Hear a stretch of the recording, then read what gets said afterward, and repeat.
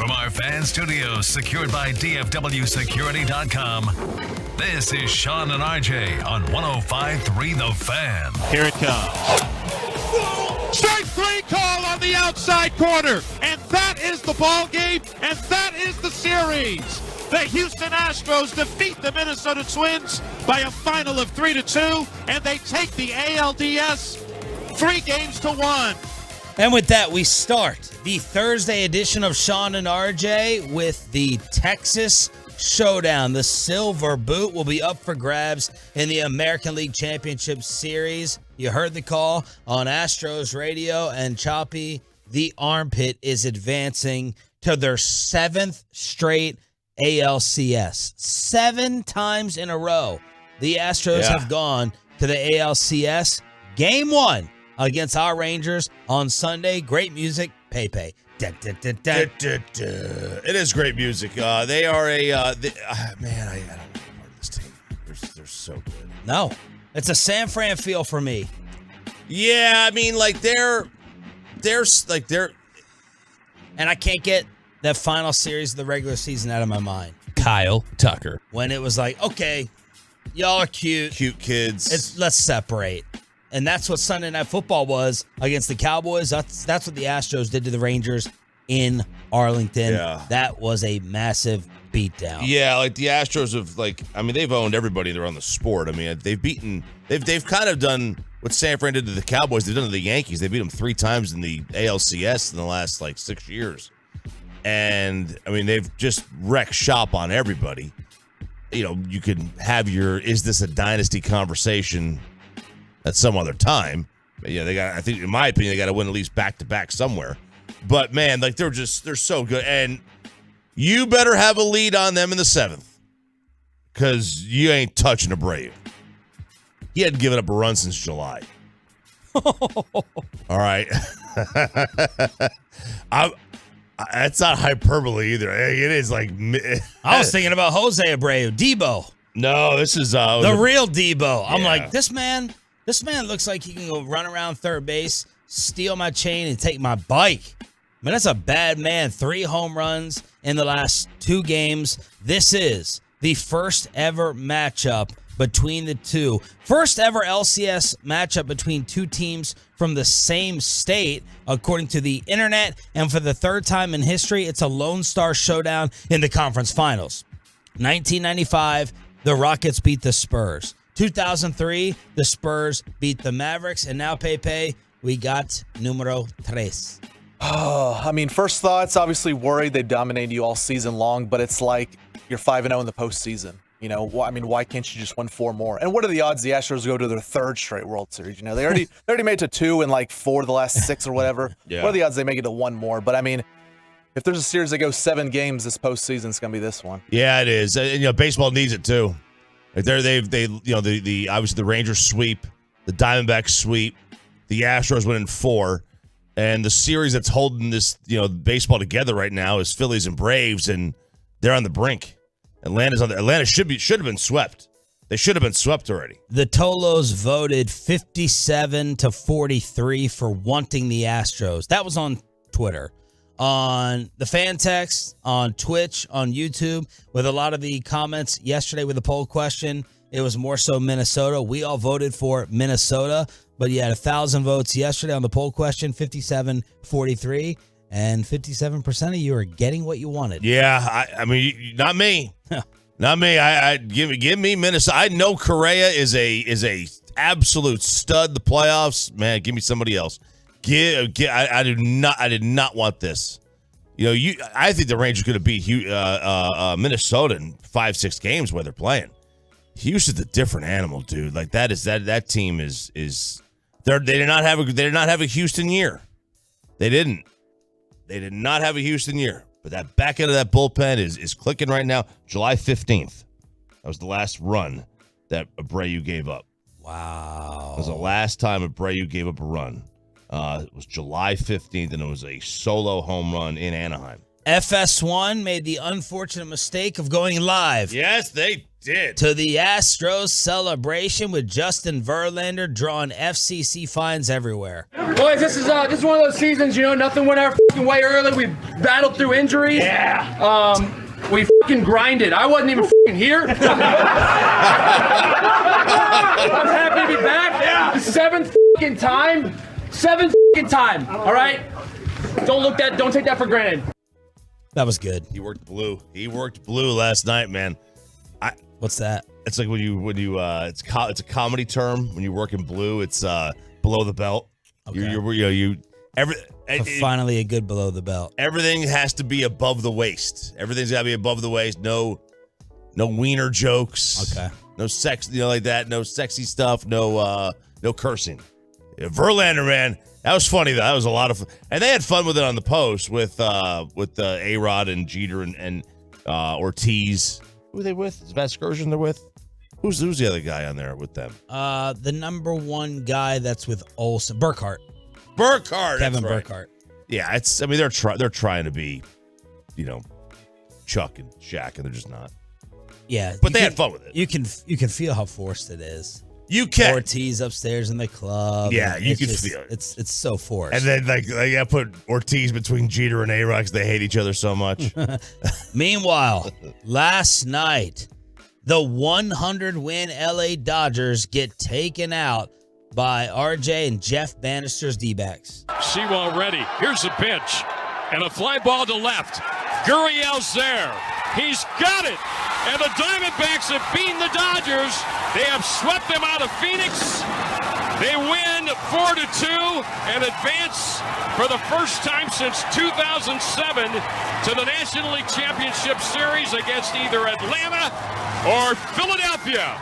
D-backs radio with the call. Arizona becomes the first team to hit 4 home runs in 1 inning in postseason history. The Dodgers never had a lead in the entire series, and Arizona went swimming afterwards out in center. That might be the most amazing stat of the entire thing. The Dodgers. Swimming, how long they can hold their breath? How long they hold their breath. But the Dodgers never had a lead the entire series. And now you're sitting here looking at a Dodgers team that lost in the, they've lost in the NLDS basically every year except the COVID year and one other time since 2018. So 2019, 2020, they win in the COVID year. 21, 22, now 23. They either lose, for the most part, all but one of those losses have been before the NLCS. It's just disappointing. They are just a disappointing team right now. And there are other teams that always get to the playoffs and never make the World Series. There's plenty of those out there. For that franchise, as good as they've been, I mean, literally as dominant as they've been, to always get beat lately, 3 of the last 60% of the time in the NLDS is stunning. Meanwhile, to me, and I just have to admit the truth, the most fun atmosphere in baseball was added again last night for Bryce Harper's revenge. Right-hander's pitch. Swung on. Belted. Wow. Deep right field. And it's long. Gone for Harper. A second deck 3-run home run for Bryce Harper.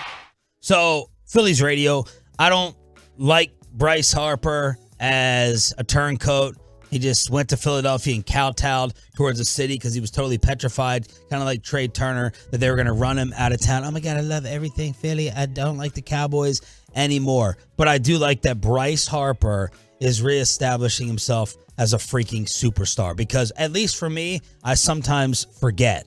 And Harper, so game 2, the epic game-ending double play, Harper overruns second, gets doubled up at first. Somebody on Atlanta, Orlando Arcia, afterwards in the clubhouse, while yelling, got caught saying, "Ha ha, attaboy, Harper," several times. Attaboy, Harper. Well, Bryce heard it. He wore a Dion shirt into the game yesterday. It's personal. And Bryce hits 2 bombs and stares Arcia down each time. Afterwards, they asked Harper, "What were you doing there? Was it on your mind?" Was there any motivation? I mean, anytime anybody says something, right? I mean, that's what it's all about. Did you enjoy staring him down? Yeah, I mean, I stared right at him. It's so good. That was Askid, that little weasel after Sunday Night Football. Yeah. I don't talk to Howard unless Filthy rolls around. Man, I got a little surprise text message from Howard Askid just out of the blue trolling Really? me. Yes, just spitting on our graves. But Bryce Harper, balling right now. He is. I mean, he is a Postseason hero. No doubt a postseason hero. The stare down, just the absolute moonshot that was. I don't want anybody to come at me and compare any crowd to Philadelphia's baseball crowd. Don't even try it. There's not a crowd that is 50% of that. They did the tomahawk chop. Oh no. To the Braves last night in unison, and it was so loud. Like they were taunting them. My gosh, like that is incredible.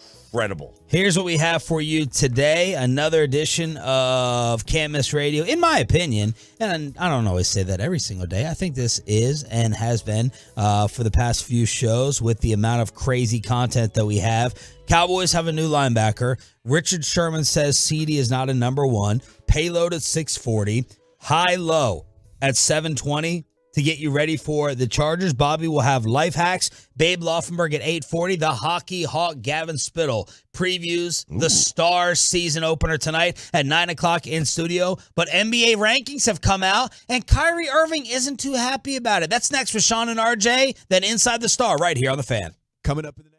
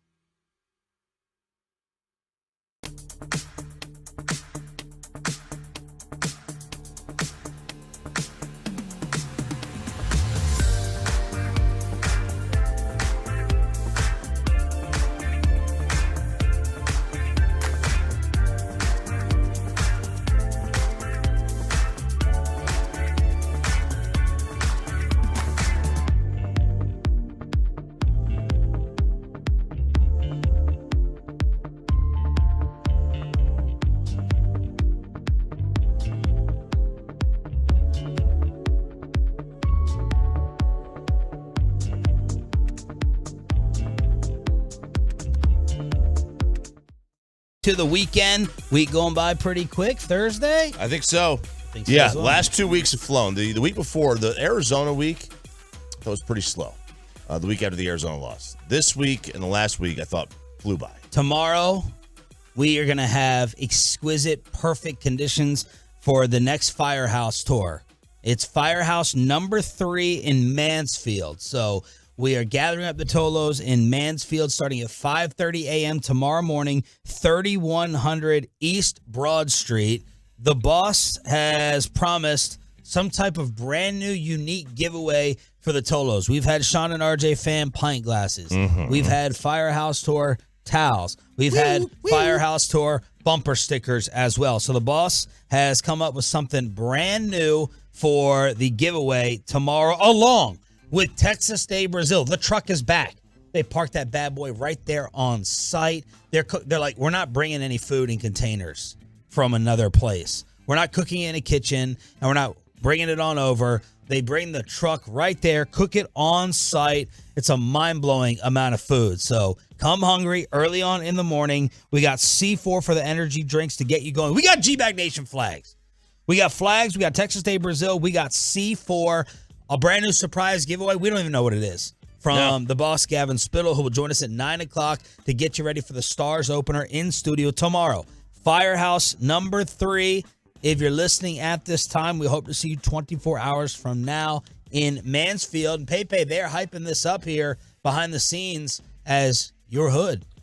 My hometown. Lived there for 20 years, guys. Moved there. Me and my family moved there in the year 2000. They had a house built, and so we lived there for 20 years, then moved over to Rockwall. But what can you tell us about it? Give us a little scouting report.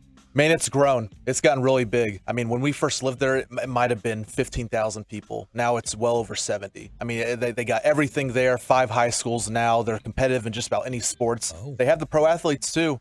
Don't forget Kennedy Brooks, alum. Kennedy Brooks, OU running back. Yeah, him. You know him. Paulson Adebo of the Saints. Noah Syndergaard. That's right. So we got the athletes there. It's a very unique place. It gets overshadowed because it's right by Arlington and it's in between Grand Prairie, so those kind of take over. But Mansfield, it hypes up. It's a good place. Field of Dreams, man. We will see. Is that where we did our thing? Mm-hmm. Yeah. Oh man, I don't know why that event was one and done. That was real stupid. I know. Now different bosses, so maybe we can get Spittle to bring it back. We should bring it back. I had fun there. I had fun at the event. The park is great. We've played some of our kids games there down at that park, so I like it. It was a Broad Street area.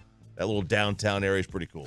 ESPN with their NBA player rankings for the upcoming season. They're going to unveil 1 through 10, but they've gone through the rest of the list. Hey, Kyrie Irving had some comments. Number 11, Devin Booker. Number 12, Jimmy Butler. Number 13, Anthony Edwards. Stop me when you want.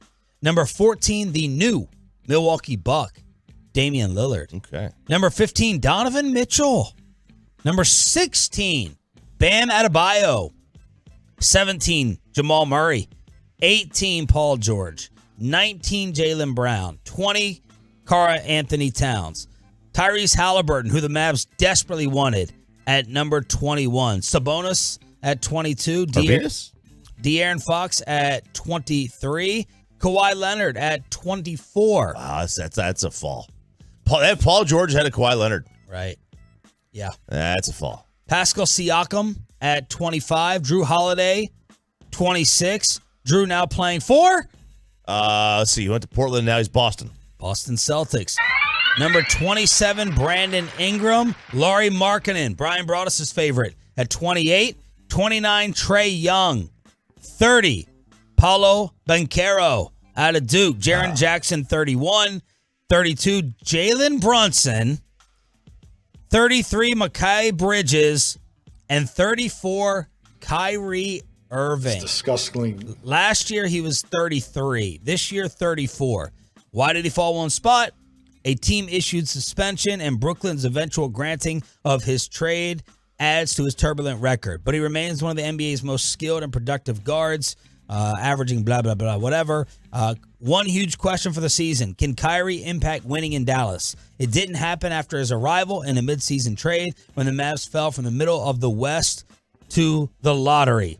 They've upgraded the supporting cast around the big two, especially defensively, and they expect to be elite offensively with that duo leading the way. So, look, this is all about a distraction thing, because if it was skills and ability and you're playing all the games, Kyrie Irving is better than a lot of these guys in front of him.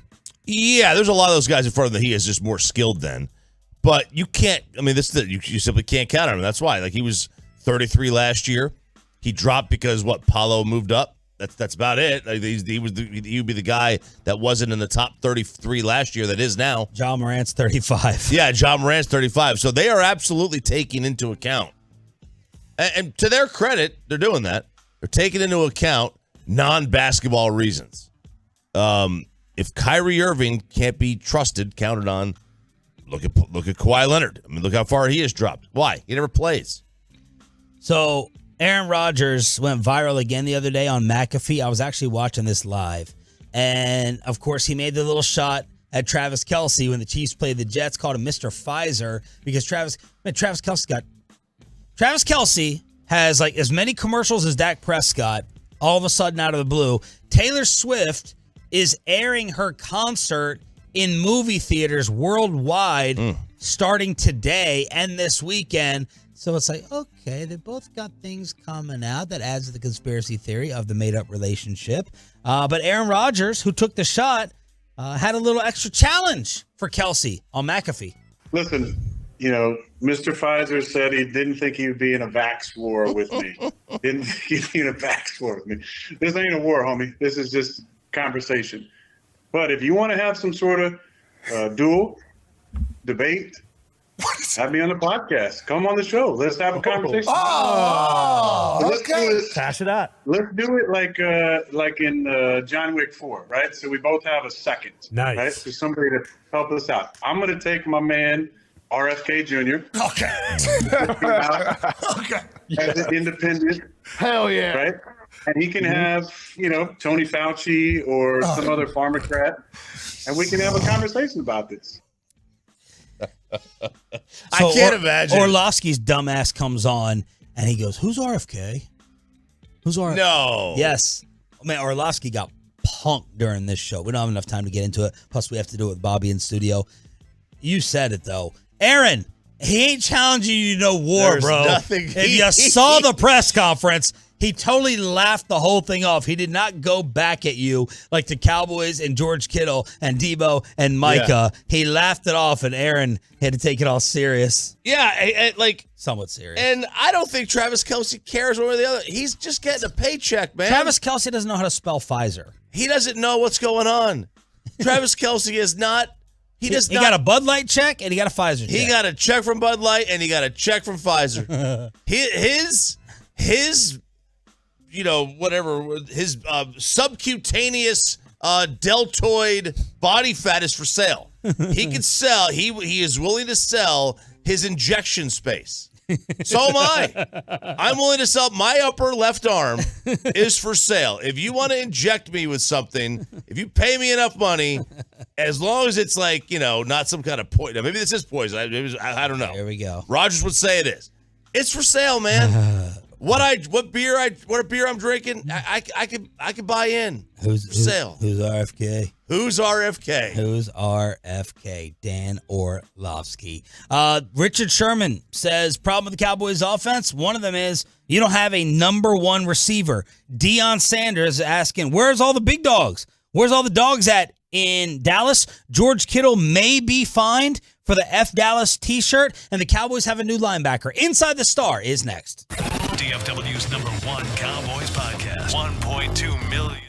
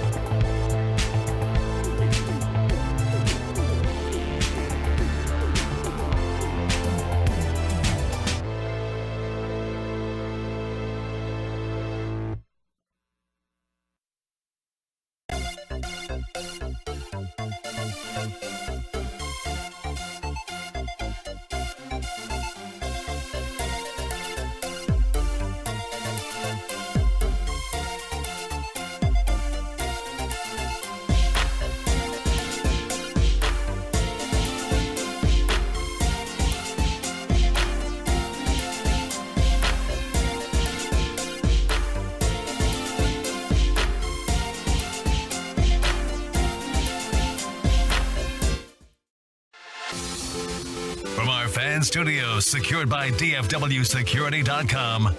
This is Sean and RJ on 105.3 The Fan. From news and notes to the coaches and players for America's team, let us go inside the stars on 105.3 The Fan. Do not have enough time for all the topics and all the material and all the discussion, but we're going to try as we go inside the star on your home of the Cowboys with Sean Sharif, RJ Choppy, and our Cowboys insider Bobby Bell. And Roberto, we have a new linebacker. We do, and I need to spit out this cough drop that I forgot to into this cup. What? Just Yeah, we have Rashaan Evans. can you not do that with in the side of your put it between your No, cheek and your not gum? and not talk properly. No. Really? Nope, can't do it. Yeah, Rashaan Evans, and this is a guy who would have been potentially the pick if Leighton Vander Esch had been taken before Dallas. This was a guy they liked a lot. He was a linebacker coming out of Alabama. Has had a disappointing career, I'd say, for the most part. He's not been awful. He's just not been a first-round pick. He was picked in the late first round by Tennessee in 2018. But smart guy, loves football. He is very cerebral. I got to know him during the draft process. Wow. And his mom is like a clinical psychologist, and so he grew up with that kind of thinking. He played in the Saban program. He's played in a lot of big games, both in college and professional sports. So he's definitely somebody who's built for coming in here and contributing. But he was on the street. Like the Philadelphia Eagles, who were very thin at linebacker this year, have become very thin at linebacker, had him in there this summer, and they cut him. Like he's not there now. So reasonable expectations are that he can come in here and maybe be better than what you could elevate from the practice squad, but I wouldn't necessarily think, he's going to come in here and just light the world on fire. He's still going to be a downgrade from what you currently have. And he was drafted in round First two round. for Yeah, he was like the 21st overall pick, something like that. Okay. So Rashaan Evans trying to fill in for the missing linebackers. I love getting the former first round picks. I think it's an easy, low risk, high reward maneuver. If they're not injured, they still have something. Football guy, I'm surprised would like the fact that he is a psychologist's child. They're gonna ask why. He's gonna ask the question why. Like Dak's asking right now about the offense. Yeah, why? Why are you doing this to me, Mike? What are you doing? Why are you doing this to me? Yeah. But yeah, you know what I mean? Football guys. Josh Rosen. Yeah, Annoyed the hell out of his coaching staff. Yep. Josh Rosen. Why? Tell me about it.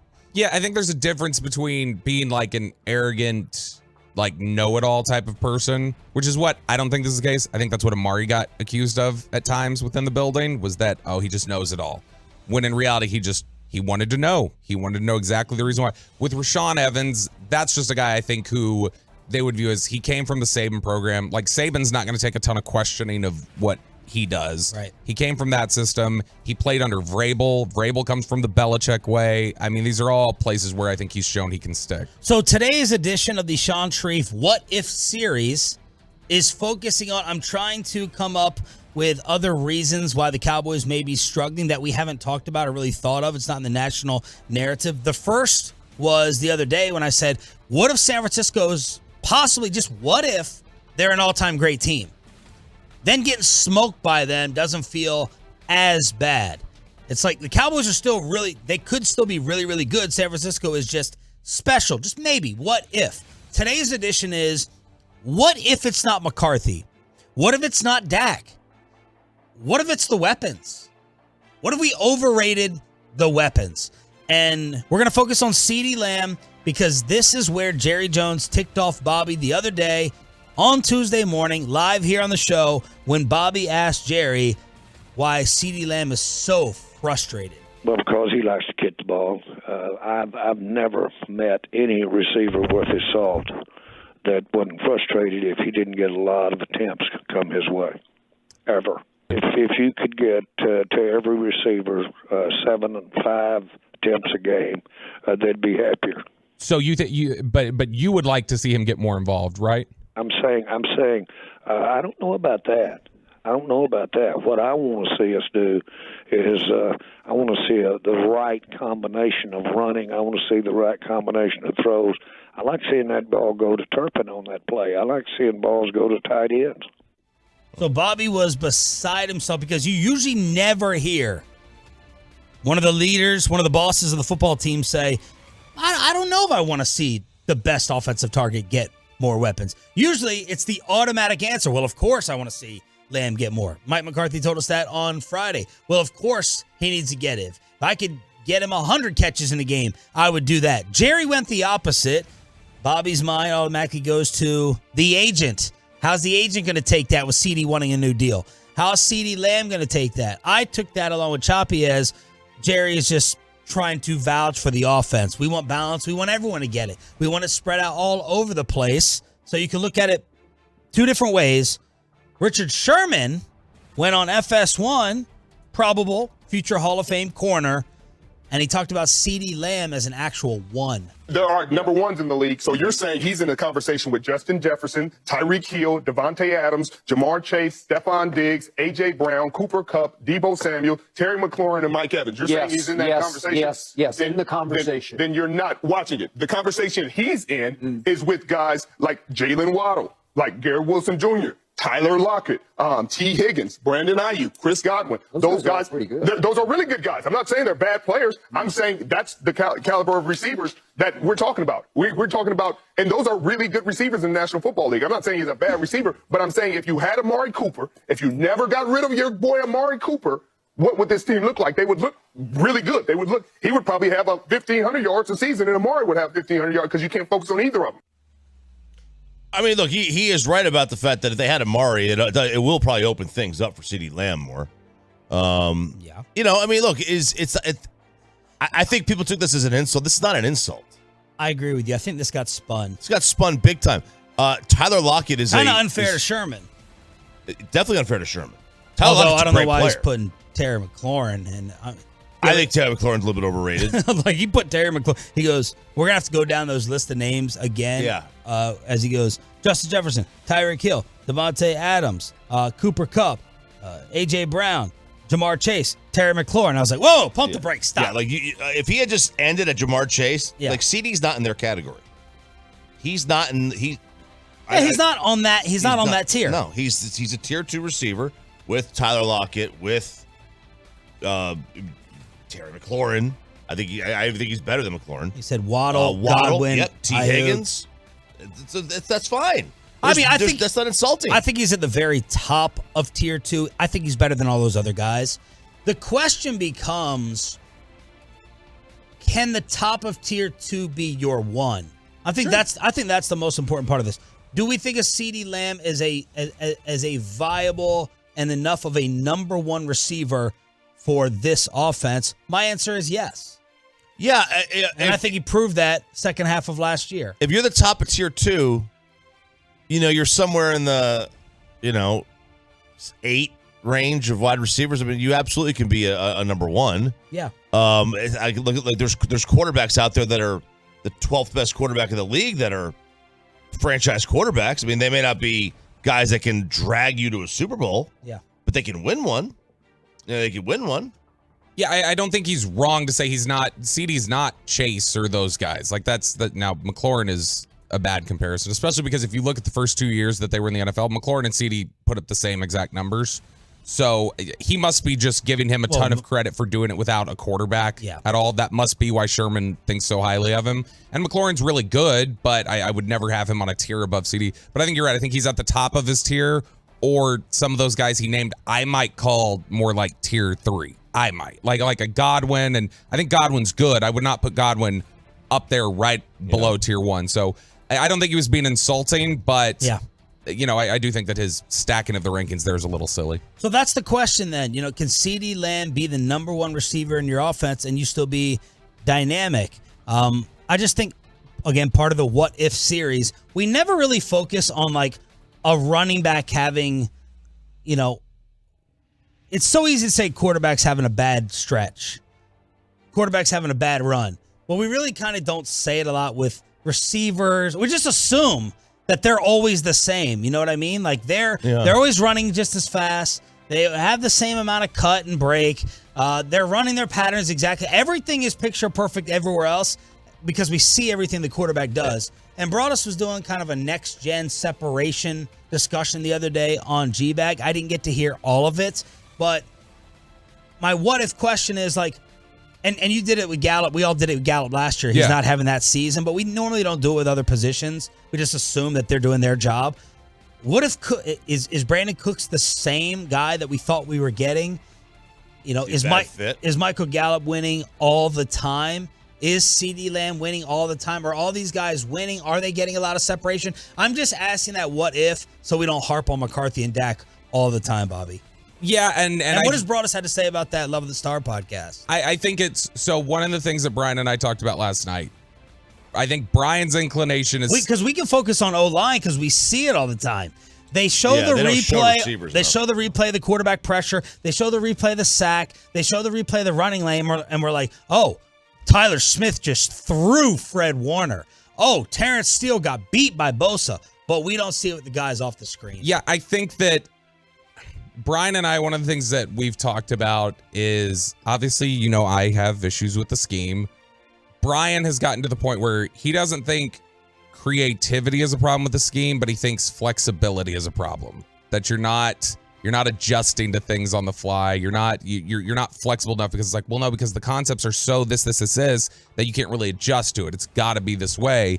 And because that he thinks that Brandon Cooks has been automatic 1,000 yards in like 4 different systems with 4 different quarterbacks, and here he can't produce. Like, it's something where it's like, why was everywhere else he was just a complete fit, plug and play, could do anything, and then he gets here and it's been a problem? It's a good question. It's maddening though, that wide receiver position. Like, you could go and on every single play, you can win your matchup and have nothing to show for it because your quarterback doesn't get you the ball, because there's a sack, because, you know, they go to somebody else. So, like, you could have a positive impact. Hankins got his hands up. Yeah. You could have a positive. That scared me when Jerry said that. That was like his favorite part of the game. As his 4th improvement, like, if we got our hands up a little bit more. I'm like, is he saying that in meetings? On the first 2 drives? Is he saying that like in personnel and staff meetings? I want everyone to get their hands up. You know, every 3rd down pass, I want the hands up. Mike McCarthy's going to go to a team meeting. He's going to play Party in the USA. He's like, I want you all to be like Miley, okay? Put your hands up and play my Miley song. Moment. Yeah, let's have this Party in the USA moment, guys. Let's do this. But he's going to walk around with a feather tickler, you know, get under everybody's arms. You can absolutely do that. With, you know, what anything can happen. There's any number of reasons why the wide receiver's not getting the ball, and none of them could be them. They could be doing everything right. They could be open the entire time, and because of other circumstances, they don't get the ball thrown their way. Now, if you're open on 60 plays, eventually you're going to get the ball. So I asked Peyton to go back to our sit-down with CeeDee Lamb. It was arguably our best interview of training camp in Oxnard. And I asked Peyton to go and pick out some things where it was CeeDee talking about this new offense. Is there any difference so far with McCarthy's offense from Kellen Moore's CeeDee Lamb in Oxnard? Really not much, honestly. Just, you know, the way, different play calling, of course, but it's a lot more simpler. You know, all the offense is in Dak's hands now. It's not necessarily, you know, being called from Mike or Kel since last year, but now it's all on Dak. Like, however he's feeling versus the coverage, if he like the matchup, we're going to call that play. If he likes whatever he likes versus zone, he's going to call that play. So technically it's all in Dak's hands. And, and we moving much faster at a different pace. And just the ability to go out there and play freely is, I mean, you can see it as fun. The one clip that kind of went viral from that is, y'all better back up. I'm just telling defenses, y'all better back up. So if you add back up to that clip, it sounds like CeeDee Lamb knows nothing about football. It sounds like that. Number one, not much of a difference. I think everybody with eyeballs would disagree. Number two, it's all in Dak. It's Dak's offense. It's all in Dak's hands. That doesn't sound like reality right now. I don't know what reality is. It doesn't sound like reality. And number three, he dropped the line. Y'all better back up. I'm just telling you. And all the questions and then complaining about the deep ball, all three of these things, Bobby, seem like another universe. Right. So you got to look at it a couple of different ways. Is it he doesn't know football, which I think is unlikely. Right. He's a liar. I also think that's incredibly unlikely because his whole MO with the media lately has been like, shoot it straight. Like that's been my approach. He's never been somebody to tell us mistruths before.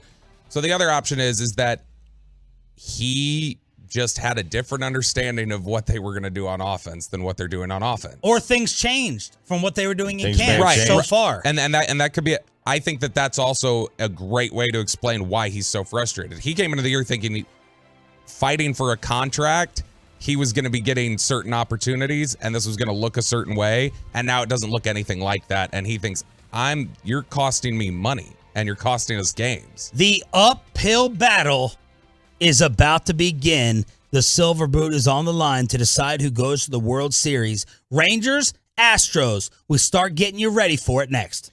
But let's get you some.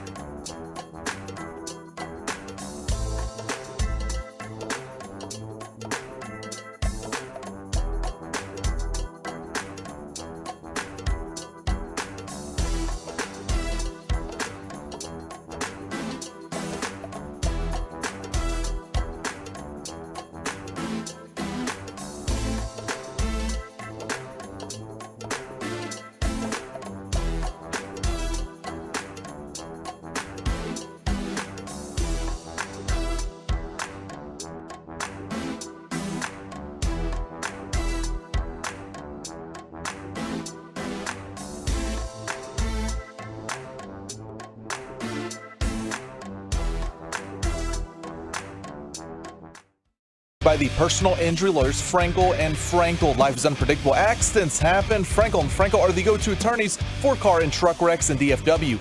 If you or a loved one have been in an accident, contact the Frankels for free at 214 or 817-333-3333 or go to truckwreck.com. Here it comes.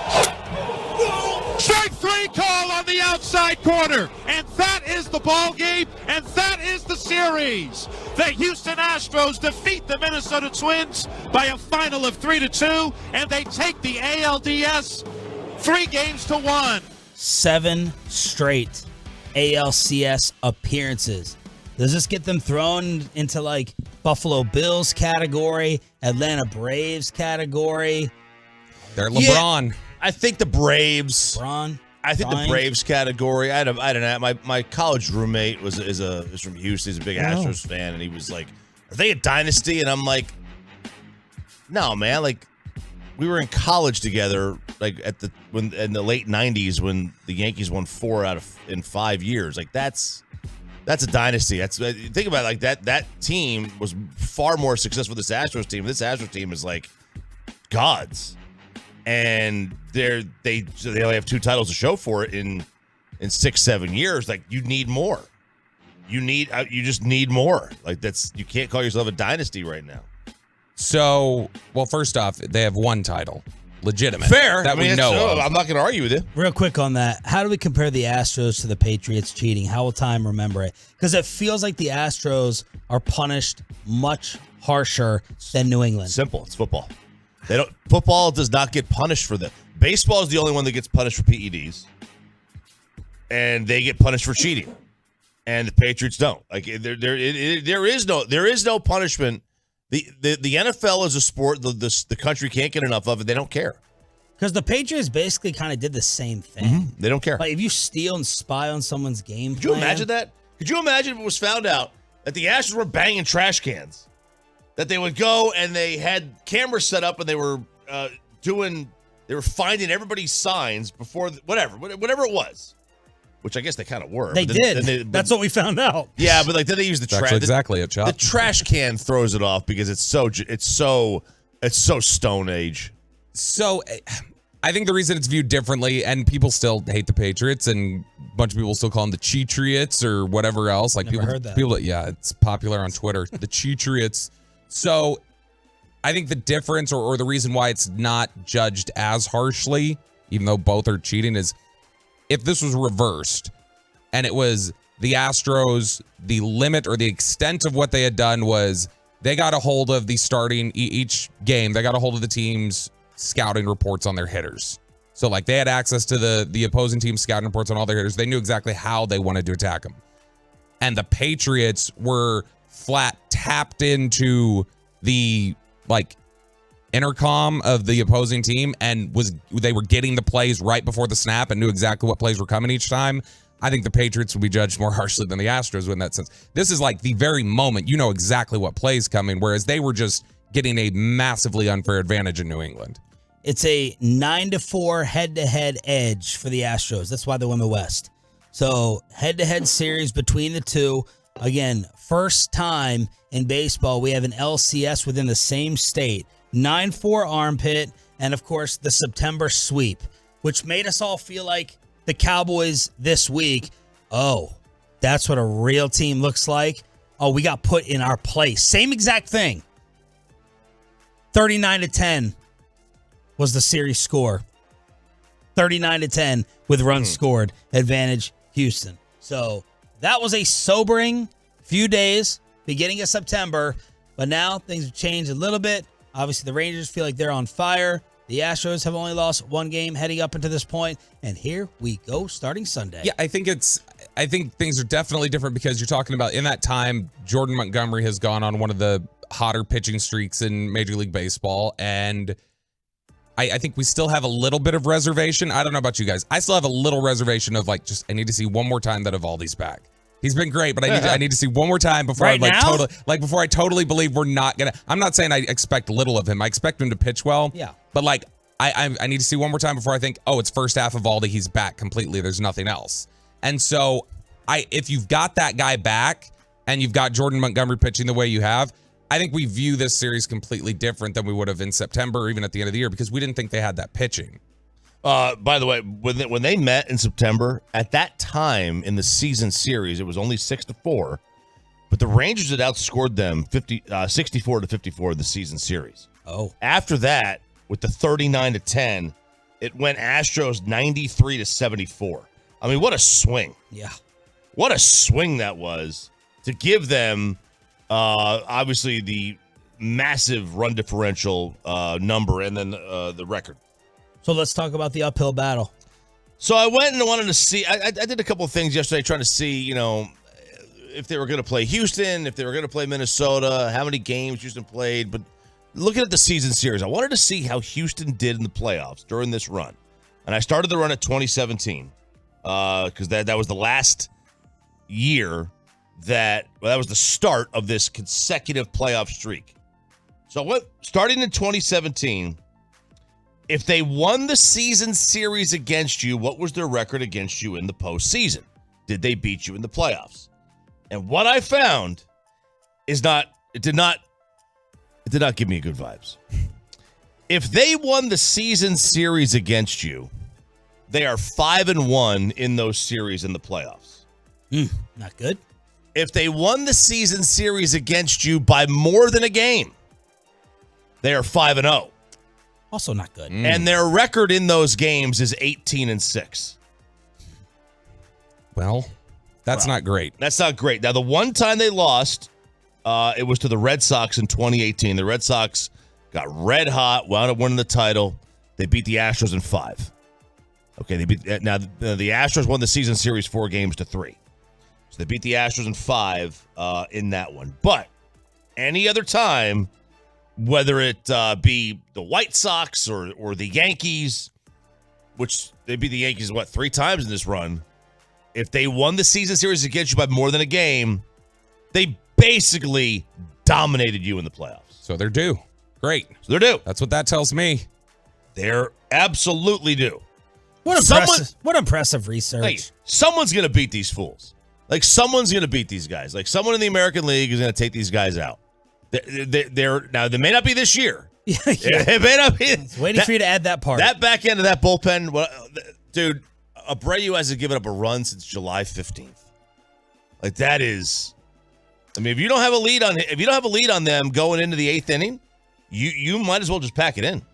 Yeah, I mean, I don't know that anybody would feel great about, like with Texas specifically, not having a lead before the 8th inning period, just with this team and the way they played late in ball games. But the thing here is, like you just referenced a little bit ago, Sean, like there's a little bit of a San Francisco element to this with Dallas, where it's like, I like that Sandler's talking about that they wanted him really bad and they wanted their revenge, and that's great. But it's like, just don't set yourself up for a really hard fall potential, because that was probably the low point of the season. Well, this is totally different because you lose this one and you go to the offseason. Yeah. The Cowboys have to finish 3/4 of their year. Much easier to go into the offseason to the beach than sit here and get ready to maybe get worked by the LA Chargers and Kellen Moore. Yeah, so I was there was another thing that I thought was interesting about this particular matchup that somebody brought up yesterday. A listener, Sean was his name, came out to the Market Street event. I don't know how he spelled it, but he was out at the Market Street in Flower Mound where we were doing an appearance yesterday, and he was saying he really hoped Houston would win last night. And he's like, not because like I want Houston, but he said, I just anticipate Houston's going to win this series against the Twins, whether it goes 4 or 5 games. He's like, I want to knock this team out of their rhythm. He's like, let them win now. He's like, don't let them just get into this mode of play Wednesday, play Friday, play Sunday, whereas you've been off for 5 days. Let them have to sit just as long as you do and get some rust. And I don't think that's a bad thought, that if it's going to be Houston regardless, might as well start now. Get prepared now and make them sit just as long as you have to. The payload is coming up with another Texas Ranger fan breaking down into tears. I was sitting there listening to it yesterday, driving around with the wife with KMC. Yeah, we were trying to. I was hitting some consignment stores. Wow. Yeah, you? It's gotten that bad. Really? Yeah. Proud of you. I drove by a thrift store yesterday. Did you go in? No, I drove by it. Okay. Yeah. I said buy it, Sean. We have some more Ranger emotions coming up at 6:40 to kick off the payload. Deion Sanders was asked about the Cowboys and this disappointment, and he said the dogs got to show up. Emmitt Smith, I remember Emmitt Smith saying the same exact thing last year. In these types of games, your stars have to step up. It just doesn't happen for this team against San Francisco. A lot of times it feels like it doesn't happen in like really, really big, huge, real games. Michael Irvin has said it to us for many a year here on the show, and Michael Irvin questioned the will of this team on the What the Football Pod. This game is different. Our game is different. And what I saw is not just lack of skill. I saw lack of will. Ooh. Lack of want. You know what I mean? And even though we can work on the skill side for the Dallas Cowboys, I question the will. I didn't see enough want to in that situation, to be totally honest with you, that they'll go take it from the 49ers. I just didn't see it. So look at your dogs, right? And again, this is Deion, Emmitt, and Michael all saying big-time players, big-time games. Stephon Diggs is out and hurt. CeeDee Lamb is throwing a hissy fit on the sideline. Micah Parsons was invincible. He was worrying about what jersey he was going to swap afterwards. That's what he was focused on. Dak Prescott looked like he saw ghosts weeks before Halloween. Who are the big-time players? Yep. Who are the big dogs? All of them missing in action. And by the way, the National Football League, you're considering fining George Kittle for the F Dallas t-shirt? That's got to be a fine. That has to be a fine. What do you mean you're considering? Yeah, you have to fine him. Like, that's he can wear it all he wants, but the moment he lifted his shirt and showed it, right? Like, that's you can't have. And by the way, well worth it for Kittle because that makes him even more of a god in San Fran. Of course. I mean, like it's he has to get fined for that. You're putting obscenities on an NFL broadcast. So he lit that because I wasn't watching the broadcast. So he lifted that up after the touchdown is what and like it was shown on camera, or was that something that he did like running around? Because I know he did it running around post game. I saw it there, but was that something he did on the broadcast? Because if it's just post game, I'm like, how can you fine him for something he was wearing under his uniform and flashed after the game was over? Was he doing it like in the end zone? I don't remember seeing it on TV. What are you asking? I'm asking that with Kittle. I know Kittle was flashing. The video I saw of like Kittle flashing, the only one I've seen so far is him running around after the game was over. Okay. And so is that if this was something that was done just after the game? I don't know. That's why I was asking. Being at the game, I did not see if they showed it on the broadcast that he was lifting his shirt. But if it was somebody did post game and it was under his uniform and it never, I don't know how you can find him for that. Well, you're on an NFL field still. You can still be fined. Just think of the worst thing you could possibly wear, and you show it after the game. I don't know. Yeah, that's. I had thought he was like doing it after he got into the end zone, but I guess it makes more sense he did it after the game. Yeah, I mean, but what you're saying also makes sense because they find guys for post game pushing and shoving and suspend them for that. And thank you, J-Ron Curse. Finally, I just wish you could play like you used to play, but that's clearly not the case. Finally, someone said something other than Michael Parsons that makes a little bit of sense about all the trash talking. We let them get into the end zone. He chose for that to be a celebration. The only way to stop him is to keep him out of the end zone. I don't have a problem with nothing he did. Thank you, J-Ron. Finally, someone that makes a little bit of sense talking on this Cowboys team and on this defense. The emotions of this Texas Rangers run got to a tow low, and if you see a house in Rockwall with the Christmas lights on, we know it belongs to Peyton Russell already with the payload next. Oh, let's get you over to Platinum.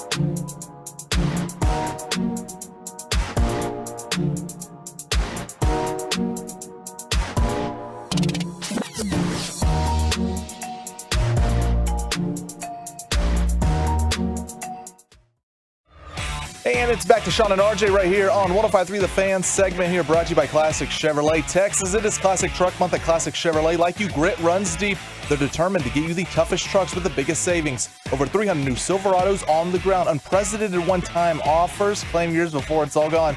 This is Texas. This is Classic Chevrolet. Find new roads. Okay, am I hearing this right? The morning show is letting Peyton Russell have his own segment? I just don't get it. We've known Peyton for years. He's horrible on the mic. I mean, gathering the foreigners, this is going to be a train wreck. Daddy does work, and Peyton just does board hopping. That is right, Laura. It is 6:40 on a Thursday morning, which means it's time for the payload here on The Fan. And guys, we have no time to waste. We have to jump into the content immediately. You can text in 877-881-1053 to get in on the conversation. By the way, Rowdy C, I sent Lucius the audio for G-Bag of the Day. Winner, winner, chicken dinner. Oh, yeah. One-time G-Bag of the Day champion. That was epic. That was awesome. With the fiddler and the singing, full Ranger uniform. That was fantastic. That was awesome. Incredible interview. If you missed it, you can go back on the Odyssey app to listen to it yesterday. But we stick with the Rangers here. KNC, Corey and Mike, Kevin was out yesterday. They took Rangers phone calls, expressing the Rangers win. They had a whole Rangers show basically for 4 hours. They had an older listener, older Rangers fan, he called in. He took the guys through their timeline of him being a Ranger fan when he first started. He's 65 years old, and guys, old man tears make me cry. And he's not 65. He's not in the grave. Not that old, man. Oh, gee, I know you're 27, young pup. 65. Oh, I said older. Choppy's 20 years away from that. 21. But I mean, Choppy is old. So this is Rick and Burleson, and Try Not to Cry. So I'm 65. 65. The very first job I ever had was with the Texas Rangers at Arlington Stadium taking tickets. I saw Frank Howard hit his home run. I was there for David Clyde when he came in. I watched Nolan Ryan throw a no-hitter. I was there for Kenny Rogers when he threw his perfect game. I was there watching Pudge and Sierra, watching them go, thinking that we had the team to be able to take out the Yankees, but couldn't. I was there with season tickets in 2010 and 2011. I had a heart attack watching Nelson Cruz in right field. Oh, my gosh. I get it. But last night was more than anything I could ask for. I've been a Ranger fan my entire life, and that was so special. And thank you, guys. And, Mike, all I can tell you is, man, you have made this season so much fun being a Ranger fan. Evan Carter, I've been an Evan Carter fan ever since the very first part of this year. And then you talking about him, and I just fell in love with the guy. And you have just made this year so special, and the Rangers have too. So thanks for taking my call, guys. This is so awesome, man. That could have been G-Bag of the day. Look, not to get all corny and cheesy, Choppy and I, and Bobby, we're all pretty much dead inside. Mm-hmm. This is what sports can do. This is what sports does. It's the unification everyone, 40,000 people in one place, not fighting with each other, not tweeting with each other, not arguing with each other. You're all there for one reason. It doesn't matter what race, what religion, what color, does not matter. You're all there together. It's a beautiful unification of it. It was exemplified by that phone call yesterday. So that was a huge KMC Kumbaya yesterday on the station. Dude, it's a long season. And when you're bad, it's a lot of long seasons in a row. And, baseball has that, romanticism about it where it just makes you, I think people are much more close to their baseball announcers than the announcers in other sports just because it's every night. They're in your home every single night. And especially Laufenberg. Tough to be close to Babe. Close to him. Yeah, you really can't get close to Babe. Yeah. He's just so good looking at his age, right? At his very advanced age, he's just so good looking. Very attractive. And for some people, it's easy, because I was thinking about this, it's easy for me just to move on to the next sport. If my team sucks, it's like, all right, there's another team overlapping this season, just move on to the next sport. Forget about them. Don't worry about if they, suck or whatever. Just move on to the next sport. But some people, this is their life. This is, it's one team. It's if they don't do well, that's their year. That's what they're focused on for the entire year. And if you're a diehard Rangers fan, that's all you root for. It's been 7 years of misery for this team. It's the crowd, too. I love baseball postseason crowds. It feels like every moment feels like an NFL playoff game crowd. It feels like a Game 7 NBA crowd, but you're getting this in a series of games in baseball. Yeah. I love the baseball postseason crowds. I'm more thankful that the Rangers are in it because I would not care as much about Phillies Braves. I would not care as much about Arizona jumping into the swimming pool. I would not care as much about these other environments that you saw in Minnesota or that you saw in Baltimore. So good start to the payload. Now, guys, we hope the Rangers can play into late October, early November, which is when you think around November you would start thinking of Christmas lights, right? Sure. Not my family. No, we're not thinking later Christmas lights. We're thinking earlier Christmas lights. As of October 12th, 2023, the lights are up. Wow. At the Russell household. Man, they're not on. They're not on. They're just up. I applaud you guys. That was the follow-up question. No problem if they're up. Okay. I do have a problem if they're on. Because you can't see that they're up. Get them up. Smart cost-saving maneuver. So what this is they use a smaller business. They go around the houses and they just put up lights throughout the end of the year. They gather the foreigners. Right, exactly. No, I don't think they're, well, whatever. We don't do yeah. that. Good restraint, Peyton. Good job. It's about time. Good I'm job. on strike 2 the last 2 weeks. I can't get strike 3 or else I'm gone. Good job. But so my parents, they pay for this service and they'll, it's like the earlier you get it done, the less expensive it is because their schedule piles up as it gets closer to Christmas. Some people want it right after Thanksgiving, right around, the 1st of December. Yes. And so if you do that, their schedule's more tight, means more, they're going to have to do more work during the week. So it's going to obviously cost equals that. So they got it for cheap. If they got it early October, they said, you know what? We want to save money. Let's do it. And I just want to know, 877-801-1053, truckwreck.com fan text, is this a violation? Even if they're not up, I promise you, they are not up. We have not lit them yet. They're not on. They're not on. They're Yes. up. They're not on. They're up. I think the only violation here is if they're like the big bulbs. Even if they're not on and you can see the house strung with huge bulbs, and I'd be like, okay, but I mean, I'm not going to, I don't have a problem with it. But that's generally what you use, right? Like the big bulbs? No. I'm talking like the big old school looking bulbs. Like the ones this large. Uh-huh. No, I got the small ones. Oh. Yeah, the big multicolored ones that are Yeah. those things. We knew some people when we lived in Austin when I was younger that they put them up one year and then they never took them down. Oh yeah. Ever again. They just left them up year round because lazy. They were just lazy. They didn't turn them on till December, but there is somebody down the street from us that I don't know why they put Christmas lights around their door last December. They have still not taken them down and they go on every night. Listen, I support this. I haven't put mine up yet. I didn't even think about it. And I looked at the calendar because October snuck up on me. I didn't know it was coming. I didn't know it was after September this year. So I'm gonna have to get mine up. But what is the Christmas season? It is the most wonderful time of the year. Why would I not want to extend that all the way into October? Start it early. I'm gonna Because call it's not Christmas season. Well, according to Costco's had Christmas trees for 2 months now. At home, the store, they've had Christmas decorations up for 2 months. The moment Macy's tells me it's Christmas season as far as I'm concerned, boys and girls. So put your tree up in the house. Well, I'll put the Christmas lights out. Exactly. Shut up. I'll put the Christmas lights. Put your elves on the shelf. I don't have to do it. No, the elf comes out a day after Thanksgiving, right? I don't have to worry. Oh, extend the season. Yeah. Mr. Extend the season. You can't extend the elf on the shelf season. He just comes down from the North Pole when he comes down from the North Pole. Or she. Oh, okay. Or she. Yeah, Buddy just shows up whenever. So we'll my lights are going up soon. I'm gonna call Luis. So real quick, Luis. Wow. That's him. No, Luis. Well, way to go. That's his name. There's Luis the three for electrician. RJ. He's Luis out of my there. electrician. Wow. What do you want me to do? Call him by Call the name? electrician. Call the electrician. I was trying to give him a little plug. Okay, so let's go around the room real quick. Yeah, I'm When- sure when all do the they go Tolos up? are like, you know what? Let me look up Luis in the phone book. Luis the electrician. That should be easy to narrow When was down. the last time anybody's used a phone book? I know. I used to use it. I did too. Absolutely. So Sean, when do they go up? At your house? Whenever my wife tells me, whenever she goes, can we put the lights up? And whenever my Tolo hook up, Miguel, no, I'm kidding. Whenever my Tolo hook up, he's a white guy. Whenever Mike, whenever he hits me up and he goes, I got an opening. That's when I would like to get him up earlier. But Yeah. look, man, there's something just warm about lights. I have Halloween lights in my house right now.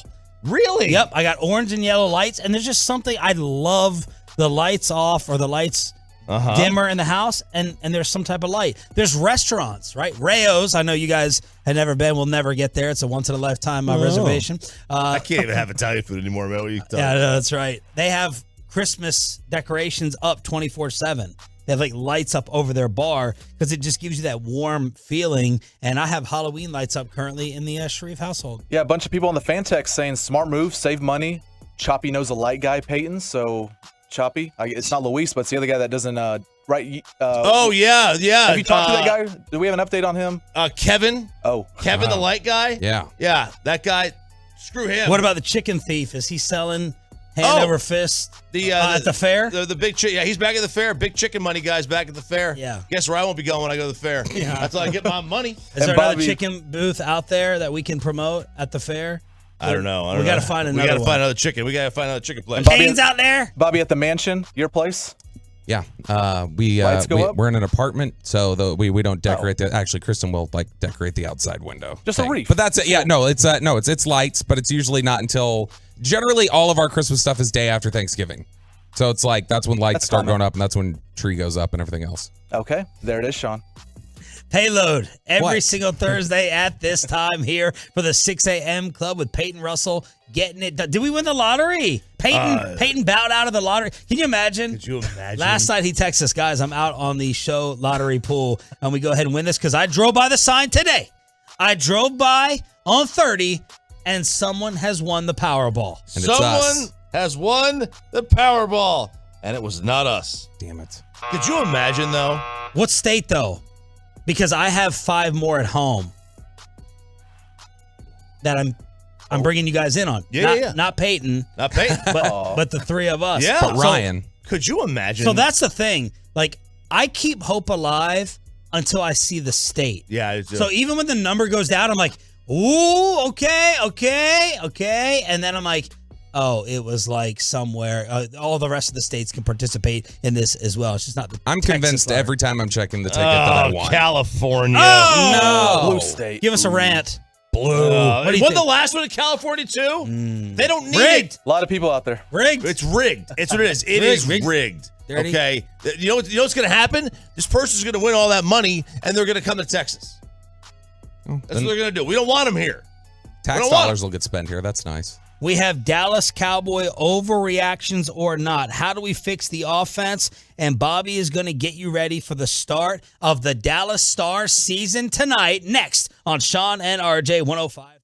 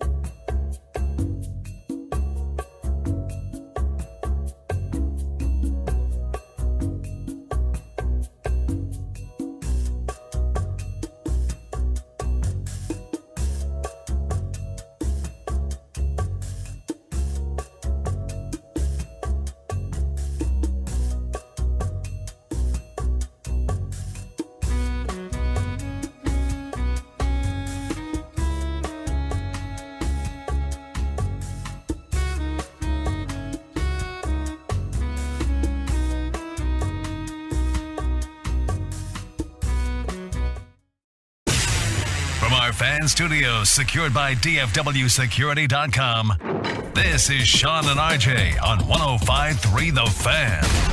Good morning, Metroplex. Thanks for being a Tolo. That stands for Turn It On, Leave It On. Your home of the Cowboys and Rangers. Game one of the ALCS against the Armpit Sunday in Houston on this radio station. Of course, it's going to be Cowboys against the Chargers. Monday Night Football. This is the place to be. That's why we say turn it on, leave it on.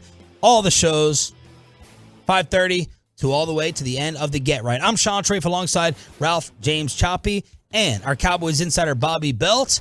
Line moving a little bit towards the Cowboys for this Monday night game. Just a little bit. So it had opened at 2, it went to 2.5, then it went back to 2. Now we're at 2.5 again. So it's a 2.5 point spread according to ESPN this morning. So more confidence in the Cowboys, I guess, from bettors over the last few days than I personally have had. And Austin Eckler is saying he's 99% returning. They think, it looks like the Chargers are getting healthy at like the exact right time or wrong time if you're a Cowboys fan, but Eckler should be involved, and this will be a tough matchup for them because the Chargers are really starting to kind of come together and find some cohesiveness, I think. And so Eckler getting added to that's just going to be even more of a challenge. So since everyone wants to continue to give Dan Quinn a free pass and just focus on the offense, I'll put out a poll question the other day. We'll do overreactions or not at 8, Choppy, and then Babe Laufenberg at 8:40. What should the Cowboys change offensively? The options I put out: nothing. Adjustments take time. West Coast changes in principles. 2, bring back Kellen Moore's plays and playbook, which Jerry kind of addressed on Tuesday. 3, let Brian Schottenheimer call the offense. 4, replace the quarterback. 3,000 Tolo votes. 53% said replace the quarterback. 26% said let Schottenheimer take over the play calling. 10% said bring back Kellen's plays and playbook. And 9.5% say nothing. The adjustments take some time. 3,000 votes from the Tolos with the number one question in the Metroplex: how to fix the O. Yeah, I mean, look, you cannot sit there. First of all, the number one that they gave is the most unrealistic of the bunch. Well, they're basically saying you can't fix it until you get a new QB. You can't fix it until you get a new QB. You just can't. Or a coach. See, I thought you would have voted for bring back Kellen's playbook. That's what I would have been. That's exactly what I would have voted for. This offense was great. It was. It was over the last 3-4 years, and even if you count the 2020 season where Dak was out for most of it, the offense was generally really, really good. This was a championship level offense. Oh, they didn't play like that against San Francisco, right? They did 12 points, 17 points. They didn't play like it's against San Fran. I think this team generally overreacted to one team and how they performed against one team and changed the entire mode.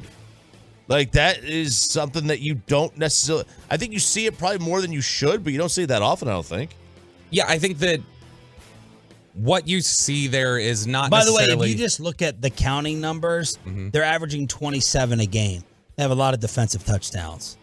So that is 1, 2, 3, 4, 5, 6, 7. That's 8th best in the National Football League. So you average 27 a game. That's really, really, really good. They've scored 9 offensive touchdowns, I believe, in 5 games. So I want the full picture. And that's not good. Like, now we're talking about, okay, I mean, you're not even, let's assume that 2 of those 2 extra plays get you 2 field goals. That's 20 a game. Look, if you want to defend McCarthy, you say you had blowouts. You take out the third, fourth quarters against some of the scrub teams. If you want to criticize McCarthy, you say, well, what about Arizona and San Fran? You couldn't do anything against them. So arguments to both sides. What would you do? How would you change things? Right now, you got to address it starting this week. I don't think you can just say go back to the old scheme. Because the guys who installed that, your offensive coordinator, your quarterback coach, aren't here anymore. Those are the guys who knew how to operate it and run it. And but your head coach, I would think, should still know it. If I watched you for how long did they work together, Mike and Kellen? For 3 years. Yeah. If I watch you for 3 years do something, and I'm an offensive person, I should know your playbook in and out, or 90% of it, and I should be able to implement it if that's the route they wanted to go. I like that you put that in quote marks offensive person because I agree with you, Sean. I would put that in quote marks too for McCarthy. Well, he's an offensive guy. Yeah, sure. But no, what I would look at here is that when you say what needs to happen, I think it's just Dak needs to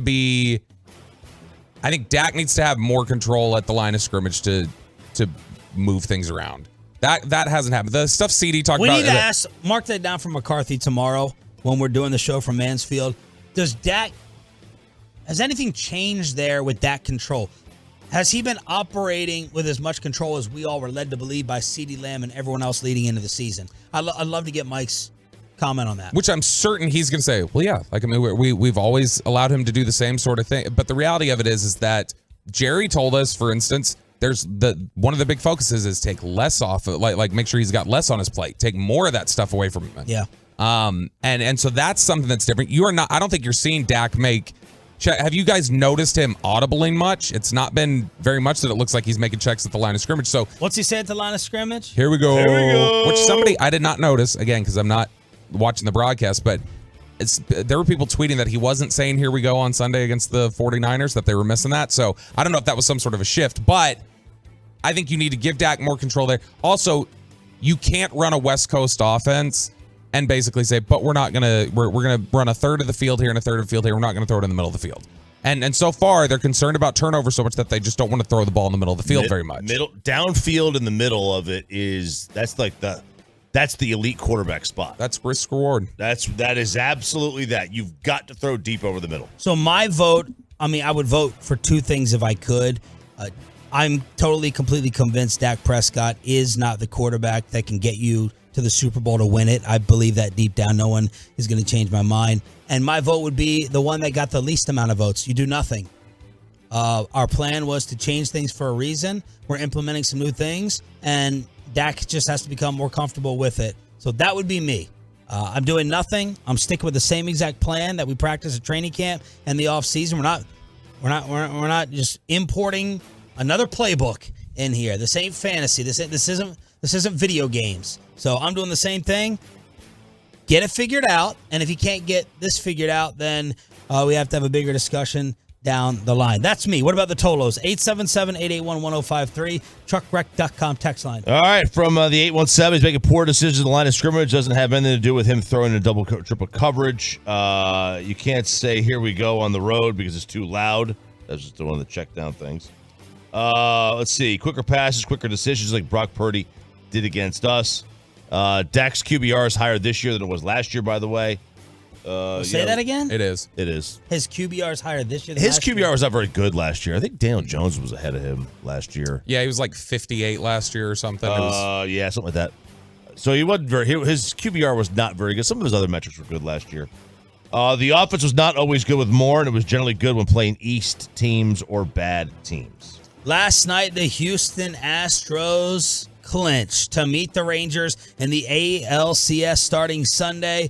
Fox made the mistake of going live to the armpit locker room, and Justin Verlander made them scramble in the production room.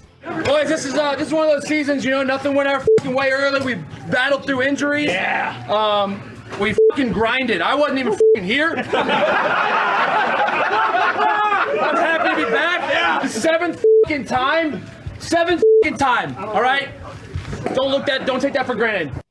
So now, as we preview with Brett Boone yesterday on the show, Dusty Baker against Bruce Bochy. Yeah, can we get T.R. Sullivan or somebody to talk about how the Astros are clearly unfocused? Listen to that celebrating. I mean, Brian McTaggart must have been off in the corner having a panic attack at the amount of champagne and expletives and whooping and hollering and everything else.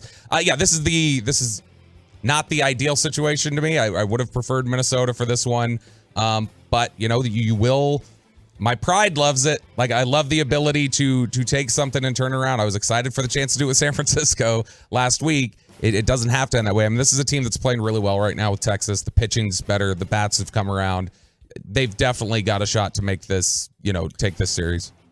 There's no doubt they have a shot to take the series. But, the interesting thing is Houston has been so dominant over this run, like so dominant. And just another year where they don't get picked off. And compare that to the Dodgers, who have lost in the NLDS 3 of the last 4 seasons, or 3 times since 2019. In the division series, and they've been equally as dominant. They've had 110-win seasons in there. They've had 100-win seasons. They've had 106-win seasons. And they don't always make it. Like, making the ALCS this many years in a row is really, really impressive. Also, last night, Bryce Harper got his revenge on the Atlanta. The Phillies have owned this series. Should have been a sweep. And Atlanta was trash-talking Bryce. Their shortstop was trash-talking Bryce, after he overran second base. Attaboy! Way to go! Way to go, Bryce! Bryce got a stare down in yesterday. Right-hander's pitch. Swung on. Belted. Deep right field. And it's long. Gone for Harper. A second deck 3-run home run for Bryce Harper. Stared down the shortstop. Stare down Orlando Arcia, who made that comment the other day. And then he hits another one later in the game. Solo shot to center. Stares him down again. And as soon as that happened, the crowd broke into what felt like a 5-minute long tomahawk chop. 9th and 10th career home runs in the division series for Bryce, most all time. So he's putting up some Reggie Jackson type moments for Filthy, making himself a god there. Yeah, you don't want to look ahead too much. Obviously, you got an ALCS to win, but this is the team that you've been worried about, Chop, is the Phillies. Yeah. Is that you have a bigger fear of the Phillies here than you do the Braves potentially for the Rangers. And I do too, just because they are so talented and so dangerous just across that roster. They've got 4 guys that could be game wreckers from an off. Like you use that's a football term, but they've got 4 guys. Harper, obviously, Castellanos can do that.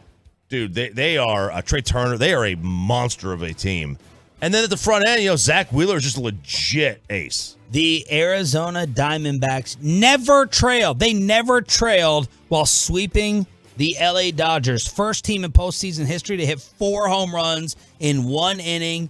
Jeff Bannister, assistant coach, and the Diamondbacks move on to the National League Championship Series. And tonight is the start. Bobby Belt is wearing the green as our hockey hamster. I am so excited to take on the St. Louis Bluesers. That's what I call them. Call them the St. Louis Who's. Go Stars, who baby. the hell's that? Let's go Stars, baby. Yeah, Stars enter this year. They are 13-1 to win the Cup. I think they can do it. I think they can do it this year. I think they can make the push. Okay, so St. Louis, one of the things I've discovered about them in my extensive hockey research is that this is a team that gave up a lot of goals last season along the way to a disappointing finish.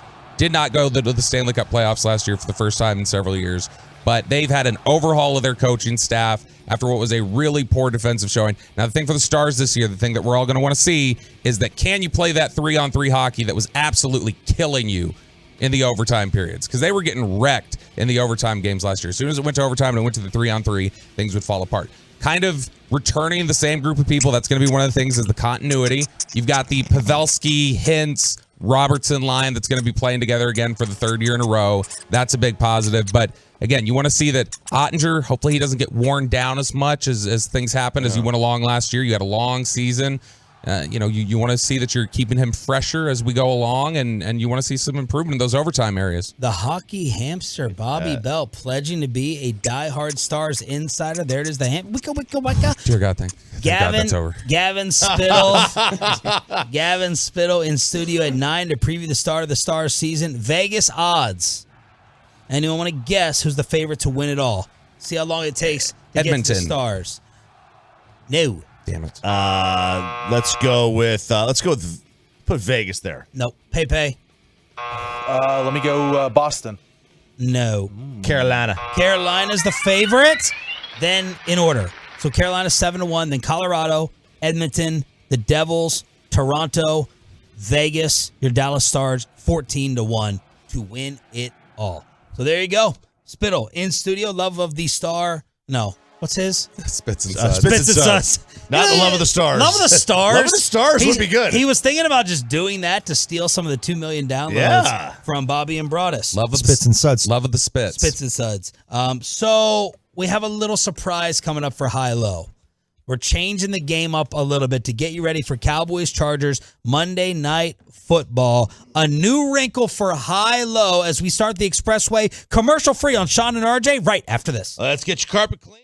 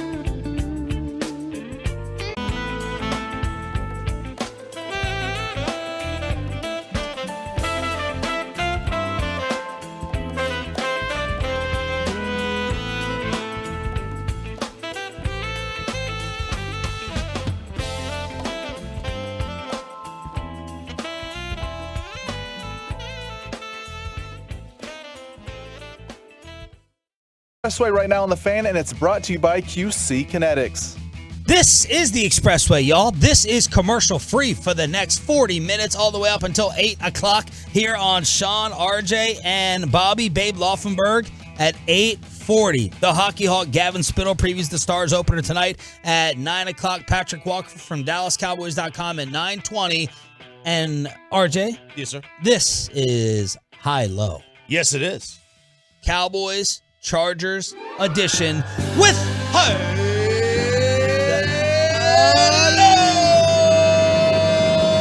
That's right, gentlemen.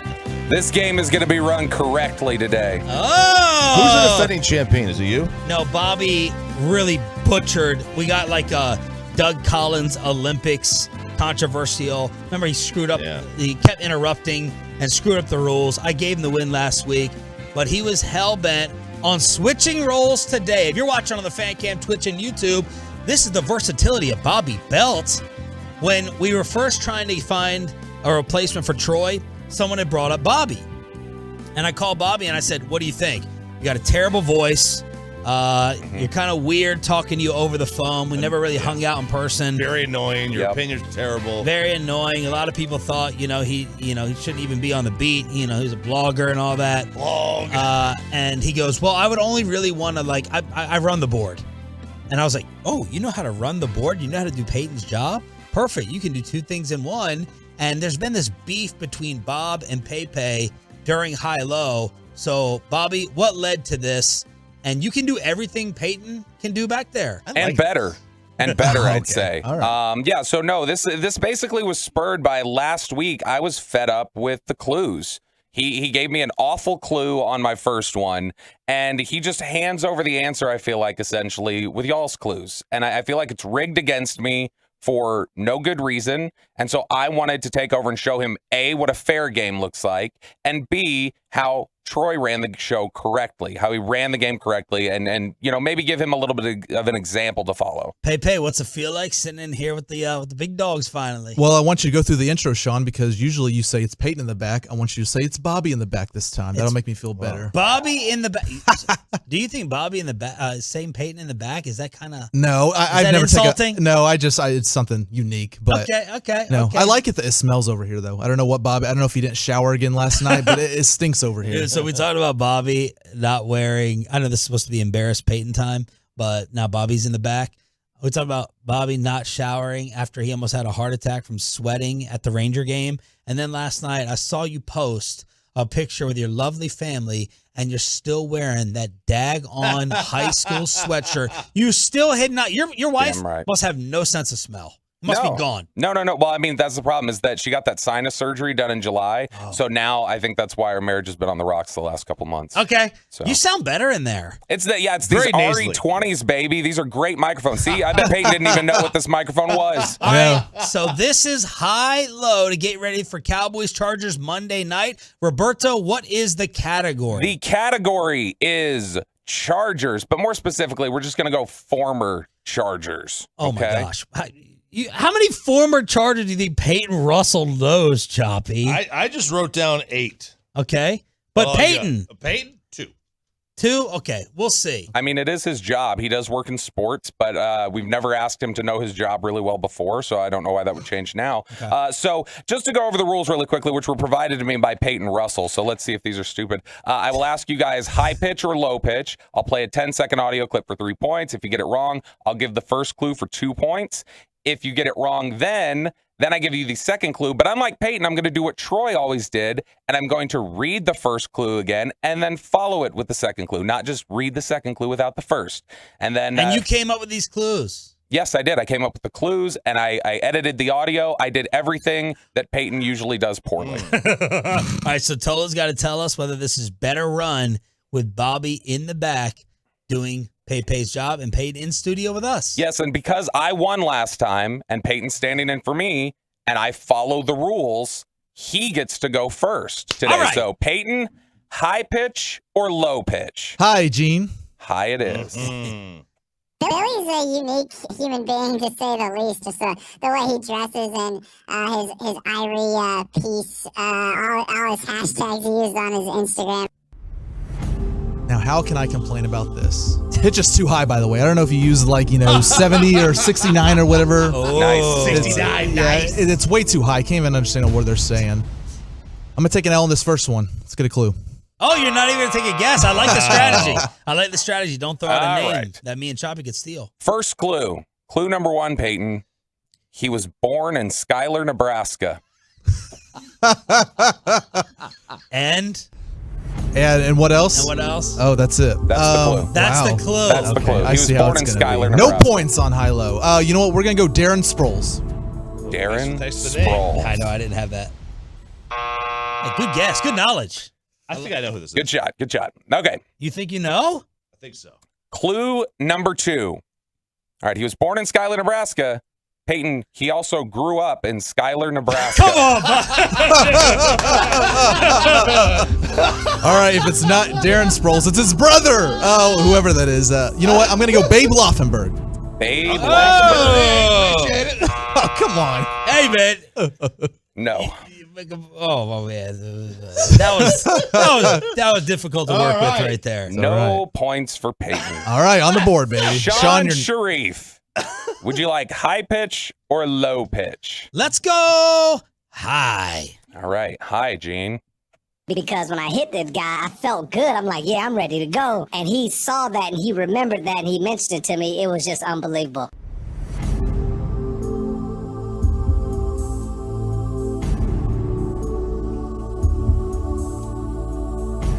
LaDainian Tomlinson. I think that's a good answer. No, not LaDainian Tomlinson. By the way, I've already screwed up the game. The answer to Peyton's was linebacker Kyle Emanuel, who played for the Chargers for 2 years. That's right. Kyle. How did you not get Kyle Emanuel? No, because I didn't know he existed. That was hard. I'd never heard of him. All right, clue number 1, Sean. Sticks and stones may break your bones, but some players think his words hurt more.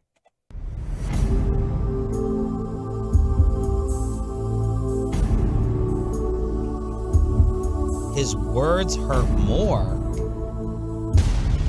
Junior Seau. Ooh. No.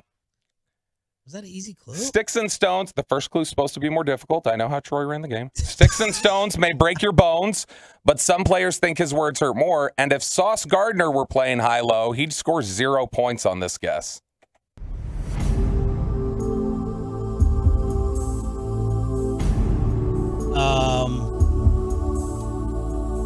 If Sauce Gardner were playing, and it's a former Charger? Yep. Vincent Jackson? No! We've got a 0 from Sean Sharif. This would be Rodney Harrison. Great one. That was stupid on my part. What was the first clue? Sticks and stones may break your bones, but some players think his words hurt more because they called them garbage. That's a good one. That was good. Oh, man. Oh, man. Oh, man. All right. RJ Choppy, high or low? Let's go low. Give these guys a chance. Ooh, low. Okay, all right. Here's your clip. These bodies are so big and they're so strong and they're so fast. The hits that these players are giving each other are unnecessary. And that's why they call it unnecessary roughness.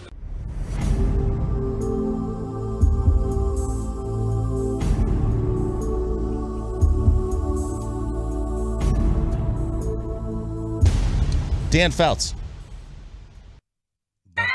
That's right, baby. That's right. Oh, man. That's right. Ooh. Okay. See, this is like a game Troy ran because Choppy's just pulling stuff out of his butt now. So, all right, here we go.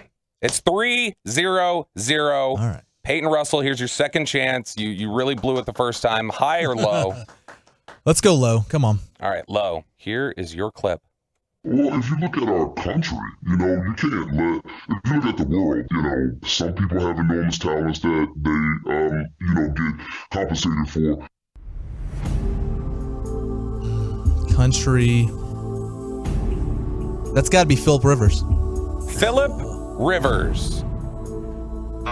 Good guess. Good guess. Not Phillip. Good guess. Good guess. All right. Clue number 1. Peyton, his daughter's name is Kaya. What? Does He does have a lot of daughters. Oh, you already guessed. Ryan Drees. That his daughter's name? Yeah. Put his whole family out there? Jeez. Darren Sproles. No. You're just going to answer Darren Sproles. It's got to be one of them. You get it. All right. Clue number 1, his daughter's name is Kaya. Clue number 2, he was listed at 196 pounds. Okay, so that means he's not very big. Did he go to TCU? I gave you the clue. I'm going to go LaDainian Tomlinson. Schuyler, Nebraska. No, Sean, RJ, either one of you want to guess? Yeah, it is a running back, but that sounded like Terrell Fletcher. Yeah. Nailed it. Terrell. Good one. Was it the Kaya clue? Is that what got it for you, Sean? Yeah, it was Kaya. that makes sense. All right, Sean. Dang, Pepe. High pitch, low pitch. Let's go low. Ooh, low. Okay, all right. Here we go. Sean Shreve, here's your clip. Along the way, hearing guys like yourself tell me that, I think in the back of my mind, I knew that I could fall back on that. When it was time. That's LaDainian. Here we go. Here we go. Top 3 nicest athletes that I've met in studio here. Great dude. Awesome dude. Throw him right up there with Darren Woodson. No doubt. No doubt about it. Come on. Back Terrell Fletcher, in LaDainian the Tomlinson, game. 2 running backs. Easy. Yep. Very easy. You should have 6 points now. All right, Sean or RJ. High or low? Let's low. I'm feeling low. I'm feeling low like I like low. Low it is. Here we go. And there's teams now that remind me of that situation we were in. And obviously the Rams were one of them, and you saw it early in the season, and then you saw it as the season went on. Oh my gosh, I know exactly who that sounds like. I think I know this one. Hey, you don't know anything. Drew Brees. No. Clue number 1, RJ. A dear Dallas friend who became an enemy.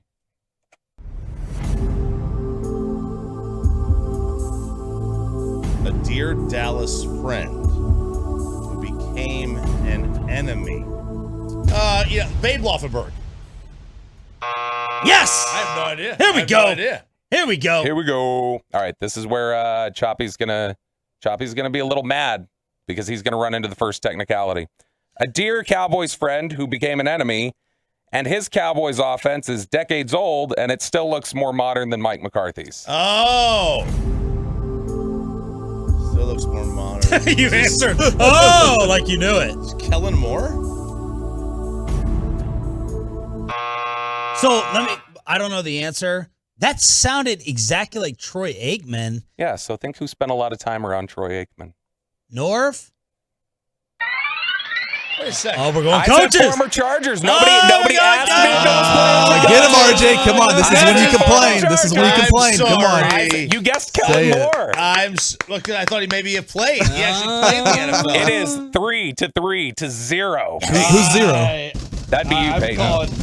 Let's see if Peyton has. I'm throwing the flag on this one. You guys, how often do you guys ask? You'll go, okay, is this players or is this coaches too? You did not ask me that. I was prepared to tell you. You didn't ask. All right, here we go, Peyton. High pitch, low pitch. This is you got to get this right to stay in the game. Okay, to stay in the game. Come on, Pepe. Hygiene.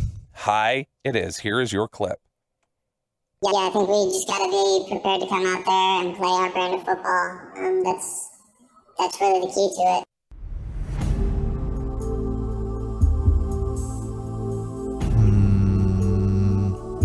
Drew Brees. Drew Yes. Brees. Yes. Yes. All right. Okay, You were very close, though, as he throws the pen at me. All right, clue number 1, Peyton. He's the only player from his high school to make it to the NFL. Very hard, difficult clue right there. Antonio Gates. Ooh. Good guess. Good guess. I think you'll get it here. If you don't get it, I know Sean and RJ will. Okay. He's the only player to make it from his high school, and he played on either the offensive or defensive side of the ball, but not both. What? Not both? I think I know this. That eliminates all the two-sport people, or double-side people. It's your mom, Bobby. How about that one? How about that one? Yeah, bring me up on that one. She would definitely be a former Charger because she's dead. Is that David Brandt? Man. Yeah! How did you? DB. The old center? I mean, who doesn't? The old center? Who doesn't remember him? It's wild, too, because David Brandt played 2 games for the Chargers, never played for anyone else, never started a game. I mean, it's bizarre. All right, we've got obviously. a 3-3 tie. Sorry, Peyton, you're out. That's just the luck of the draw sometimes. Next time. Unfortunate. Next time. Sean, high pitch or low pitch? I want to keep it low. Yeah. Ooh, Shotty got low. I like to get low. Here we go.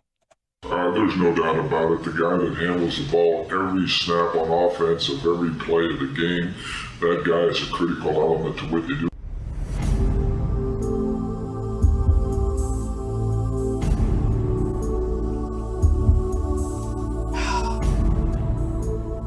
Drew Brees. Ooh. All right, clue number 1. Mike McCarthy would call him a father figure.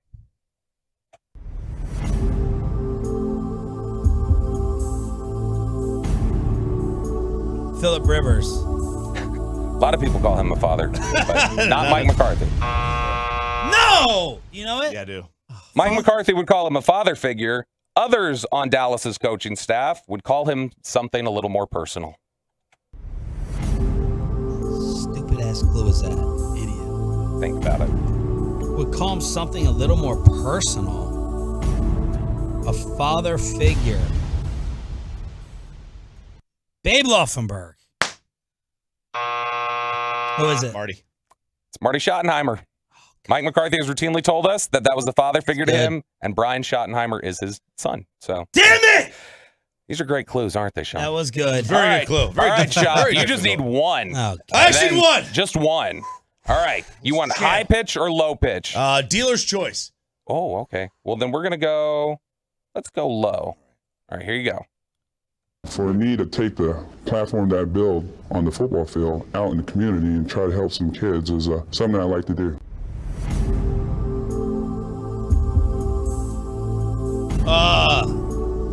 Let's start with Junior Seau.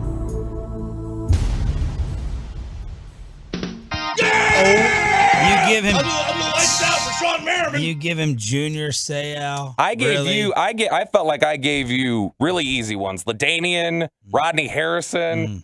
By the way, I was ready for those clues. I was going to do, despite his impressive numbers, he's still ducking criticism, and I was hoping he would have guessed Justin Herbert. I'll be back next week. What's the Bobby's out. What's the? You have a final one? I do have a final one. I came prepared, unlike Peyton some of the time where he doesn't have one ready. You want high or low? Peyton, you pick. Let's go high. High it is. Peyton could get totally screwed in this game and still end up tying me. By the way, the third clip that we played for Peyton, David Brandt, that was just me. So I did not. I couldn't find every. I had to read the quote. But, all right. Here is the extra clip. High. That kind of made me different, whatever. Like my acceleration was different. Like, you know what I'm saying? Like I can get to top speed in like 2 or 3 steps. Pepe, you get first guess. Darren Sproles. No! Yes! Well done, Pepe. Well done. Bobby Bell taking over Nicely done. in the back, running the board for Peyton Russell, showing the versatility. And congrats to R.J. Choppy. Any final words? That was hard. I give you a lot of credit for that. Yeah. I didn't know a single one of those clues or the clips. It all mumbles together. All right, get out. Yeah, Go how on you the didn't get David Brandt really threw me off. That was easy. 877-881-1053 is the truckwreck.com text line. Do you have any final words there? Yeah, while Peyton's walking over this way and can't hear me, like, how hilarious, how bad he is at this game. Oh, like, it's that terrible. was so obvious, and I'm glad he got a chance to feel how impossible those clues can be, because those are the clues he gives me. Is stuff like, his daughter's name's Kaya. Yeah, I really should end up feeling the worst about that. Babe Laufenberg is going to join us at 8:40 this morning here on DFW Sports Station. This is the Expressway, and we are commercial-free. Pepe getting ready to be back in charge. Expressway, Thursday, and that means it's time for Life Hacks. Warning, the following life hacks are unethical and should not be performed. Sean and RJ do not condone these life hacks. Unethical life hacks may cause financial savings, make you cooler, more popular, increase sexual encounters, and provide an overall improvement in well-being at the expense of others. Please report any and all positive experiences testing unethical life hacks to 877-881-1053. Take it away, Bobby B. Well, I'm going to steal it real quick, Chris Arnold. RJ Choppy needs some life hack help from you all. when it comes to potty training. First life hack. We have a serial esser on our hands, Sean, in the Choppyman household. I guess we call ourselves Choppyman, yeah. Sarjay. Could be Choppyman. Sarjay. That's our nickname. But so we got a dog, Pudge. He's 5 months old. And we started putting him in, he always seemed to go to the door when he needed to go to the bathroom. Right, great, cool. So we had him in a crate when we would leave, and he'd make a mess of it. He'd like drool everywhere, very anxious. We're leaving him out. Like, you know what? We're just going to start leaving you out when we go out when we leave. We've got a camera set up, and we come back, and we're like, man, he's doing really, really good. We come back, though, from the Ranger game the other night, and we take him out, and he didn't go to the bathroom. We were gone for like 6 hours. He didn't, when he went outside, he peed, but he didn't poop. And all of his food was gone. I'm like, okay, that's weird. Maybe he doesn't have to go, whatever. So I have this kind of like wild idea. He keeps going upstairs every now and then. Let me go check upstairs. I walk upstairs. And it's like a minefield up there. Now, you didn't smell anything? Didn't smell anything. We don't go upstairs very often. It's like a store. It's just when you walk. Your bedrooms are not upstairs? No, they're all downstairs. It's just one room. It's just when you go upstairs, it's just one big room. Oh, okay. All right, so that's all it is. So like, I've got like my projector up there, but we don't use it. We don't use it ever, right? And it's a mind thing. There's like 8 turds up there. 8 different spots where this dog is just used as his own personal toilet. And I thought to myself, disgusting. Man, we got the greatest dog in the world. This guy, he is potty trained at 5 years old. 5 months old, 5 months old, potty trained. We're leaving him out. And he's not torn up the house or anything? He doesn't chew on anything. He did chew on one of her shoes. Yeah. All right, one of her shoes he chewed on. But we've gotten him enough like stuffed animals and toys where he doesn't really have to. Right. But he's been using the upstairs for his own personal toilet for God knows how long. We love the dog to death, but he is not a potty training prodigy that we thought he was. So everything had dried up on the carpet. Easier to pick up. Way easier to pick up. Way easier to pick up. But he also, and then, yesterday morning, he diarrheaed all over our bedroom. Oh. He got sick. Oh. And it was like just dropping him all over the place. Like Sarah goes in to take a shower after the gym in the morning, and she comes out, and it's just like a Jackson Pollock painting on our floor, all over the place. Here's my follow-up question. Yes, sir. How do you guys divvy up the cleanup? Because I think she should be cleaning it all. Oh, really? Because it's the American way. It was her idea. Because it was her idea. Her idea to get a dog? She pushed to get the dog. The other dog passed away. Her dog died a year ago. Yeah. I wanted a dog too. No, you didn't. No. Stop. I did. I've hosted with you for 12 years. You've insulted dogs your entire existence on this show. You kicked it out. You adopted a dog and threw it to the streets. It was Cujo. That dog has already been given away by its next neighbor. Your kids couldn't even convince you to get a dog, and then you get with her, and it's like, all of a sudden I'm Gavin Spittle. You know why? I'm walking them in wheelchairs up and down the neighborhood. I'm not walking the wheelchairs. Yeah, I'll tell you what the difference is. A dog lover now. She knows what she's doing, and I don't. I can't be trusted with an animal. I can't. I barely know how to keep my kids alive. I clean up outside the backyard. I go outside. I take care of all that. I'll take care of I'll pick up his poop in the yard. Yeah.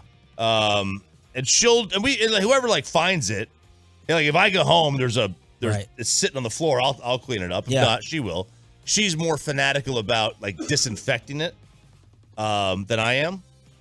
All right, so Peyton Russell's the biggest dog lover on the show. You have any advice for him with the potty training here? You have 3 dogs? Yes, 3 dogs. Or your butler just picks yours up. That's right, the maids, who I think should be there any minute now. Don't get onto them because because they've done it hours before. They don't know what you mean. You can't. I hate the people that take their dog and put their nose right in the pile of crap and say, "Look what you did." They have no idea what they're doing. They definitely know. If you put the dog's face down, I'm not saying to do it, but they know that they did that. And they know who is responsible. I'm not going to compare it to a child, but you have to keep taking them outside. You have to show them, hey, outside is where you do your business. You have to keep going out there. That would be my advice. I mean, he's got to get through the cycle, obviously, of doing that, but sooner or later he'll be fine. So you guys were not. I mean, that's a big dog. That'd be a big crate. So you never had the discussion, keep him in the crate while you're leaving? We had the crate. He does not do well in the crate. He gets a lot of anxiety. Like we'll take him out, and he is drenched in drool. Oh, like Bobby. Yeah, he is drenched in drool. We take him out. So we're like, all right, because she had her dog. She left her dog out when she would leave. That's what we want to do. Yeah, sure. So like we're trying that, and this is the growing pains, I guess. He thought he was like the Chia follows, like potty training in like 6 months. Caesar. And now he realizes how little he knows. Yeah. That was Caesar Milan. How little you actually know. All right. And send some stuff in on the truckwreck.com fan text if you've got the hacks for RJ Chop. I haven't had to potty train a dog or haven't been part of potty training a dog for 20 years. Pepe's got a couple suggestions. Yeah, the 817 says just get a baby gate, which I've used. My parents have used this method before. Get a baby gate so they know they can't go upstairs. We put that in last night. And another thing that I've done too from the 817, get bells on the back door, like little jingle bells, so they know to go over there, ring it when they want to go outside. Or else some dogs, if they don't bark or scratch at the door, they'll just sit there by the back door. And if you don't see them, then they go, okay, I got to go to the bathroom. He sits by the back door. We tried the bell. He doesn't like the bell. You tried the bell. We tried the bell. He doesn't like the bell. So I don't know what we're just gonna have to keep every time he eats. He's just going right outside. As soon as he's done eating, go outside.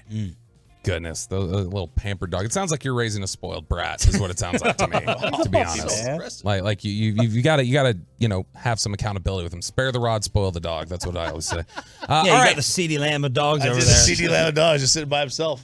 First life hack here, and this is one that I've used in the past when I worked in more of an office setting. If you want to slack off at work, just act really frustrated, stressed out, on the edge, and walk by your boss. Like just be seen like frazzled and irritated and angry, and then just go back to your spot and kind of relax for a little bit. Come out, do it again. It does create an air of like, oh, they're really working hard and they're anxious. I should just let them work. Stanza. Seinfeld. It works. It works. Just look annoyed. Look annoyed at work. They think you're busy. I've dead serious, and I hadn't heard this. I just unconsciously was doing it at an office job about 13 years ago, and I was amazed at how much a just raging bee of a boss I had let up, and was just like, oh, okay, I'll give him some space. I was like, oh, now I can actually feel relaxed and work and actually get S done. Love it. Look annoyed. I like it. I'd be like, this person's stressed out all the time. Next, get him out. All right. You can't even make copies without thinking about paper cutting themselves. You use it in spots. Get on the phone, look frazzled, have it up to your and stomp around like something really stressful. This person's got personal issues. Keep it out of the office. Keep your potty training problems out of the office. Now there are disagreements on this one. Some people say yes, it works. Others have said nope, didn't work for me. You can get allegedly a free extra carry-on by asking for the airport gift shop's gift bag. And if you want extra carry-on at no charge, go to the airport gift shop, ask for a gift bag, put your stuff into it. It looks like you purchased it at the airport. The flight will, according to some, let you bring it on for free even if it's over your carry-on limit. But like a plastic bag? Yeah, you get one of their gift shop bags, and then if you need to carry extra stuff onto the plane, then you can do that. So okay. even if it's not something where let's say you're going to be flying out of that airport again, so you just grab one. So, okay, I'm going to keep this. So the next time I get to the airport, I'm bringing that with me. I like that. I like that a lot. They jip you with the bags. They jip you. Oh, awful. There's nothing more that I hate than that stupid little metal thing that you put your bag into to fit it. I'm convinced it's a carnival game. Oh. It's a carnival game at the fair where they cheat you. No bag can fit in there, so they can screw you over. I hate that thing. No bag. It looks like it's been bent and beaten up. There's no way anything could fit it. I'm like, I flew with this last time. You can't fit your backpack in there. Freaking crooks. Your backpack wouldn't fit in that thing. Yeah. I get so stressed. Even you would think when we fly with the Cowboys, you would think I get so stressed flying with the Cowboys. When they bring me the fillet or the lobster, I don't know which one to pick. Look, it's so difficult. Look, it's very difficult to have to fly with such an inept offense. It's like, why do I have to do it? No, but when you're there, honestly, where they sit us in the media section, I do get stressed out about how I pack and everything else, because the overhead storage, 3 of them on both sides have little stickers on them that say for camera storage only for all the the photogs that come.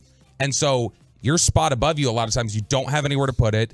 And so then you've either got to put it in the bag and then have to walk back to get it. Or I've got a point where when I go on these Cowboys road trips, I'm just taking a single backpack. That's all I'm packing and putting it under the chair. Like Chris Arnold. But I get super stressed trying to like make sure this actually all fits and I've got everything that I need to. You could check your bag though, right? They let you check underneath. Yeah, but then you do have to stand there for a while. You can't get on the bus as quickly, and so it's a little bit of a pain. All right, you can go pretty much, and I don't know why you'd want to do this, but if you need to get somewhere in particular in a hospital, you can go pretty much anywhere in a hospital as long as you're carrying delivery food with a receipt stapled to the outside of it. They believe you're just delivering it. And so you can kind of get past anything as long as you're carrying that and just being like, I got to deliver food. Really wish you would have approved that one with me. Why would I want to go I just on found any it while floor we of were a hospital? Like, versus a Heath Ledger plan over here. This is not that. Like, good Lord. This is.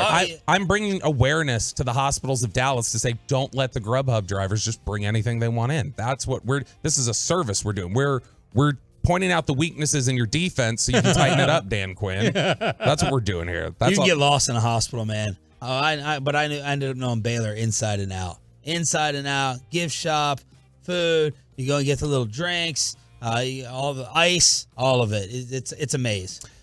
This one I've never actually tried, but I do know some other people that have done it. Take advantage of the grace periods in ticket entry garages. So most of these garages will give you a grace period so that if you pull in but you didn't really park, you can leave and pay nothing. I'm sorry, go ahead. Yeah, no. So you can leave and pay nothing. Next time you park in one of these garages, grab a ticket like normal, go park. When you're ready to leave, pull your car close to the entrance, go to push the button for the fresh entrance ticket, timestamp for that moment, then just go to the exit, put your brand new ticket in the machine, or hand it to the person. If you're within the grace period, you'll be charged nothing and you can leave. So you're saying just leave it in the grace period? No. Park. Yeah. Leave. Go to your restaurant. As you're walking back, hit the ticket button when you walk back in. Ticket. Get that ticket, then use it again. Yeah, it's genius. Oh. Yeah, it's great. I got a life hack for this. Arboretum, never pay for parking at the Arboretum. Go in the garage. Not one time in all the years is there someone to take your ticket. It just the thing is either up or it raises up. Really? Do not prepay for parking at the Arboretum. That's my little parking life hack for you. Boom. This is Sean, RJ, and I love that one though. I love that. That's great. Just make sure no one's in the booth. Absolutely. Make sure no one's there. Make sure do it in Fort Worth, man. Screw you, the Bass family. I knew it. Sasha. I knew that was coming. All right, Babe Laufenberg's coming up at 8:40. Babe is awake. That is breaking news. Before 8:30, my God. Around the rest of the NFL, the Vikings should trade Kirk Cousins. Purdy is better than Dak Prescott. Tomlin is the best coach in the NFL right now. Where's RJ Choppy coming up with these? And is Joe Burrow back? NFL overreactions or not? Next. Let's get you over to Platinum 4.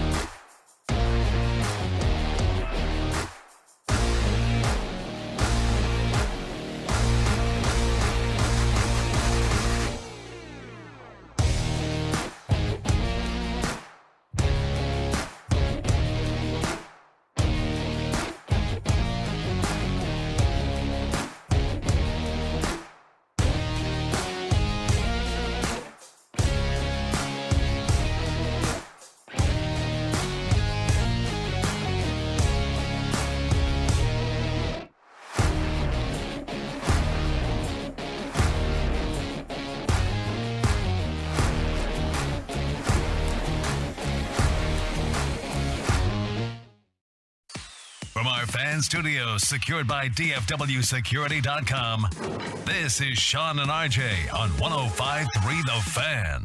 8 o'clock hour. Fist pump time if you want to, like Bobby on the Fan Cam, Twitch, and YouTube. I'm Sean Sharif alongside RJ Choppy. We have our Cowboys insider, Roberto. We got Peyton and Ryan in the back, and we're trying to get you to the weekend as quickly as possible. Babe Laufenberg at 8:40 to preview the LA Chargers. Gavin Spittle, the Hockey Hawk, at 9 o'clock to get you ready for the Stars opener tonight. And we'll get back to the Rangers as they're taking on the hated ones.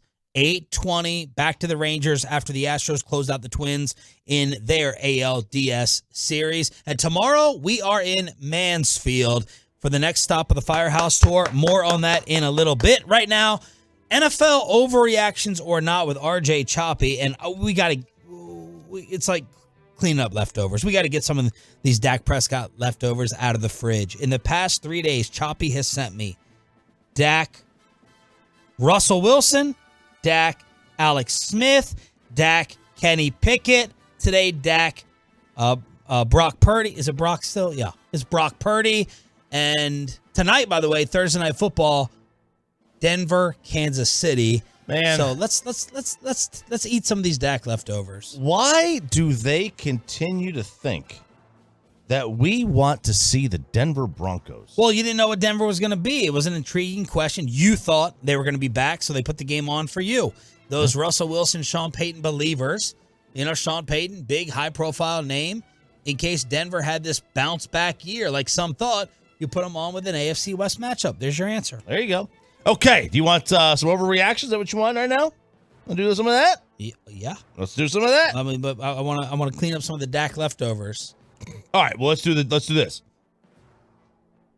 I'll do the overreaction with Dak in it. Yes.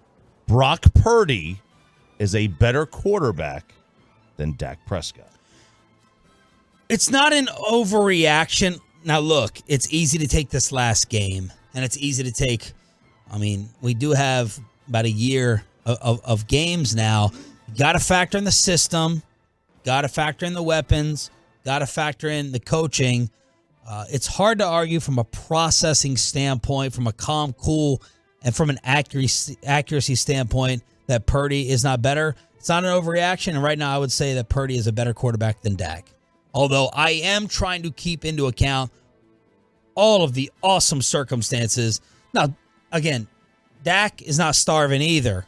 I know now Brandon Cooks sucks and Michael Gallup sucks. I'm giving narratives that are out there, and the Cowboys receivers cannot get open, and CeeDee Lamb isn't a true number one according to Richard Sherman. But no, that is absolutely not an overreaction, and I cannot wait to hear how Bobby Belt answers this. Okay, so it's not an overreaction, but it's one of those things where right now, because the issue is that over the last 10 games, he looks better than Dak.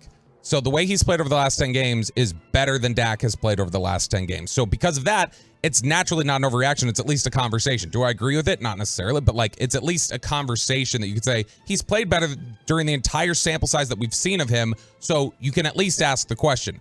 I'll say that. What would you say from an evaluator standpoint, where's Dak better than Purdy? Like, line up their traits. And you can't name leadership. No, I know. I do think that it's not even necessarily something that I can say with certainty Purdy doesn't have. It's just stuff that, we don't know yet. There's a lot of unknown. In the course of 10 games, we don't necessarily know what he's like in terms of, his pre-snap recognition, some of those things. A lot of that has not been in his hands for very long. So there's those sorts of things that we don't know. Dak does have a stronger arm than Purdy. There are talent attributes that he has over him. Yeah. Dak has obviously had some issues with the post-snap recognition in terms of spotting linebackers who are sitting, which, by the way, that was one of the things Broadus and I were talking about. I don't know why. Look at that. Yeah, it's Purdy better than that. Look at that. Carton just ripping off our stuff. He's literally got an earpiece in to listen to us. This is something where I think that it's just more we don't know with Purdy because it's all in from. When you look at Dak's first 10 games of his career, it's very similar to what Purdy's done statistically. It's similar stuff. Dak, first 10 games of his career, 17 touchdowns, 2 interceptions, 68% completions. Brock Purdy, 69% completions, 22 touchdowns, 4 picks. Like, I mean, they play similar games. The adjusted net yards per attempt for Dak, 9.1. The adjusted net yards per attempt for Brock Purdy, 9.5. Like, they played very similarly through the first 10 games of their career, and then things changed for Dak a little bit. Those are incredible numbers, by the way. Well, the knock against Dak, and I was one of them, I'm like, okay, he's bus driving this thing. Now, some people are trying to throw Purdy into an MVP conversation. So it's interesting in terms of the perception. The numbers are basically identical. Purdy has more touchdown passes. Yeah, I mean, and Dak won Rookie of the Year. He did Over Zeke. Over Zeke. I mean, those were the two guys, the two front runners for that category. It, I don't think it's an overreaction at this point. I mean, Brock's been phenomenal for not even a full season of games. Let's knock out your Russ comparison. We'll save the rest for tomorrow. Okay, so he's playing tonight. I went and looked at Russ. I think Russ is the comp for Dak. They were both like right now. They're both ruined by Brian Schottenheimer's offense. that may be a larger discussion. So Dak's more advanced in his career, obviously, than Russ is. I'm sorry, Russ is more advanced in his career than Dak is. So he's 4 years past.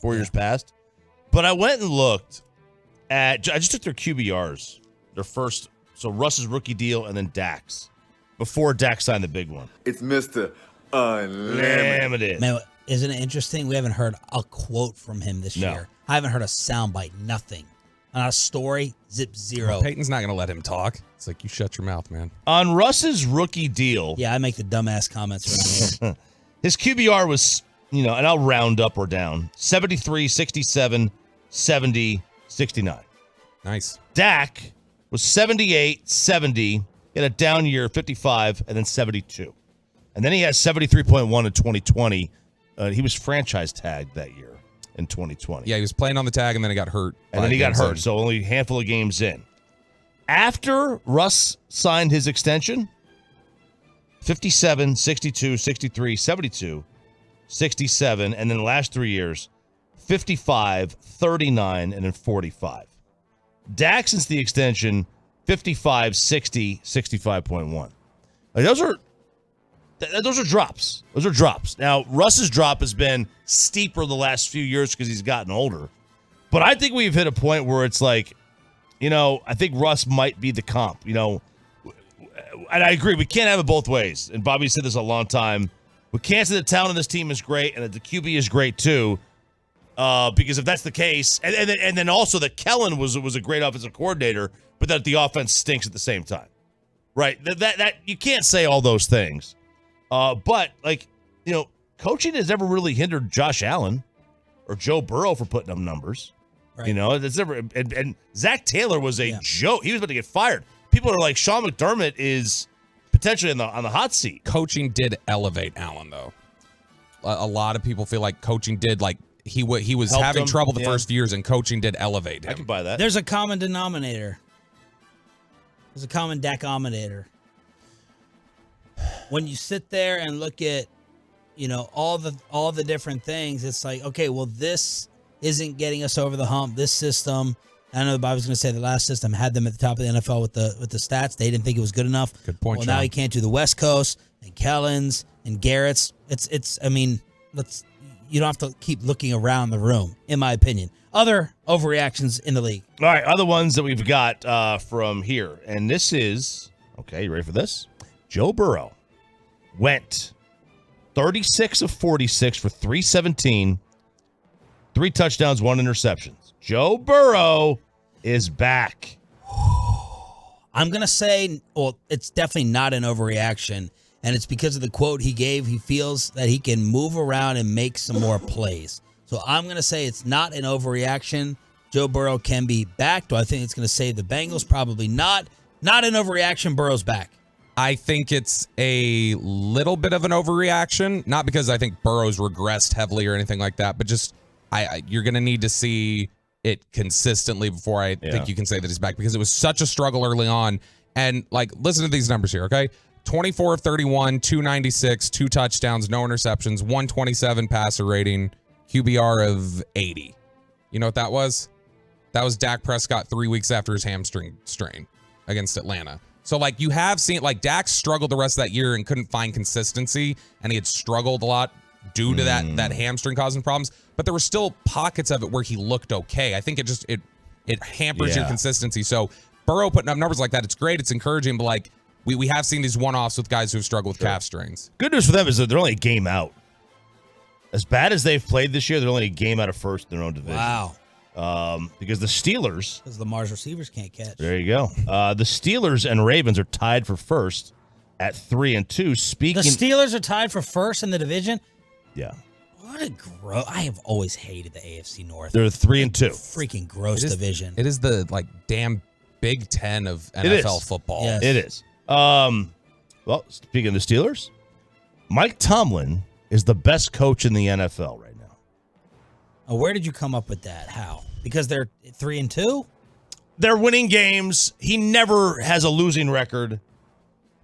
He works wonders with that team. That's an overreaction. Right now, I would say he can't sniff Kyle Shanahan. Got to throw Andy Reid up there still. My boy, Mike McDaniel, Logic. So, yes, that is an overreaction. Mike Tomlin. The Steelers are hideous.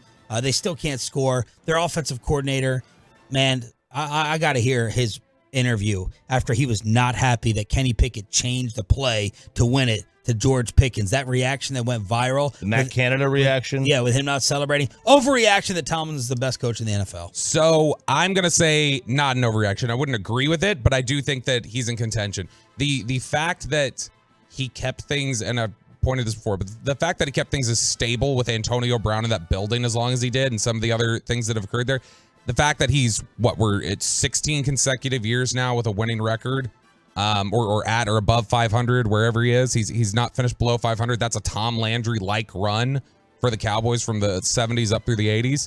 And the fact that this year he's averaged 10 wins a season for 16 years. And with this team, which is an awful, like, boring-looking team, they're on pace right now to win 10 games this year. And so he's going to do it again. Wow. It's just, it does not matter. With all the turnover over 17 years, he is consistently saying, I'll get you 10 wins. We'll get it done. And so he's in the conversation. I would take Shanahan. I think McDaniel's a name to know. Andy Reid, obviously. But, like, Mike Tomlin is right up there in that conversation. Yeah, I agree. I agree with Sean. Like, there's some guys better than him, but I don't think it's an overreaction to say that he's the best. He's phenomenal. And there should be zero discussion when the Hall of Fame committee comes up to vote. You shouldn't even talk. Just say, yep, he's in. Okay. The Patriots are the league's worst team. Man, they look like it the last 2 weeks. 72-3 is what they've been outscored the last 2 weeks. I think Belichick should resign from there. He should thinking about rolling out. About to get Caleb Williams. It's not an overreaction. I don't know that they are, but it's enough that I'm sitting here thinking about it, going like they might be. They're really bad. Bears, Pats tomorrow, neutral field. Bears. Justin Fields had, 2 decent games in a row? Honestly, the team that I was sitting here thinking about, I was like, are the Giants worse? Was the team I was trying, because the Giants have just looked pathetic. It's not an overreaction. I agree. They're bad. They're the worst. Resign, Bill. Resign. Hang it up. And the worst part for them is step away for a year and then come coach here. They're 1-4. Going to the PFF barn. They're 1-4, but Carolina is 0-5, and that's Chicago's pick. And the other 1-4 teams, Minnesota, Denver, and Chicago, are all ahead of them based on strength of record or whatever the tiebreaker would be. So if the season ended today, the Patriots would only have the 5th pick. Who reported that Kraft could fire him? That was a discussion. Let me see. Who was that Athletic? reporter? Yeah, it was The Athletic. It was Jeff Howe at The Athletic, who he is really good on the Patriots beat. He's got a good handle of what's going on there. But he said, he's like, look, you're crazy. Yesterday it came up in one of their articles. He was like, you're crazy if you think Belichick or that Robert Kraft would not consider firing him. He absolutely would. And that's starting to get this discussion going of like, okay, it's more than just, oh, they're a little tense or, some questions about like, could it happen? It's like, no, now you're getting people reporting saying he absolutely will consider it if they have problems. So they're better offensively this year with Bill O'Brien than last year with Matt Patricia. I bet. They're better offensively. They were better last year than this year. Yeah, I mean, like 3 points in the last 2 games. 11 points a game is what they're averaging. That's awful. NFL overreactions or not with Sean, RJ, and Bobby on your home of the Rangers. Let's get you ready for the American League Championship Series. It's going to start Sunday on this radio station, and RJ says, don't forget just how really good all the attention, the favorite is going to be Houston. don't forget how really, really good this Rangers team is next. But don't forget.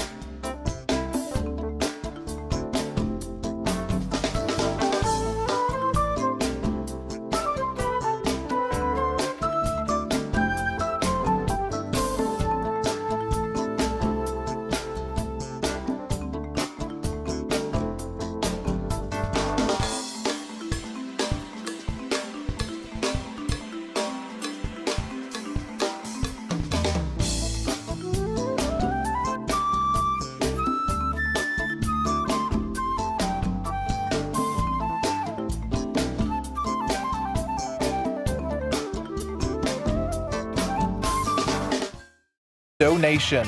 Here it comes. Strike three call on the outside corner. And that is the ball game, and that is the series. The Houston Astros defeat the Minnesota Twins by a final of 3-2, and they take the ALDS 3-1. And that man, Robert Ford, will join us tomorrow at 8. Voice of the Astros. Is he a coward? Yeah, the one who assassinated Jesse James. I'm gonna be like Dan Orlovsky and go, who? Who's RFK? I got to get to that Orlovsky story as well when he got humiliated on McAfee, called out, exposed, and humiliated. So no, it's a different Robert Ford. Voice of the Astros. 8 o'clock tomorrow to preview the ALCS. One of the things that I'm interested in also seeing, and I'd like y'all to power rank the vermin. I want to see how ugly these Astros fans. I'm ready to trigger them because they're like a gang out there. They're like a cult. And they went after Emily Jones. They made her shut down her social media.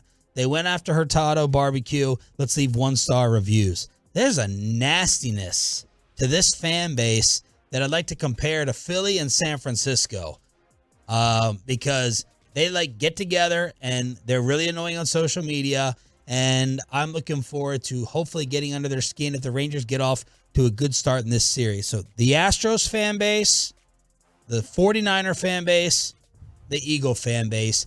I may put Philadelphia's third. I really might. I have a bit of a distinction because I've heard you bring up the San Francisco thing before, and I have a take that you may shoot down quickly. I think that the San Francisco fan base, for me anyway, from what I've been able to talk, because you think of the CMC stuff or when they were like inundating your page and everything else. Showing like looking up photos of Choppy and I's children. Yes. God, that's right. I think I blame that more on the San Francisco coverage. Like, I think the San Francisco coverage is the worst of the three. So the people covering the team, the like blogs that were going after G-Bag, the other, like these people, the fan bases that then turn it out, they're just consuming it the way it's presented to them. They're being incited. Yeah, they're being riled up. And you mean people in San Francisco are easily influenced by the media coverage that they see? Yeah, that's exactly what I mean. Do you think that, so Houston media? I think Houston naturally, like, I don't know that there's a puppet master for Astros fans, really. I think Astros fans just have then their why own. are they getting, so you're saying they're worse because they're doing it on their own? I think Astros and Eagles fans just have their own takes and are like aggressive with them. I think the 49ers fans would never come searching for Emily Jones's page or Hurtado or anything else unless they were directed by the crappy 49ers media that is so like walks around in their press box with jerseys on. Yeah, Astro fans, they definitely have a culty. I don't say cult. That may be the wrong word to use, but I like the word. Use it. Yeah, and I'm surrounded by them, man. Like all my neighbors are Astro fans. So how would you describe them, Astro fans? It's okay. So you know how like when you're the big dog and you know it, I can't. What am I gonna say to them? They've owned baseball for half a decade, more. Like what am I? You can call them cheaters all you want, but that's not describing them. How do you describe Astro fans? How do you describe your neighbors? I love them to death, but there's an arrogance to them, and they know it, and they fully embrace it. They embrace.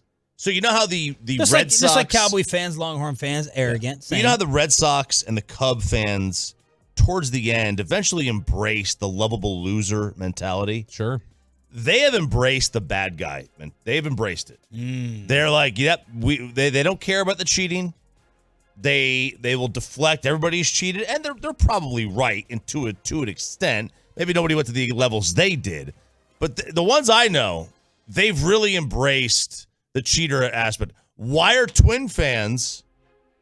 My college roommate texted last night. Why are Twin fans cheering for Carlos Correa, but booing Jose Altuve for doing the same thing? Because he plays for him. Yeah. But you don't care about it? It's interesting. Right? Yeah. Like if you're upset with, and I happen to agree, if you're upset with what the Astros did, then if Jose Altuve became a member of the Rangers, you can't cheer for him.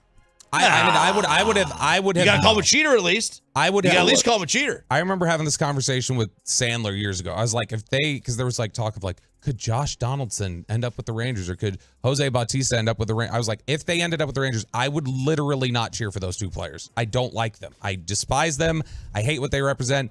This is why, though, to me, it was important. And I don't know how you guys came down on the debate at the time, but I know there were some people who had the debate, even though they didn't like what the Astros did. They're like, it doesn't make sense to take the trophy from them. Everybody knows they won it. Everyone knows that they won. You take it away, big deal. And my thing was like, well, history won't remember that they won it years later. Although, you know what? People do still remember the Black Sox scandal and some other things from the 1920s. Yeah. And so to me, it was important because if that was taken away from them, they still will lean on like, well, we got the trophy. I think they've been punished enough. Maybe not enough. They've been punished by everyone immediately saying cheat. They have done something that is impossible. The Yankees are no longer the most hated team in the sport. Yes. No doubt. 100 years they were. And in one postseason, that changed everything. Do you think history will be kinder to these Astros than they were to the steroid users? Because the steroid users were somebody who they were just... Yes, people have already forgiven the steroid users. Now they have. So I'm saying... Except for me. If we get 15 years down the road, because at the time, everybody hated them. Like, even the fans, even though they didn't realize you loved it at the time.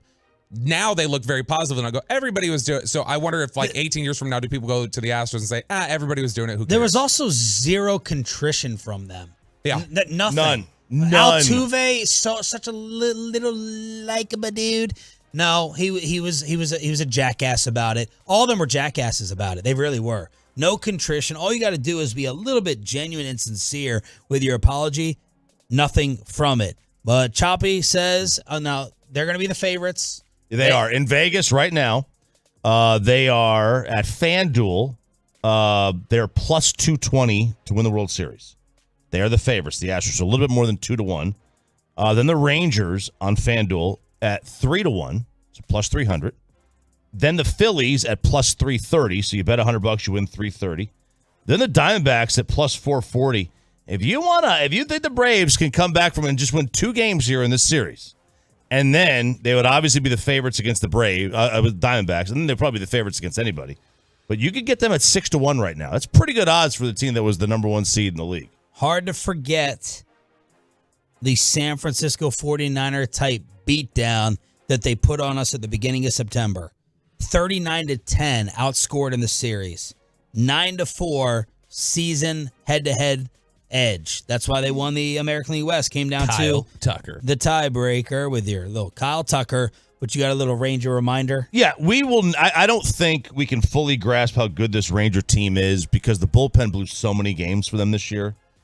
But just a reminder here. They're the only team in the American League that has a winning record against the AL East this year. A division that had 4 teams finish with winning records. And the last place team was 4 wins away from being an above 500 team. By the way, Jim and another Tolo saying, remember who was out for the Rangers during that series. It's a good point. Josh you Young. had Young out. Evan Carter was not there. And Jim said, wasn't Heim just coming back from injury as well? Yeah. So 3 big differences to point out. Sorry. And Evaldi was hurt at the time. I mean, Evaldi and Montgomery were not pitching like they are now. And so, I mean, that's totally different. So the Rangers, again, they were the only AL team from the other 2 divisions to have a winning record against these. The bullpen cost them so many games over the course of the year that we'll never fully grasp. Like, this team played their run differential at a time in the season was the best in the league for about 100 games. It was the best of the league. Then they had injuries. Then they had a downward spiral, and it really killed a lot of the momentum and the projections that they had throughout the course of the season. If the bullpen just converted half of those blown saves into actual conversions, we're talking about them and looking at them not as an upset against Tampa. They wouldn't have played Tampa. Not as an upset against Baltimore. They would have been the 1 seed. We'd be looking at them in the same regard as the Braves or the Dodgers going into the postseason. And the Astros would be the team that doesn't have home field. The Astros would be the team that, now, they would still have a winning record against us. Even if you take those 3 games away from Arlington at the end of the year, where they outscored them 39-10, the Astros would still have a winning record against the Rangers by 2 games, which would put them into the category we discussed earlier, where since 2017, when their run of consecutive playoffs appearances started, they're 5-0 in the playoff series against teams that they had a winning record against during the regular season by more than 1 game over 500. And in those games, they're 18-6 in those playoff series. The only time they lost, they beat the Red Sox 4-3 in the regular season, but lost in 5 games to them in the ALCS in 2018.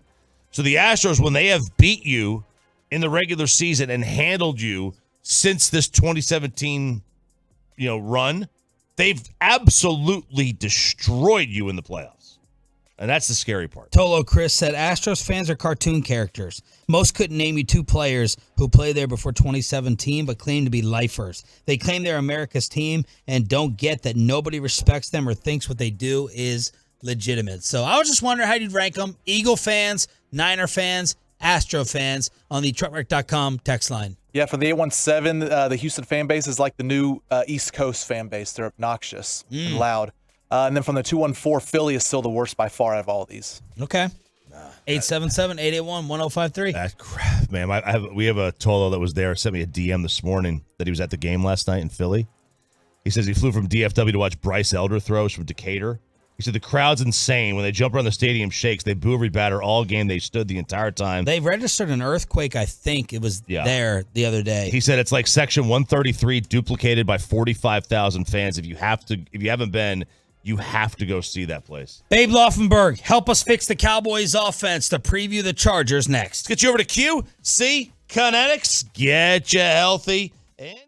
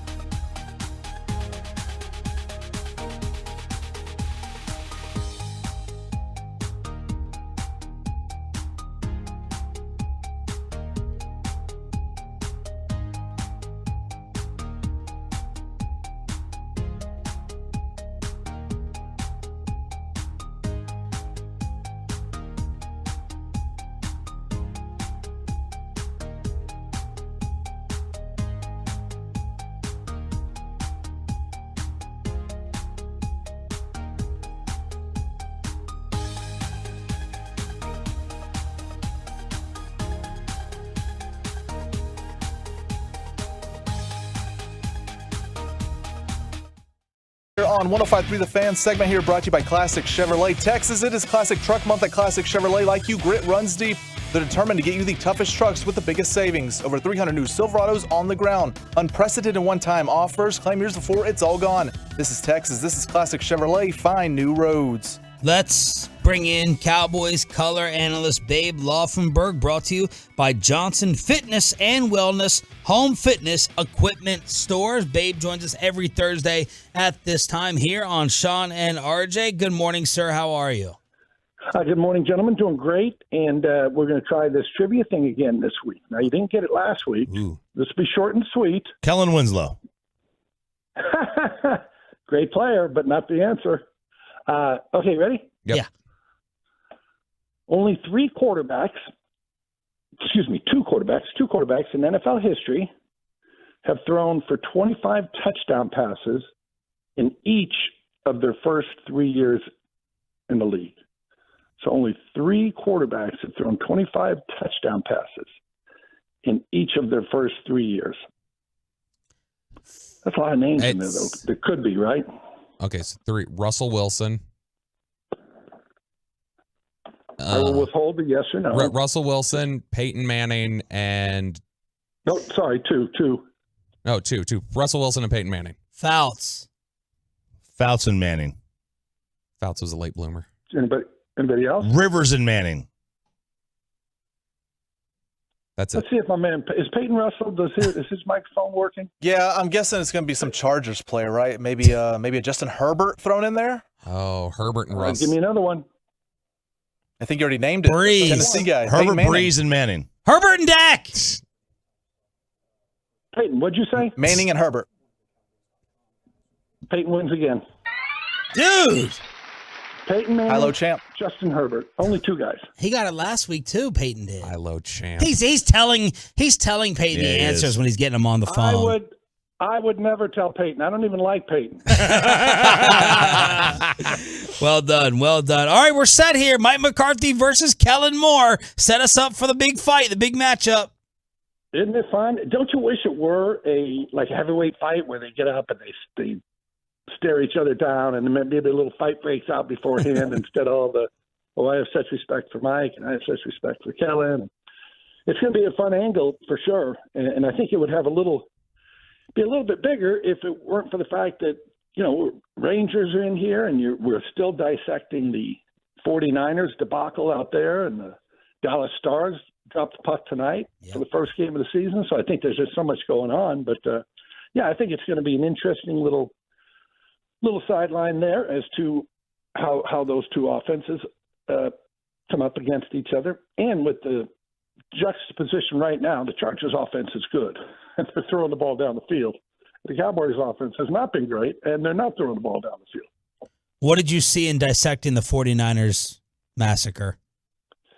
Man, one thing, they addressed it, the coaching staff addressed it somewhat, at their coordinator's availability on Monday, but it was just, they played a lot more man. They've been a bigger zone team.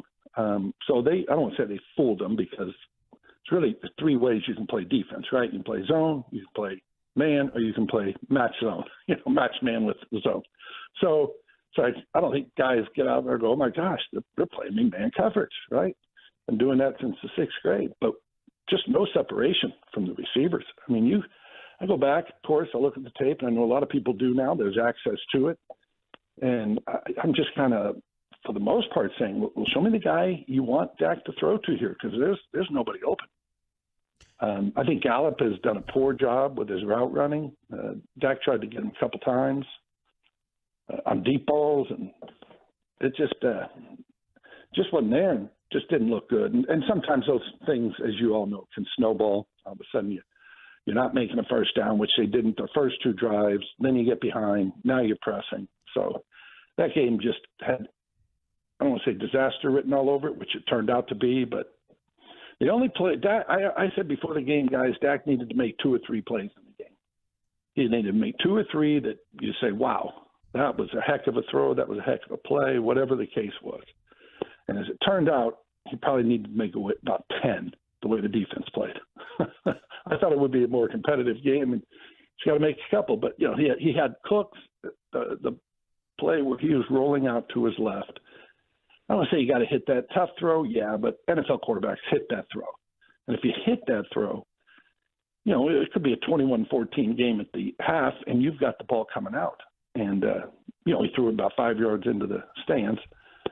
Didn't get it, and all of a sudden, yeah, they just never contended. But the plays that he had to make, he didn't make, and there weren't a lot of them there for him to make.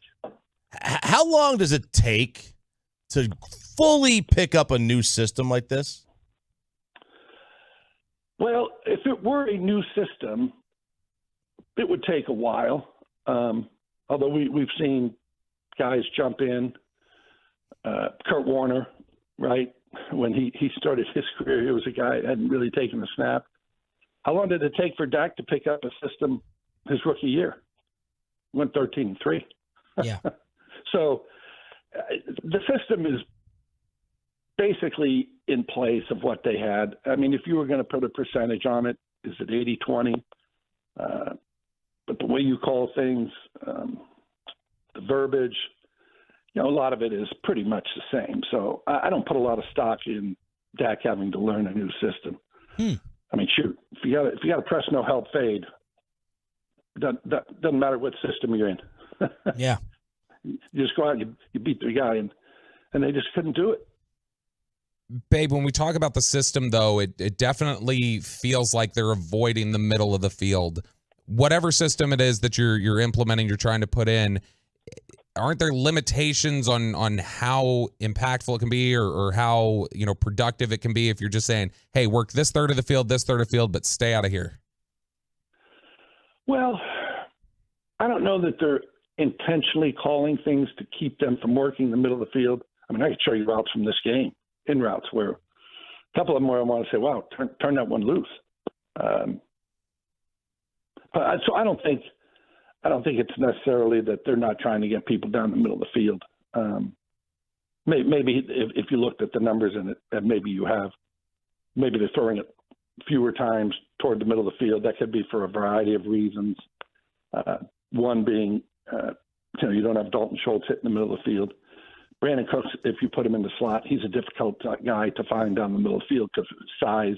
I always say those littler guys, the farther they get away from the line of scrimmage, the less effective they are. That doesn't mean on the outside he can run go routes, but you send a guy down in the middle of the field and you're trying to throw it over a linebacker at cover two before the safety, it becomes difficult. Same thing with Turpin, who has played a number of snaps in the slot. That's a hard guy to find down the middle of the field. That's why you see tight ends usually ranging that area. Babe Laufenberg here on The Fan. It sounds like you think all this talk about McCarthy's scheme and go back to count, all that stuff is being a little bit overblown. It sounds like you're believing that, putting a lot of this on the players, which is understandable. What are like the major differences between what Kellen does and what Mike does? It's really pretty simple. Kellen throws it down the field, and this offense through 5 games is not one that throws it down the field. They took some shots on fades where the coverage just dictated that. You know, you have press no help, you're going to throw the fade. But as you know, Kellen's offense had a lot of deep crossing routes. Matter of fact, Justin Herbert has, in terms of 20-plus air yards, Justin Herbert is second in the NFL. So the ball's going to go down the field, and it's just a philosophy of how you want to approach it. Doesn't mean one's better than the other necessarily, and it depends on your personnel. You know, who do you have to throw to?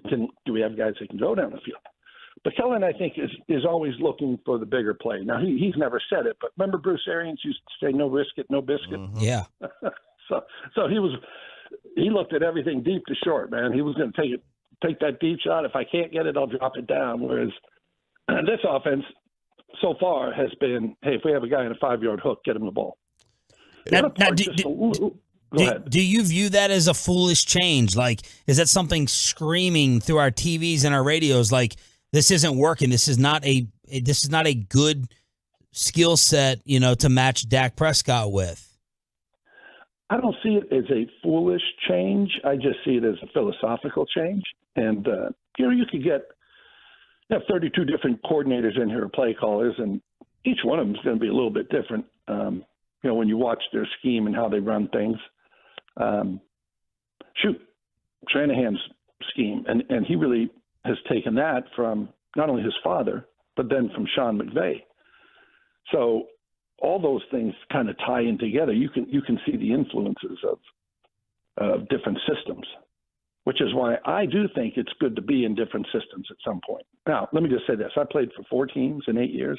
I wanted to be that guy on one team, get the gold watch at halftime, say hello to the fans, but I wasn't that guy, unfortunately. But one thing I did learn, I played in 4 different systems, and I said, I don't like this about this, but I like this, and we did this over here. Mm-hmm. So I think there's an advantage to not being in one system. Matter of fact, Mike Shanahan sent Kyle Shanahan. He didn't hire him. A lot of these guys hire their kids right away. He didn't hire him. He said, go learn your chops somewhere else. And so, Kyle was down in Houston when his dad could have put him on his staff. Ultimately, he put him on his staff, but he felt like, I think, okay, you're ready now. So I think that's important to be involved in a variety of different offenses. And you take the good and the bad, right? It's like, hey, as a parent, I always say, and I hope we all do, my parents did some really, really good things. They really did. And then there are a couple of things I'm like, I don't think I'm going to do that when I become a father. And you try to take the good and get rid of the bad. It's the same with offense. McCarthy's formula, which he repeated the other day, he's like, the defense is the strength of this team. We're playing to the defense. My bigger disappointment is on the defense. What's wrong with them?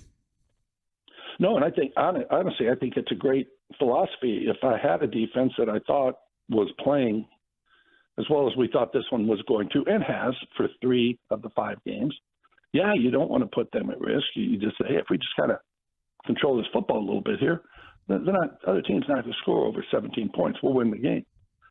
And I'm sorry, you had a question with it? Yeah, what's wrong with the defense? Like, can you play? Can you follow along with this offensive philosophy while having this defense? Well, everybody's going to get gashed a time or two, but 2 times in 3 weeks wasn't real good, and they were by different offenses. Obviously, Arizona beat them with a running quarterback, in addition to the other things, and San Francisco beat them a different way. Now, San Diego. There we go. Mm-hmm. The LA Chargers are going to try to beat them a different way. The one good thing about playing the Chargers this week, their pass defense has been terrible. Now they're getting Derwin James back, their safety, or it appears he'll be back. He's a great player, so that's going to help them. But right now, the way to beat the Chargers is through the air, and we'll see if the Cowboys do it. But they're the only team that's allowed 300 yards a game. And it's bad when you have the worst pass defense when you play in the same division as Denver, who may be historically bad. Yeah, very, very much so. Hey, real quick, because you mentioned Bruce Arians, and they kind of did this with Brady when he came there. They tried to put the Arians system on Tom, and it didn't work, so they kind of went back to more of what Tom did. If the Cowboys wanted to, how feasible would it be for them to kind of just go back to Kellen's system this year in the middle of the season? Oh, you could do it in a heartbeat. These guys have been around that system. Now, I don't think that'll happen. I don't know if there's a head coach or coordinator who says, hey, you know what, guys? You know that guy that we kind of shoved out the door? Let's go back to what he was doing. And is that going to be the guy knocking on the door saying, hey, this needs to change? Now, if it were Aaron Rodgers, he wouldn't hesitate. He wouldn't even knock on the door. He'd say, hey, come down to my office. I want to talk to you. Yeah. But, yeah, you could. But I do think you have to remember, not you, we, football fans, whatever, we're 5 games into it. Yeah. And, had the rain game, had a couple of blowout games. So to look at 5 games in, again, some different circumstances that they played under where they really did pull back the reins in a couple of the games, I think you got to give this some time. You got to get farther down the season before you say, okay, this is what we are, this is what we can do, this is what we can't do. I think a lot of it is still to be determined. Babe, thank you so much. We appreciate it. We'll hear you Monday night. Okay, thank you. Gosh, that Peyton is a damn trivia genius. He is. Yeah, he is. Dang. We need to get him on Jeopardy. Ken Jennings. Ken Jennings over here. Thank you, brother. I love it. The Thank you. great Babe Laufenberg, brought to you by Johnson Fitness and Wellness Home Fitness Equipment Stores. We got Rangers, we got Cowboys, and we have the Dallas Stars opener. Let's preview the Stars season with the Hockey Hawk, Gavin Spittle, in studio next. Let's get you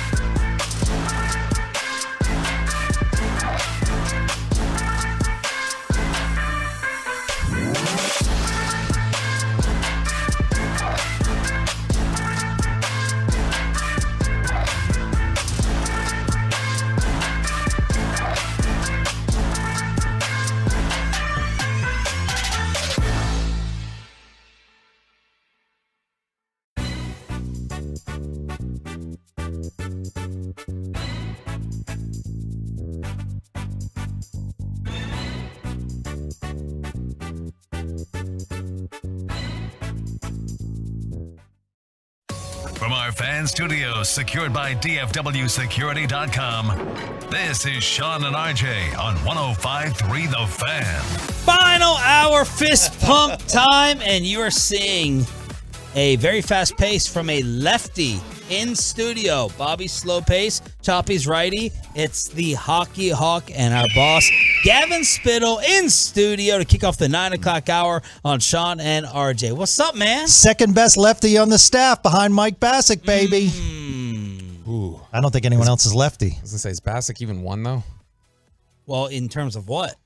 Yeah, I mean that's what are we talking about? Fist pumping. I don't trust Mike's fist pump. I've never seen him do it once. You know, so tomorrow the boss has us set up Firehouse, our next Firehouse tour stop, Firehouse number 3 in Mansfield. We're taking the show out on the road, 3100 East Broad. We're getting you fired up for the day and ready with C4 Energy. We're going to get you full with breakfast from the great Texas Day Brazil. Yes. We're going to have G-Bag Nation flags. How have the flags been going? You They're guys great. Running out already? They're wonderful. I mean, they're pure gold as always. So it's that pure gold as always edition. So it's just it's a one of a kind. And people love it. We're also selling one online that benefits Guns N' Hoses Foundation. And that's a real cool, like Andy Warhol like flag. So it's it's going really well. And next Saturday, Dawson and I are hitting 12 stops in one Saturday, 11 Whataburgers, baby. Wow. Next Saturday. Next Saturday, the 21st. And you've been hyping up some brand new giveaway for us. Yeah, absolutely. You guys are We don't know what it is. I know you're going to call me an idiot or like, wow, boss is hip. We've had pint glasses. Yes. We've had towels. Awesome. We have had, what was the third thing? We had Stickers. stickers. I gave out a bunch of stickers yesterday. We ran out of G-Bag flags at Market Street. Yeah. And then tomorrow something new. Yeah, absolutely. All right. Mansfield. I'm excited. Firehouse number 3 on the road. Peyton Russell's hood. That's where he I grew up. know. Absolutely. All right. So Dallas Stars opener tonight. Yeah. Expectations coming off of last year's awesome run. Okay, you What guys are know I'm a realist, right? Yes. Yep. High. Realist of the real. Very high this year. Hockey Hawk has them winning the Central Division. Yes. The question is, can they get over the hump and beat Vegas to go to the Stanley Cup? Because Vegas, Stanley Cup champs, could repeat this year. They're that good. Did they? Because I know there was talk in the offseason, going into the offseason, they were going to lose a lot of guys. Did they not? No, I think Vegas. Vegas, when you look at it, all comes down to goaltending and that defensive core. I mean, they have some terrific offensive players like Jack Eichel and everything like that.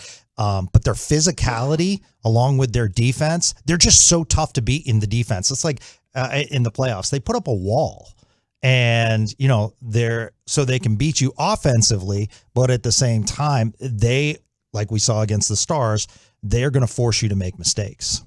So additions, subtractions, adjustments. Yeah. What did the Stars do? The key word is depth. This is the deepest Stars team I can remember since the Cup runs. Wow. With my man Craig Ludwig and others. And so it's been really, really cool to see some of their additions. Matt Duchene got waived by Nashville, picked up, and Duchene last year had over 50 points.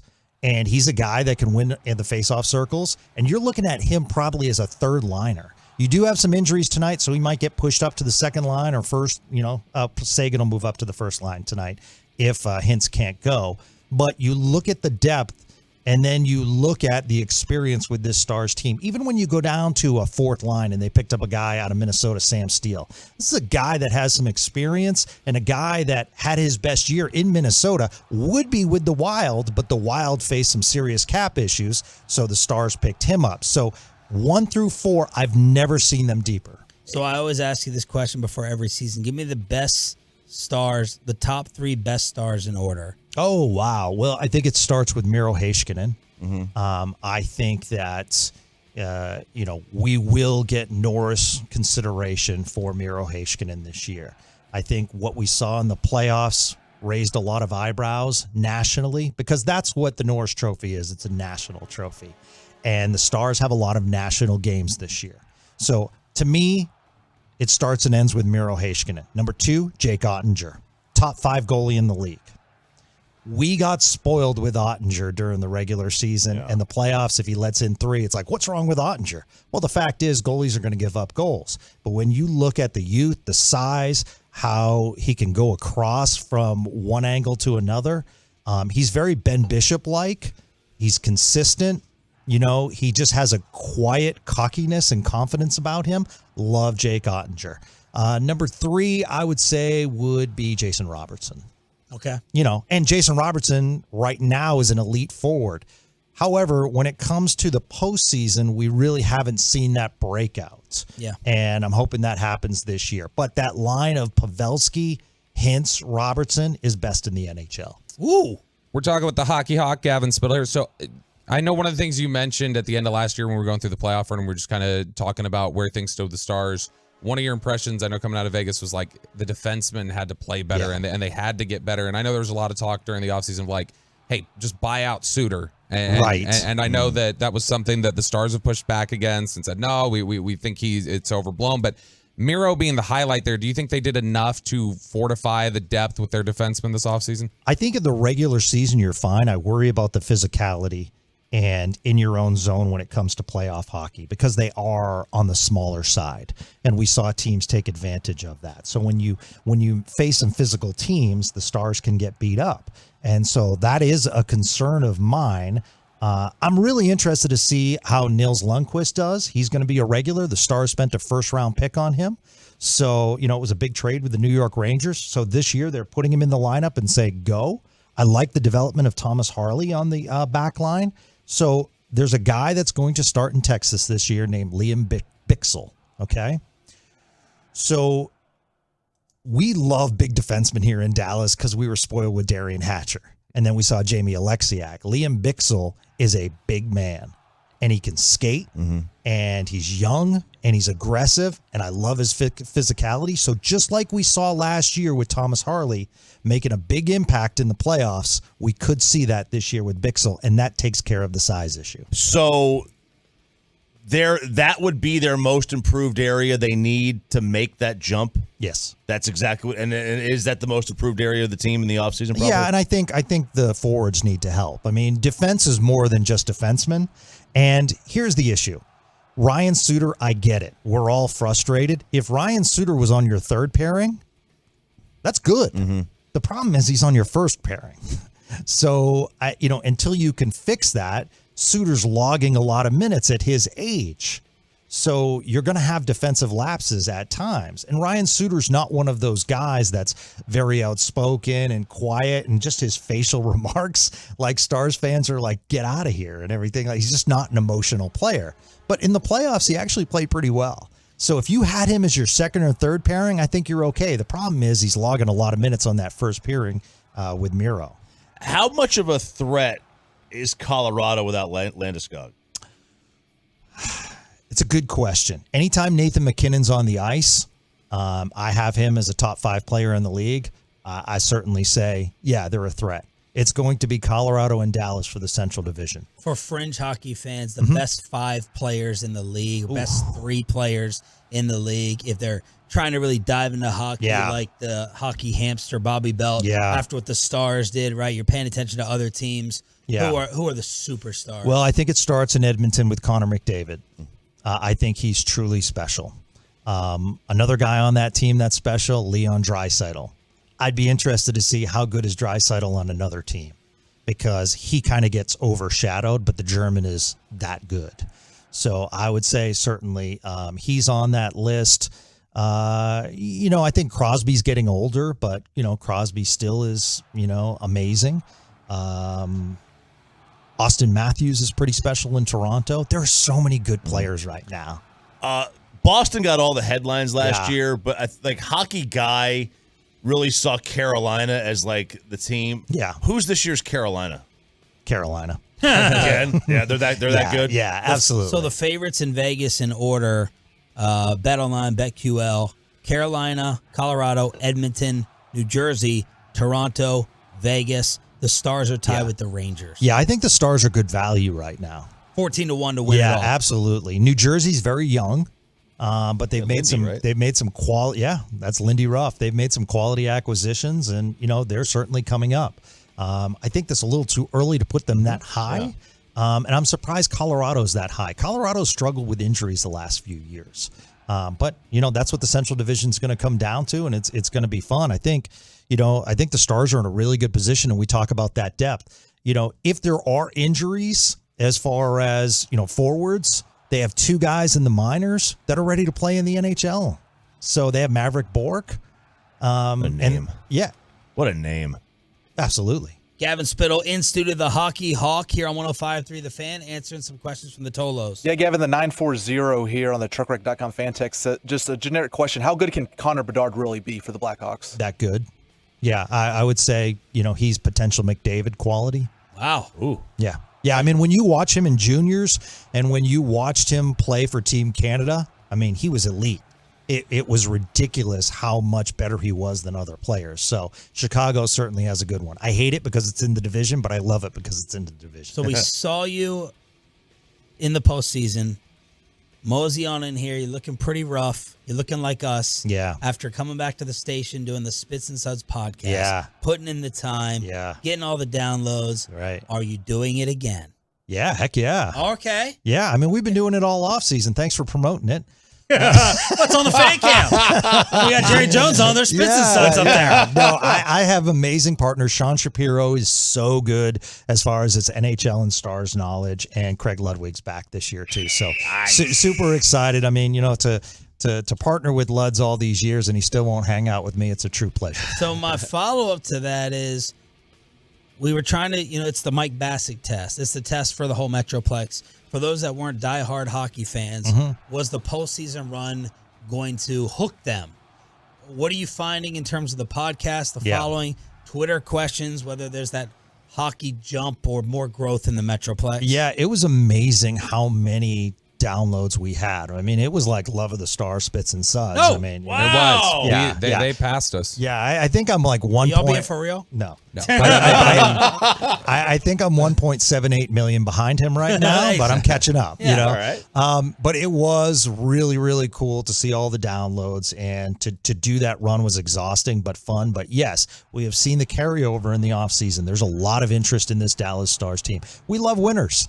And, the Stars on paper, certainly can go to the Western Conference Finals. I'm going to throw you a curveball here. Yeah. We are the home of the Rangers. This is Gavin Spittle. I love it. This is the boss. So you came here from Houston. I did. So give us your perspective on the Astros fan, the Astros run, and setting up for Game 1 ALCS Sunday on this station. So I admittedly raised my hand, and I love Houston as a city. I live there. I embraced it. I thought it was terrific. The one thing I'll say that I was frustrated when I was living down there, I'm like, why do you guys talk so much about Dallas when you have an awesome downtown, when you have awesome restaurants? It's a great place to live. But the city was so fixated on Dallas. I couldn't believe it. I remember there was a Texans playoff game in the first break. It said, meanwhile, in Dallas, they're on their couches because the Cowboys weren't in the playoffs. I'm like, what are we doing? Right. Focus on Little brother syndrome. Yeah, exactly. So when I was there, the Astros were irrelevant, wouldn't be talked about at all. And now it's certainly more talked about. So, it's mixed emotions from me. I kind of stay quiet because I do raise my hand and say, I love living in Houston, but I love living in DFW. But the one thing I will say, when I was in Houston, I was a diehard Rangers fan. Like, I wear Rangers. Like, this is absolutely amazing. Oddibe McDowell, baby. Going back when I was a kid, Bump Wills, like all these like old Rangers I used to gravitate toward, It's just, so it's really, really cool. Thank you for coming in. Absolutely, guys. All right. Yeah. Can't wait for Mansfield tomorrow. At JG Spittle. Let's see what he's cooked up for the Tolos. It's a surprise. We have no idea what it is. We are on the road. The next Firehouse stop, Firehouse number 3, 3100 East Broad, tomorrow with Sean and RJ. He is the Hockey Hawk, Gavin Spittle, and the voice of the star, Patrick Walker, on Richard Sherman saying CeeDee Lamb's not a number 1. That's next on Sean and RJ. But first, let me go ahead and get you set up with Trajan Wealth. You want to be making smart investments all the time.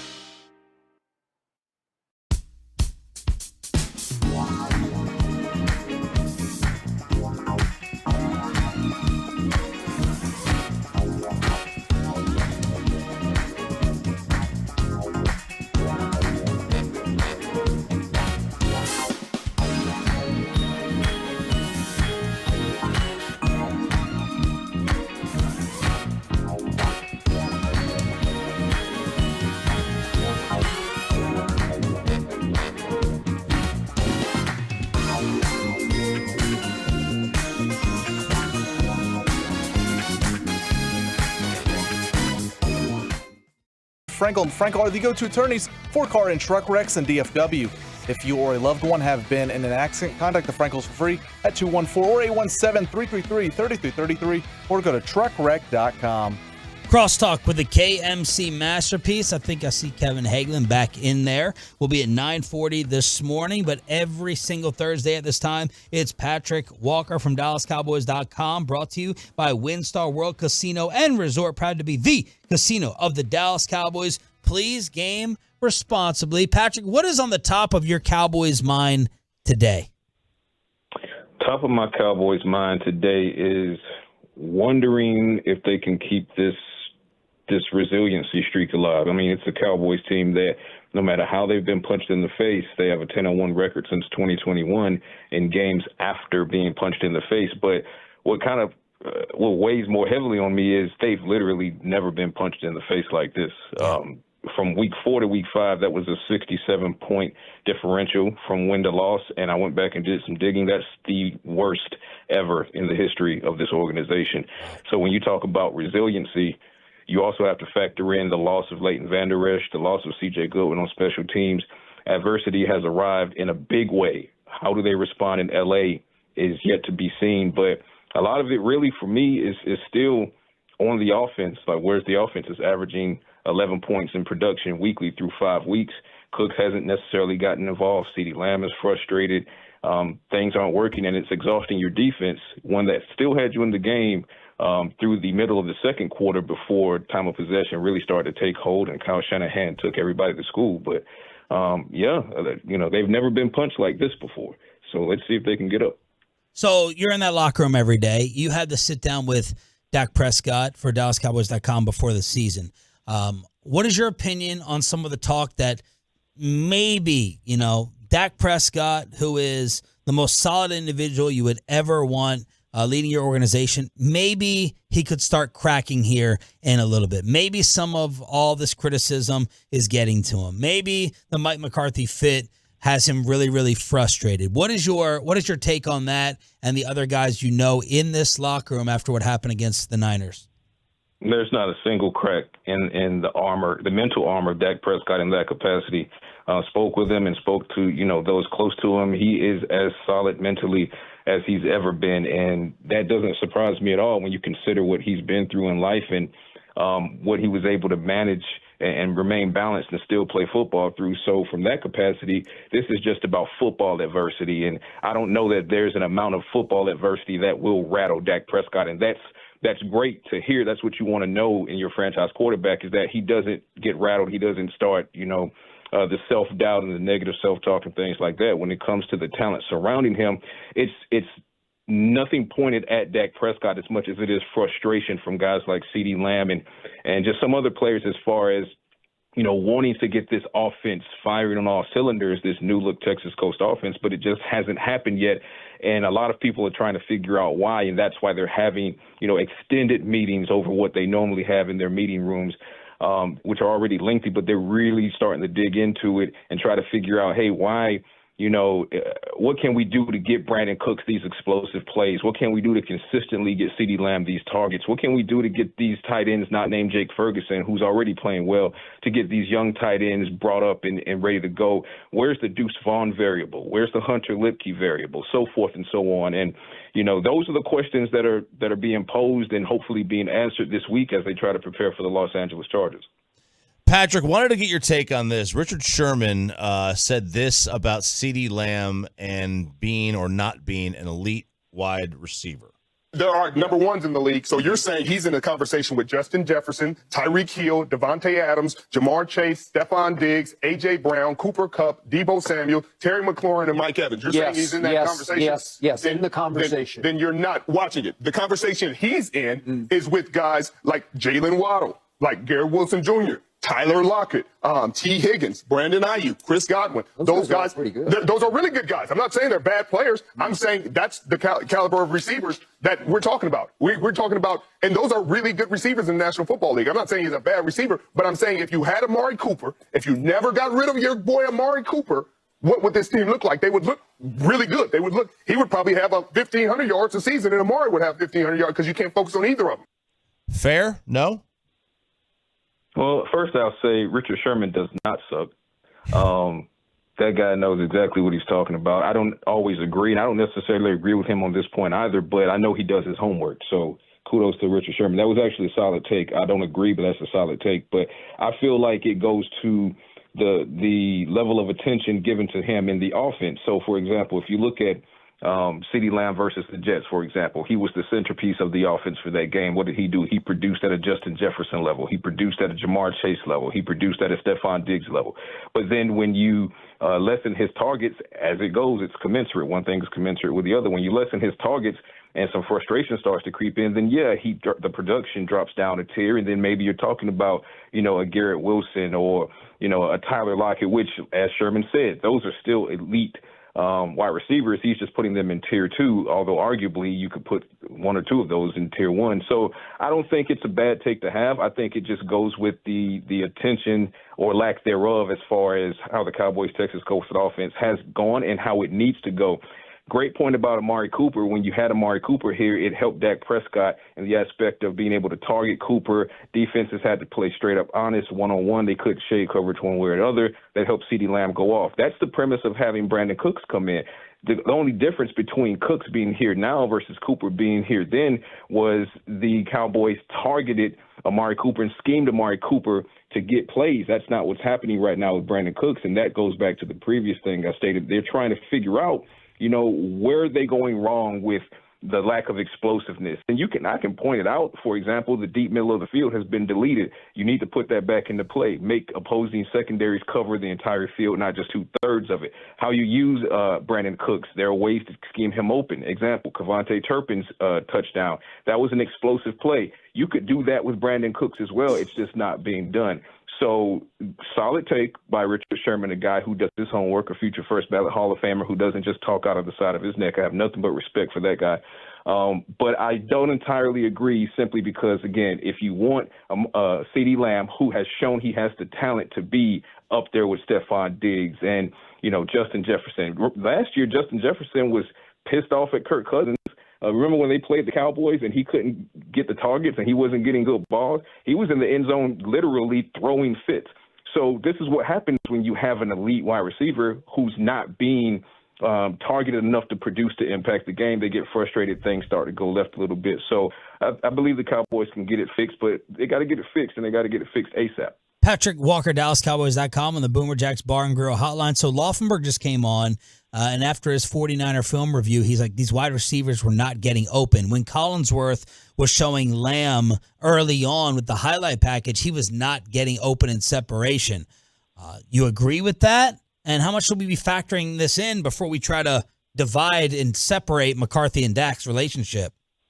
I do agree with that, and Babe is absolutely correct. When I went back and looked at the separation rates on Monday, the only wide receiver that got any, solid separation was not a wide receiver at all. It was tight end Jake Ferguson. He had 4.7 yards in separation against the 49ers, which is kind of a frustration for me in that the offense wasn't moving and couldn't find anything that worked. And then when they found what worked, which was Jake Ferguson targeted him 3 times, get 3 receptions, he ended the game with 3 targets and 3 receptions, even though he was separating almost 5 yards per rep. But then Kevontae Turpin, he was like 2.9. CeeDee Lamb was like 2.7. No white receiver had more than 3 yards of separation.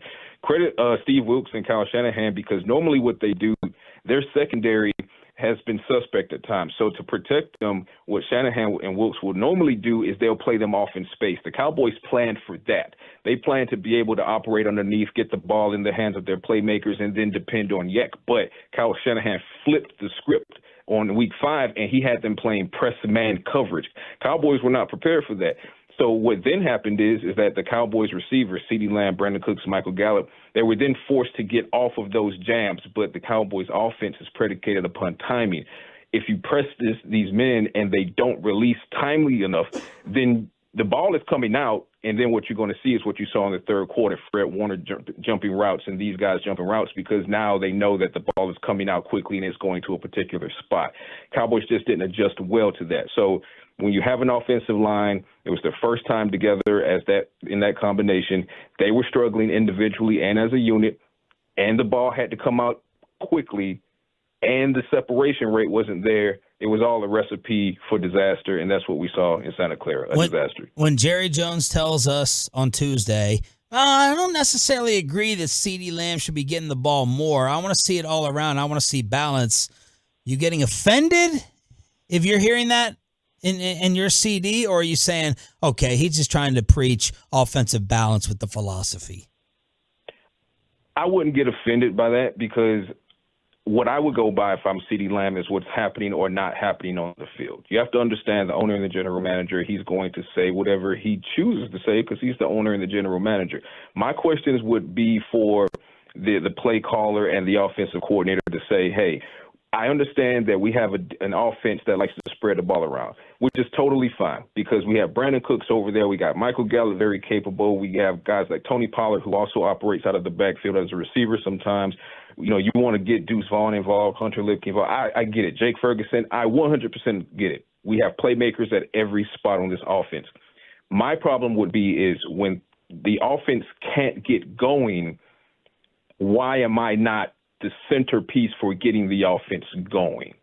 And that goes back to the Richard Sherman conversation, in that when the Vikings offense can't get going, who do they turn to? Justin Jefferson. When the Bengals offense can't get going, who do they turn to? Jamar Chase, Stephon Diggs in Buffalo.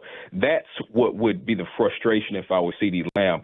And it's more so an adaptation thing. So if we go into a game and I expect that, you know, Dak's going to spread the ball around because my colleagues are playmakers as well, totally fine with that.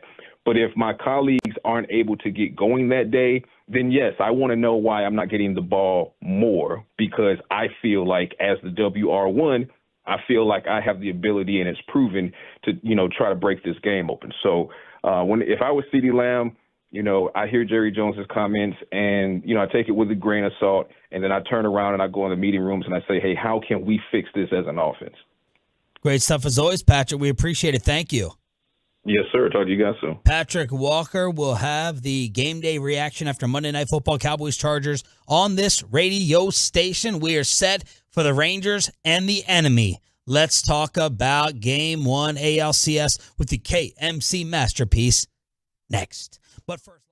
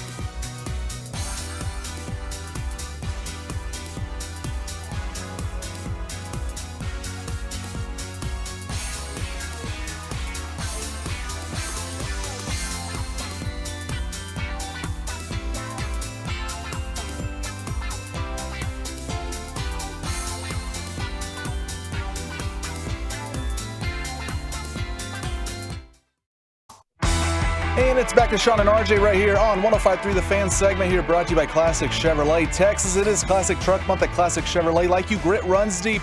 They're determined to get you the toughest trucks with the biggest savings. Over 300 new Silverados on the ground. Unprecedented one-time offers. Claim yours before it's all gone. This is Texas. This is Classic Chevrolet. Find new roads. Sewell ready. Here's the pitch. And a fly ball to left. Gurriel's there. He's got it. And the Diamondbacks have beaten the Dodgers. They have swept them out of Phoenix. They win 4-2 and advance for the first time since 2007 to the National League Championship Series against either Atlanta or Philadelphia. 4 home runs in 1 inning. That's never been done in the postseason. They never trailed the Dodgers. Broomsticks for LA and their 100 wins. Crosstalk with the full KMC masterpiece on 105.3 The Fan. Corey, I missed it. What happened during the read? So this is just something you guys cued me into. Precedented? He said he can't say unprecedented. Unprecedented.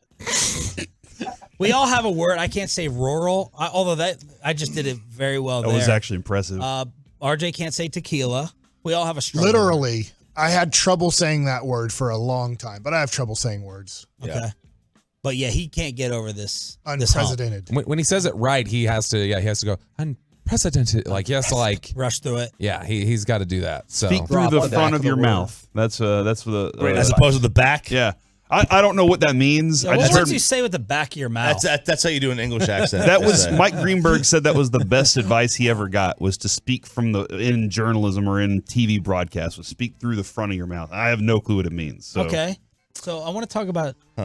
You got something? I was trying to think of what the word is that I can't say. Oh wow! I can't spell definitely. I've never been able to spell def. I still don't know. Definitely? Autocorrect. You help me out every Tough time. time spelling rhythm. Oh, that's a tough one. Yeah. Yeah. Where's the H go? Yeah, how many Y's are there? I don't know. That's me. Like with rhythm is just like, is there a second Y in here? I don't know. There's not. I know that. But it feels like there should be, and I just put an extra Y right there. I'm like, that looks good. So you thought you had vertigo? Yes. So U2. U2. He's a huge U2 Yeah, fan. he loves U2. We had Did it come preloaded in your body? Yeah, I had to get rid of it. Yeah, ever since we got off the cruise, I thought I had a touch of vertigo, and I was reading stuff, and it was like, that's normal whenever you get off a cruise. And I was like, okay. So what were those symptoms to make you think that? So the biggest thing is when you stay still, you feel like you're starting to kind of spin or move. And so, like, our job's not that bad because you can get up every 15, 16 minutes, or in the expressway, 25 minutes. But we had a meeting on Tuesday, and I was getting really antsy because of Basic's popularity. No. Oh my God. He is super popular. Oh my God. The listener poll popularity, very Mike Bassick popular. and Brian Broaddus. Text in if you love Bassick. I was starting to get really antsy because we had to just sit there for an hour straight, and I was like, I felt like I was spinning. Okay. And so, yeah, I thought I had vertigo, and maybe it was just something else, but I feel significantly better last night and this morning. Okay, good. I remember my dad. So I went on a cruise with the New Kids on the Block whenever I was in the 4th grade. For real? I won a sweepstakes cruise from Coca-Cola. Made up. And then we went to Disney World. I got pictures. I've heard this story. It was awesome. I told Joey McIntyre at the Houston Super Bowl. We were down there. We interviewed Joey McIntyre, and I told him the whole story. And he was like, "I remember this cruise." Side note: that's when Joey McIntyre was dressed up like a revolutionary style patriot, and he was like, "People don't dress up at the Super Bowl." I was like, "Not in costume. They do not." And then, like the next year, my parents won a trip to the Bahamas as well via sweepstakes, and they went on a cruise. And my dad, like he got off the boat one day and was just, when he was walking on land, got just completely You always sick. feel like you're gonna fall over. Yeah, and on the boat he was fine, but then he got off the boat and was like, "What is going?" My grandparents won that same cruise and went with him as well, so that was kind of wild as well. I just wanted to make sure it wasn't blurriness, because like there was like a day in here where I'm like, my vision's going. I'm about to be blind. No. Then RJ fixed all my screens. He went to the dark mode. Oh yeah, the blue light filter. I did Blue light filter? Blue light, yeah. Fixed. Oh, No issues with his sense. All right. Yeah, it was I'm glad I can interesting. help you out. Yes. I'm diagnosing all of you with my hypochondria right now. I would immediately start thinking there's something cutting off blood flow to my brain. Maybe something's just like out of place, Dude, pushing on the blood vessels. He was telling Dawson like he was absolutely convinced he was having a heart attack at the Globe the other day. Yeah. And Dawson's like, drink some water, dude. And he's like, no. I was like, that's for plants and peas, and I'm neither. So you didn't think you needed to go to the hospital, Too though? good for it. No, I just, what I had to do is I had to go buy a $45 shirt out of the pro shop so that I could take off the windbreaker I was wearing as a bit to look like a 90s bullpen coach, and I was sweating profusely through. So that's what was making me feel like I was going to have a heart attack. And people say to me, oh, you're going to feel bad one day. You're mocking all of his ailments, and he's going to drop dead one day. And I was like, no, I'm not. Oh, he's hoping. I'm not going to feel bad because that doesn't mean I was wrong all the other times. So you're going to feel bad that he's dead. Yeah. But imagine what it'll do for the ratings. The ratings. Well, if the it next happens day on air, Yeah. if it happens, hopefully it happens on air. Dude, if it does, like that would We go can match viral. you guys for once. Would peak. Yeah. Do you stay? Do you go to commercial break because he might be dying? No, or you you roll stay through. on- Stay. You roll Not right expressway. through. If you You have die, to. I want it 7:22. Yeah, like, get expressway. that- Yeah, and that's the like whole- the the full whole 30 40 minutes. minutes. A lot of TSL. Yeah, big time. I mean, that'd be a bigger pop than Jericho. It'd be. I mean, it'd be great. We'd Yeah, lose yeah. a Q and U, but the TSL would go up. It'd That's be how it huge. works. Yeah, I mean the meters would look really impressive the next. So would you time, just for be sure. Except your heart. doing medical stuff on him? No, we I would know just how to- talk about what we would do if we were in the situation. And Did we you knew see what we Bob were doing. Costas give the Heimlich the other day? He saved someone's Yeah. life. So I know how to do CPR now, and then I watched the Heimlich video because of Bob Costas. I know CPR because of the Firehouse tour. Yeah. And we're going to be there in Mansfield tomorrow to Did you tie it know all in. they don't do mouth to mouth anymore? It's offensive. It's offensive? Yeah. Yes. Corey, what's coming up? Man, I was just reading how coughing sometimes can help heart attack or heart arrhythmia. So I don't know if you can ask your dad if that's true or not. Doesn't always help, but sometimes it can help. We got a stacked show of guests today. I was not expecting this. It starts with Mickey Spagnola at 11, Well, but we'll it find gets out. better Sounds stacked from for there. sure. Then at 11:20, Ken Rosenthal joins us, who gave a shout out to Jared Sandler the Yeah, other night. dang. And Creed. he pushed me aside once while I was trying to interview Mitch Moreland. I think he's a little bit of a jerk, too. We had a He's a beast, but he's a jerk. we had an interesting phone call with him in the car. I was a couple drinks Yeah, deep. you had a moment. I forgot when we were weekends. Kevin made a comment about his bow ties. We had. Did you say you're no Troy Dungan? Take that thing off. This might be the first time, maybe the second time we've had Ken Rosenthal on I think since it the is. weekend. Is Waddle booked him, and he came on our weekend show, which was a pretty big deal at the time. Yeah. And then after the spot, Waddle like texted him or whatever, and was like, "Hey, we'd love to have you back on," or whatever. He didn't give him a time or anything, and Ken Rosenthal responded, "I'm usually pretty busy," and I was like, "Oh man." Yeah. Then we have Bally Sports Stars pregame and postgame show host Brian Ray joins us today for Hockey Mike as we get Hockey Mike prepared for Watched hockey a little tonight. TNT last night, LA Kings and Colorado Avalanche. Who won? I fell asleep with 3 minutes left in the game, but Colorado was up 4-2 when I fell Okay. asleep. And LA got a little bit of a cheapie at the end of the second period. There was like 9 seconds to go, a face-off in the middle of the ice. So proud And of you they this week. flipped one up, and Colorado's goalie didn't clear it. Sorry, I don't know names yet. I'm trying to learn hockey. Yeah. But Patrick LA Waugh. on the left side Patrick got the loose Second. puck, shot it over to the right, and a guy for the Kings put it in. It wasn't Wayne Gretzky. Who do the Stars play tonight, Mike? The St. Louis Blues. Wow! So Brian Ray joins us at 12:20 to talk Stars. At 12:40, Kevin Millar, Whoa! MLB Network. Can you say that one more time? At 12:20, No, at 12:40, Kevin Millar. Mala? Kevin Millar. Okay, yeah, the He's Boston an guy. amazing guest. And at 1:20 today, Tim Martin joins us. He'll be in studio to talk Steve's with brother. us. No, he is the trainer for Jaden Hardy. He trains Tyrese Maxey and Victor Wembanyama. So I wanted to kind of pick his brain a little bit about what he thinks about those different training abilities. Wow. Fun show. Where was Wembanyama ranked with those Kyrie rankings? Like Kyrie did not love? 47. Okay. How do you put him in the top 50? Of all time or right now? Right now. Right now. Okay. It's like, that would be tough.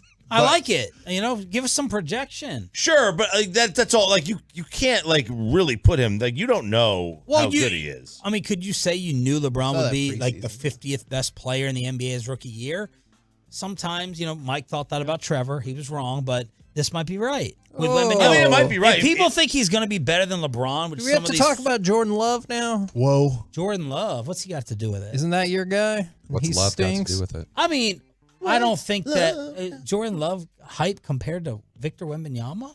No. Or my guy for, T-Law. For you personally, don't you love Jordan Love? Didn't you say he was going to be the good man? I thought he was going to be good. I didn't love him like Trevor Lawrence. See, this is what you did to me at night. The night show. It's very unfair comparison. T-Law versus Dak. Who would you rather have the next 5 years as the Dallas Cowboys quarterback? Trevor Lawrence.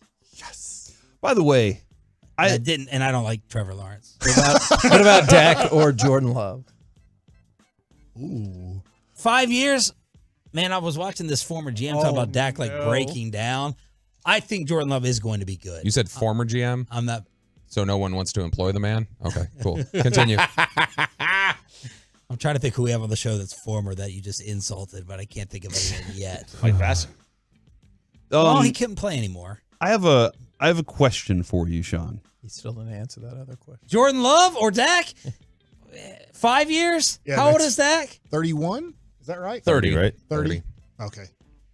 I'll say. Oh man. I'll give the safe Dak answer, but Jordan Love's got the tools. He's got physical tools and no help. Sorry, go ahead. Are you just waiting for the moment with this Dan Quinn stuff? What? He's getting fired? No, I see where you're going with it. I recognize it too. I'm so sick. And you've been throwing it out there, but you're like, but let's talk offense Right. because that's the thing. But you keep throwing this little Dan Quinn defense thing out there, and I know where you're going with it. And I'm just kind of, are you waiting for a big moment where they just completely let it down and it's not the offense's fault? I'm just so sick. A lot of it's because of Bobby. I'm so sick and tired of talking about other offensive problems. Like the defense is getting a total pass, and so is Dan Quinn. It makes me sick. It really does. Maybe it's because Dan Quinn has drawn up about as many touchdowns for his unit as Mike McCarthy has drawn up for his. So there we go. Okay, all right. Now I'm understanding. All right. So now, like, Dan Quinn will take over after McCarthy's gone, and then Bobby will find the 50th reason to make excuses for his quarterback, like we do everything else. It's like when you make all the excuses for your child, and it's like, no. Like, sometimes your child, he or Doesn't she, smell very good. they don't smell very good. Yeah. They're just a jerk. They're the problem, and that's Bobby Parent. Avalanche scored a cheapie at the end. It looks like maybe a. They're playing now. No. It was 4-2, and I fell asleep with 3 minutes to go. So maybe they pulled the goalie. Was it? I would pull the Forsberg? goalie a lot earlier if I was running hockey. There I you would. go, I would Mike. Rank I'd be the like, screw it, let's do it. awful fan bases in order between San Fran, 49ers, Eagles, Astros. Astros won. Why do you think they're the worst? Just because they're garbage. Because you live amongst them. Yeah, and like they really take it even more personal. I think and Philly's far away. That's a good point. Philly being where it is, I don't have to. Police horse. Yeah, I don't have. They did punch police horse. Houston did? But I would go Philly. Philly. I go Houston, He Philly. deserved it. We love San Francisco on our show. Your favorite quarterback of all time is who? Joe Montana. Yeah, and you previewed Cowboys 49ers with our buddies Bonte and Salami Joe because we wouldn't. Yeah. Oh, you had him on, huh? Yeah, Well, I didn't have him on. I went on their show. Yeah. We got our guy Mike Bassett here. We actually like Mike Bassett. Hey, that Brock Purdy guy's he's running up there with T-Law with me. That guy has it. I'd take Brock Purdy over T-Law. Okay, that's fine. I don't disagree. They're both unbelievable. Oh, man, I wasn't getting the reaction I wanted out of that. There's something about Brock Purdy. He might not be the most talented, but neither was Tom Brady. Yeah. Neither was Joe Montana. Or Rudy. So I think, and also Decision making. he makes $40 million less than all the other quarterbacks at his level for the most part. And so I think that they have a built-in 3-year window of maybe winning 2 championships in the next 3 years, and maybe 3 in a row because Maybe 5. of it. A loaded KMC masterpiece with the return of Kevin Hagman. We will see you tomorrow morning in Mansfield. Firehouse number 3. KMC is next.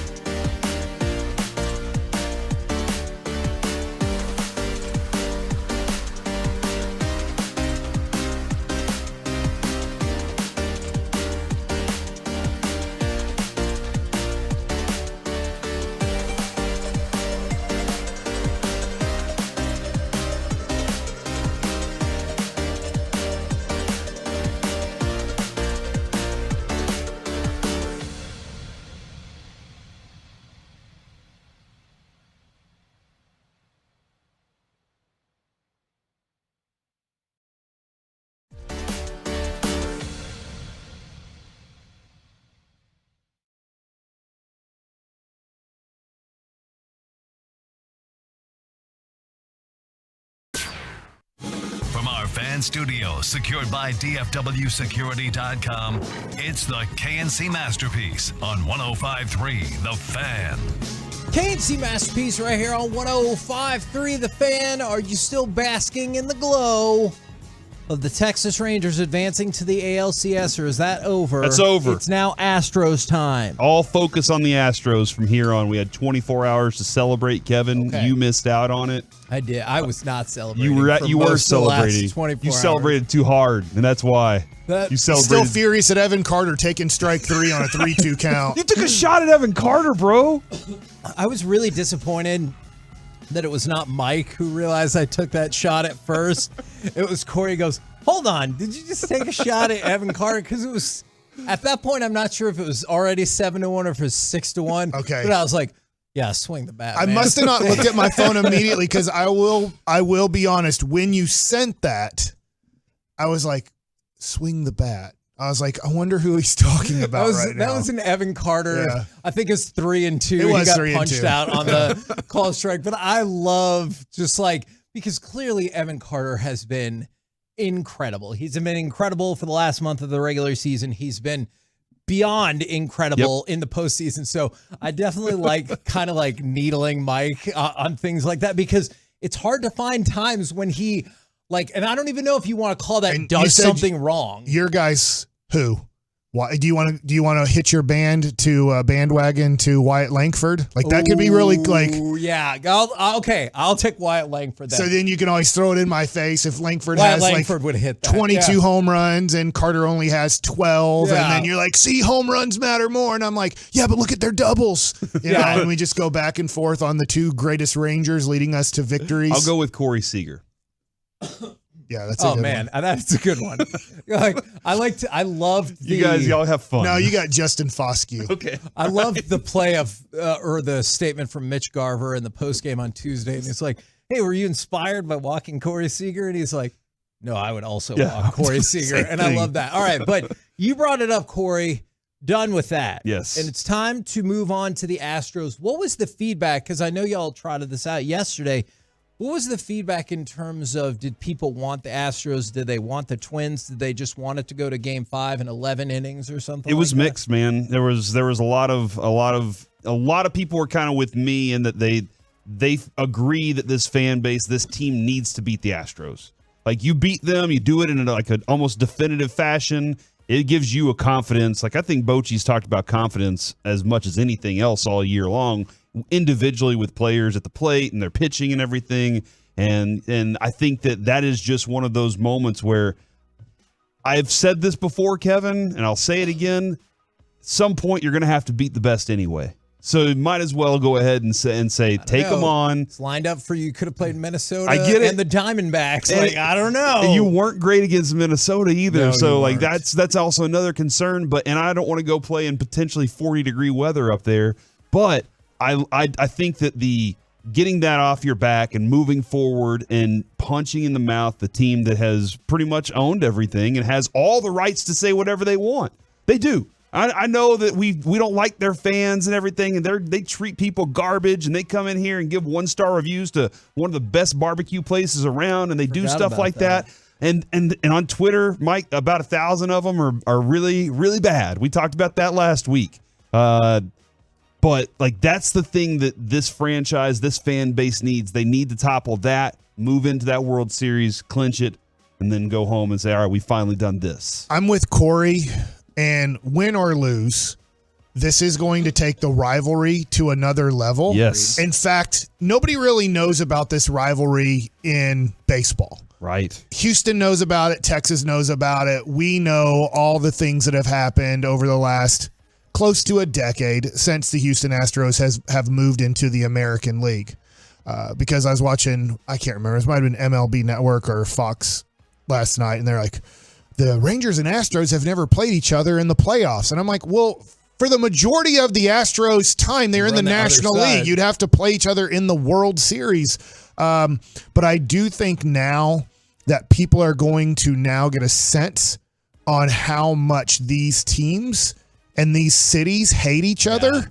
And it's kind of, like Spittle said today, Houston just cannot get over that Dallas is a more popular city than Houston. Sure. And Houston, to me, Houston's not bad like as a city, but they are more popular here. And maybe that's just, I don't know what that's completely based off of, but I do think now if you win the American League, it will be so much more sweeter. And I think Corey brought this up yesterday, is when the Mavericks beat the Miami Heat with LeBron and with Wade and with Bosh, it was way more relevant and it lasts more today than if you would have beat the Chicago Bulls. Now, for Mavs fans, you're still an NBA champion, but beating the Heat after losing to them in 06, LeBron going over there, that meant a lot more in the aspect of winning an NBA championship. If you beat the Houston Astros, this is going to mean a lot more,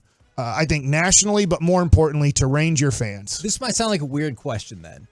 Assuming the two World Series were the two biggest, do you view this as the third biggest or fourth biggest series in the history of the Texas Rangers? Because I've always thought that 2010 ALCS was tough to beat because it was the Yankees at a time when, like, you were still... They were the defending champs. Exactly. And, like, they had been the cause of your nightmare postseasons in the 90s. Clearly everything with A-Rod. And you hadn't entrenched as much of a rivalry with Houston just yet.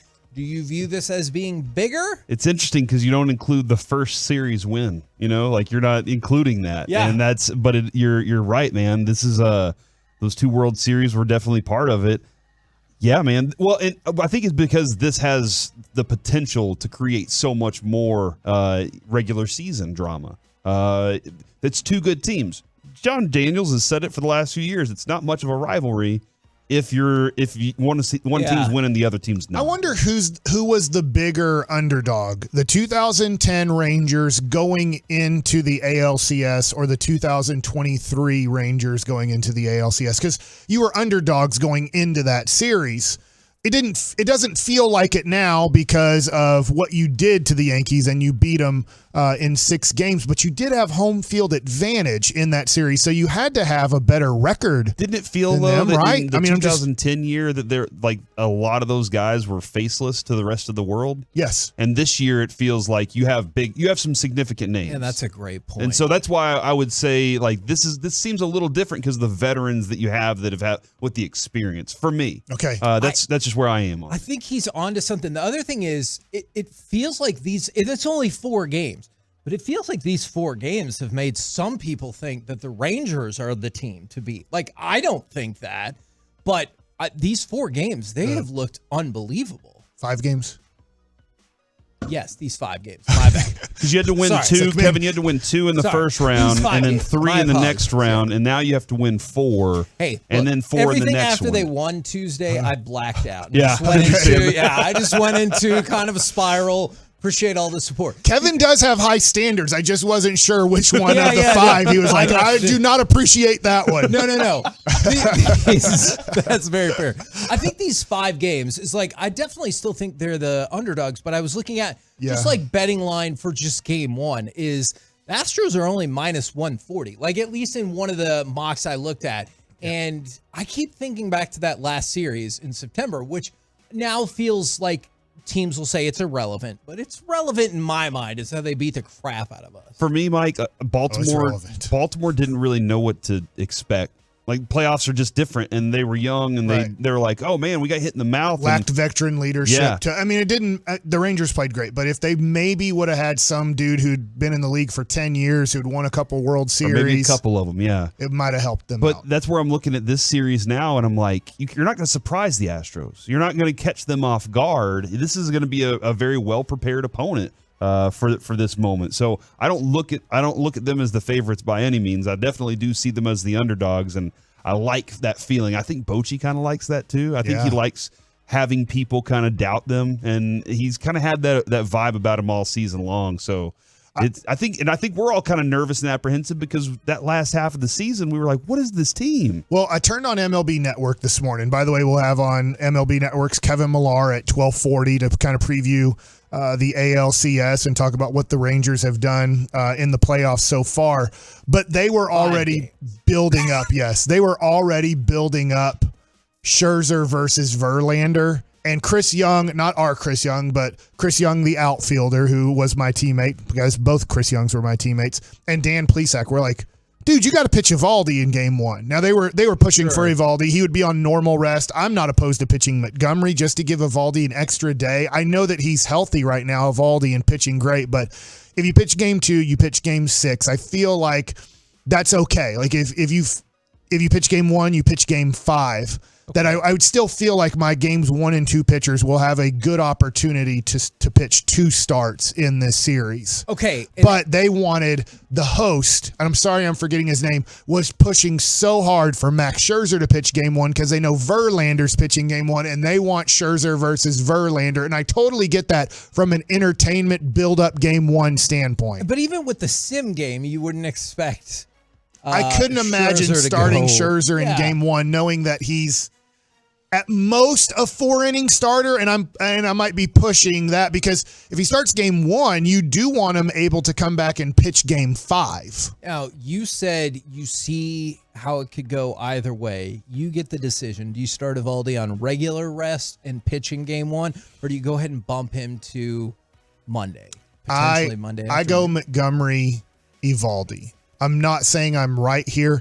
Whatever Bochy does in October for most of his life works out. Yeah. So who am I if they do start Evaldi, or if they start Andrew Heaney game 1? I will be shocked if they do that. But if they do, I'll be like, dude, Boch knows what he's doing.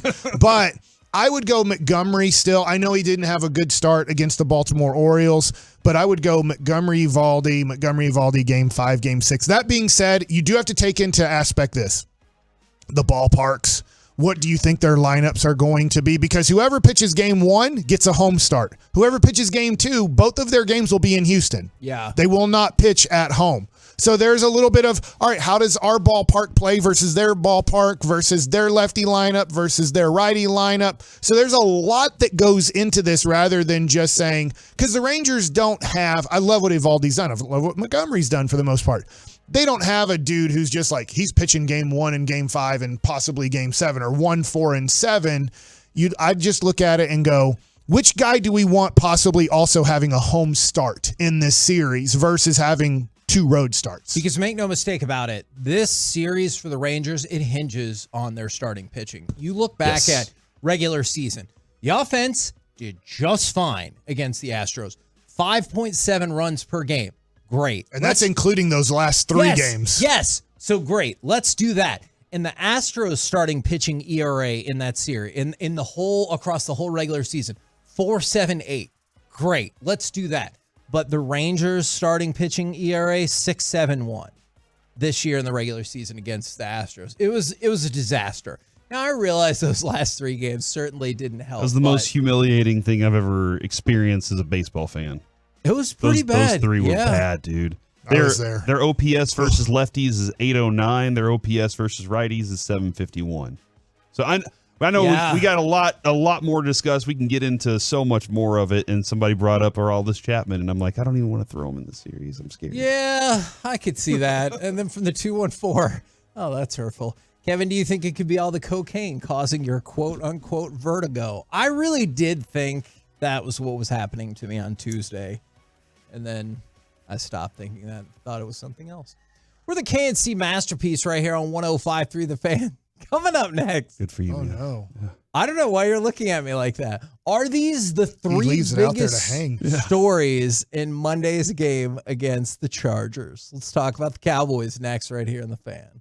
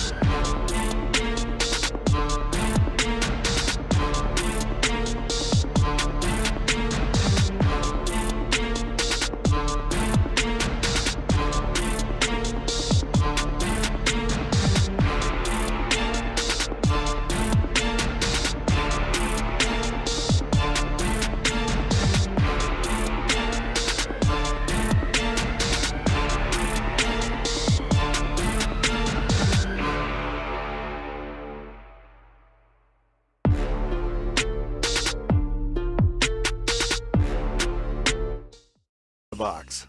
This segment of the KNC Masterpiece is brought to you by state-of-the-art weight loss and the personal injury lawyers Frankel and Frankel. Life is unpredictable. Accidents happen. Frankel and Frankel are the go-to attorneys for car and truck wrecks in DFW. If you or a loved one has been in an accident, contact Frankel and Frankel for a free consultation at truckwreck.com or call 214-333-3333. KNC Masterpiece right here on 105.3 The Fan. Do you think the Chargers are going to win on Monday night? Why are you asking that question? 877-881-105. I'm sorry. Actually, the question is, are these the three biggest stories in Monday's game against the Los Angeles Chargers? I have questions that I wanted to ask you guys, and I wanted to see what your thoughts were. Like if you could only watch one game 2 of the ALCS or the Cowboys-Chargers game, which one would it be? I've already watched game 2 of the ALCS. It'll be over by now. Wow. You think it'll be the afternoon game? Yep. Were you just shaking your head? We're on. So Kevin, after Vertigo and your vacation, people can't see us. You know, Mike, I didn't say I was 100% on point. All right, I'm here. Okay, I'm here. That's all I can guarantee. Kevin, if you can ask me yes or no questions, I'll shake my head yes or no, and we'll let the audience understand what I did. You decide. You can see, if you look at my face, you can see when I was shaking my head yes. Then I was like, oh man, you got to say something. All right. Sorry, Corey. Let's start. Hold on. The first question, I guess, is: do you think the Chargers are going to win on Monday night? Is it really? Is that the first question? No, it's not at all. Oh. But since, I do. Since Mike asked I in the don't. break, do you think that that's going to happen? So I wonder this. I know these are adults, and I'm not saying that college football players aren't adults, but they are somewhere between 18 and 24 years old. I feel like the quarterback for Georgia last year might have been 36. But I look at it. Yeah. I look at it, and we have seen the immaturity of college football players, and it's very tough because they are in a different environment than high school, and we've seen big losses in college football lead to almost kind of total destruction of the rest of the season. And I know these guys are adults, but this is such a huge game for the Cowboys because if they do lose, and I do think it'll be a very close game, I think we can kind of see the destruction of the 2023 season. That was a very hard loss. To get totally destroyed in a game that you built up as the Super Bowl of your regular season and to not even be able to compete against the other team when the Cowboys did try their best. I mean, their best wasn't close to good enough, and did they get demoralized in the second half and just want the game to be over? Absolutely. But now they're coming back on a Monday night game against a pretty good team. The Chargers are kind of a wild card contender in my mind. That's what they made last year. If they can't win in LA with, let's face it, 80% being Cowboy fans in the stadium, I mean, it probably will be a 70-30 crowd approximately for the Cowboys. If they can't win that game, I think you'll see kind of that college football vibe of where a team's just like, we just can't get over what happened wherever we lost that game in. We, by the way, Monday, if you're looking for a place to watch two exciting games, a very exciting Cowboys game and a very exciting baseball game, I will be at Old 75. I'll be at Old 75 in Richardson. Yes. It's a great outdoor venue. The weather is going to be beautiful. Get ready. They'll have their fire pits going, I'm betting. Follow-up question. What's what up? if people just want to hang out with us tomorrow? Do you have any solution for that? Buffalo Wild Wings in Louisville. That is the place to be. It's so Buffalo much fun. Wild Wings! Thank you, Mike. And so many people have been rolling out there and bringing us gifts, and I'm like, you guys are y'all win stuff. Y'all here. Let's give y'all stuff. But we really appreciate all the Tolos and Twolos coming out for that. Will Austin Eckler run all day long? Yes. Because he said he's 99%. 99.9%. Oh, okay.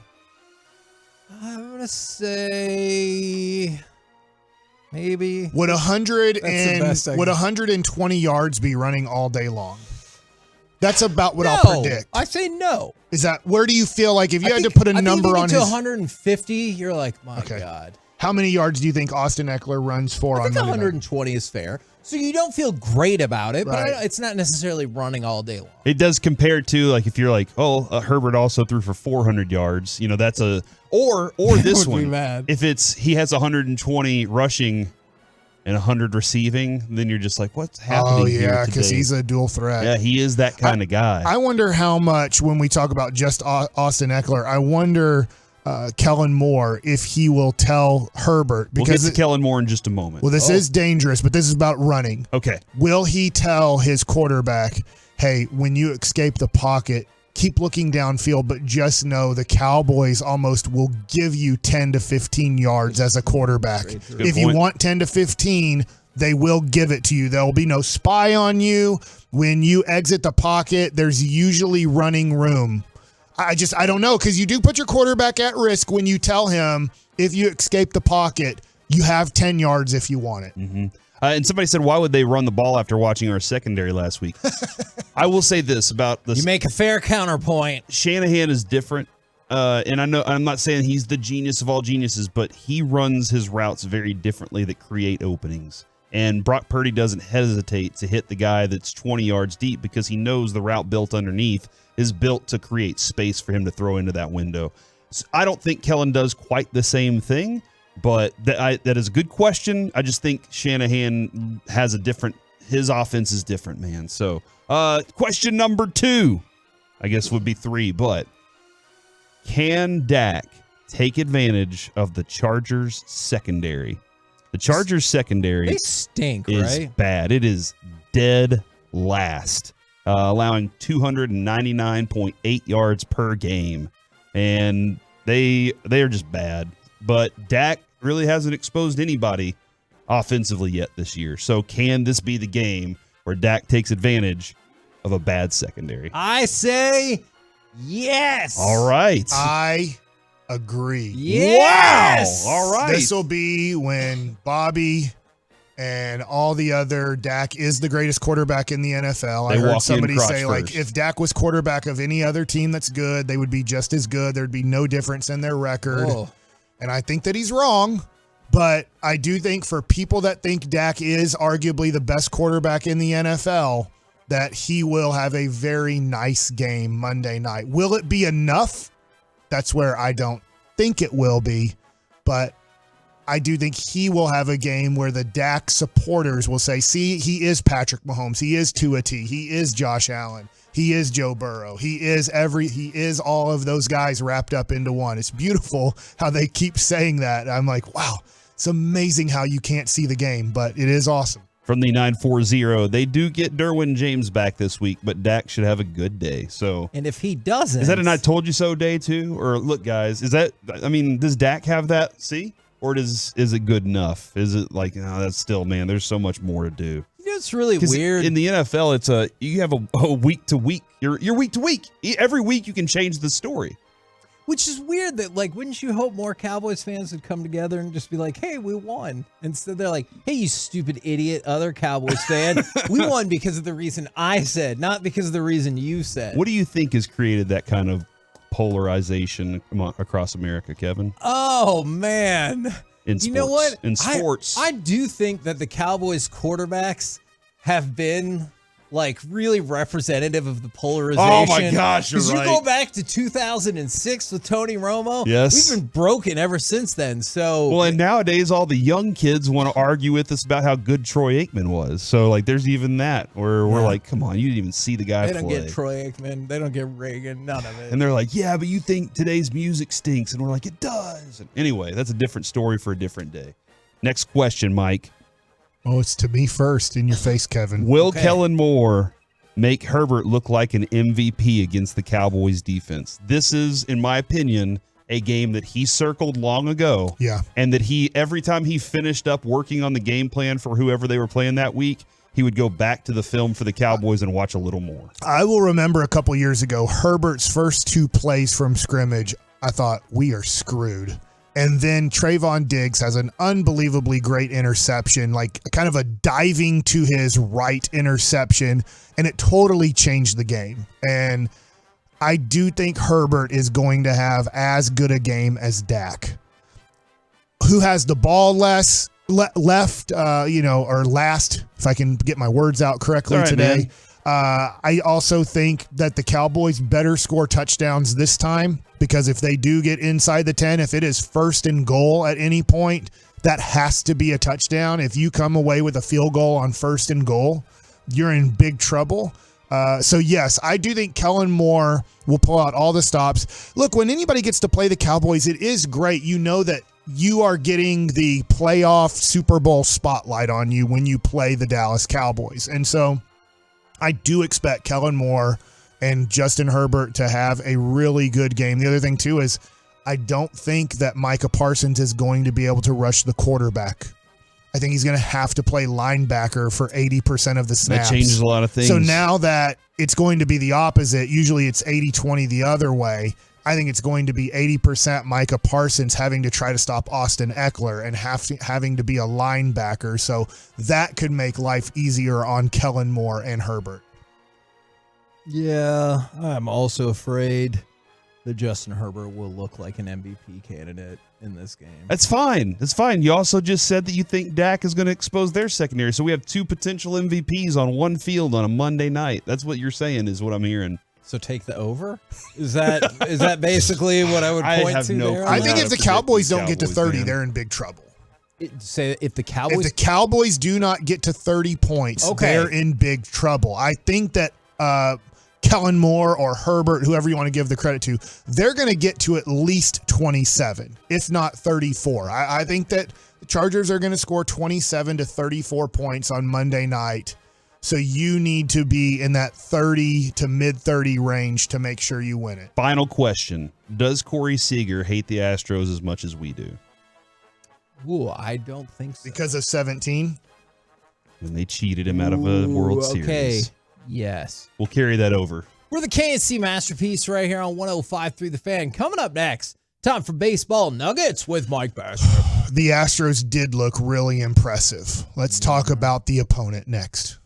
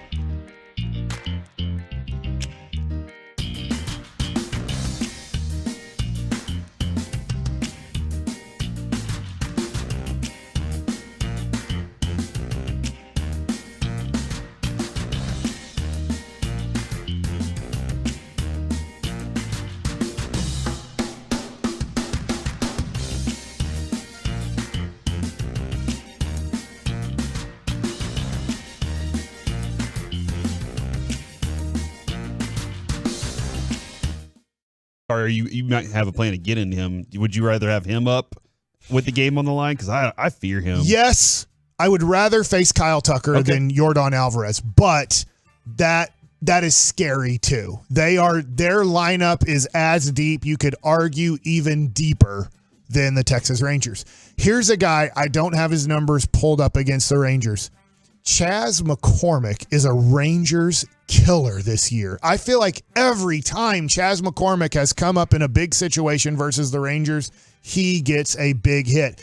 And he did hit 364 in the 4-game series against the Minnesota Twins. So they are deep too. So when you look at the Rangers and what they were able to do. Now, I know Evan Carter got moved up to 5th in the DS, and he was batting 9th in the wild card round.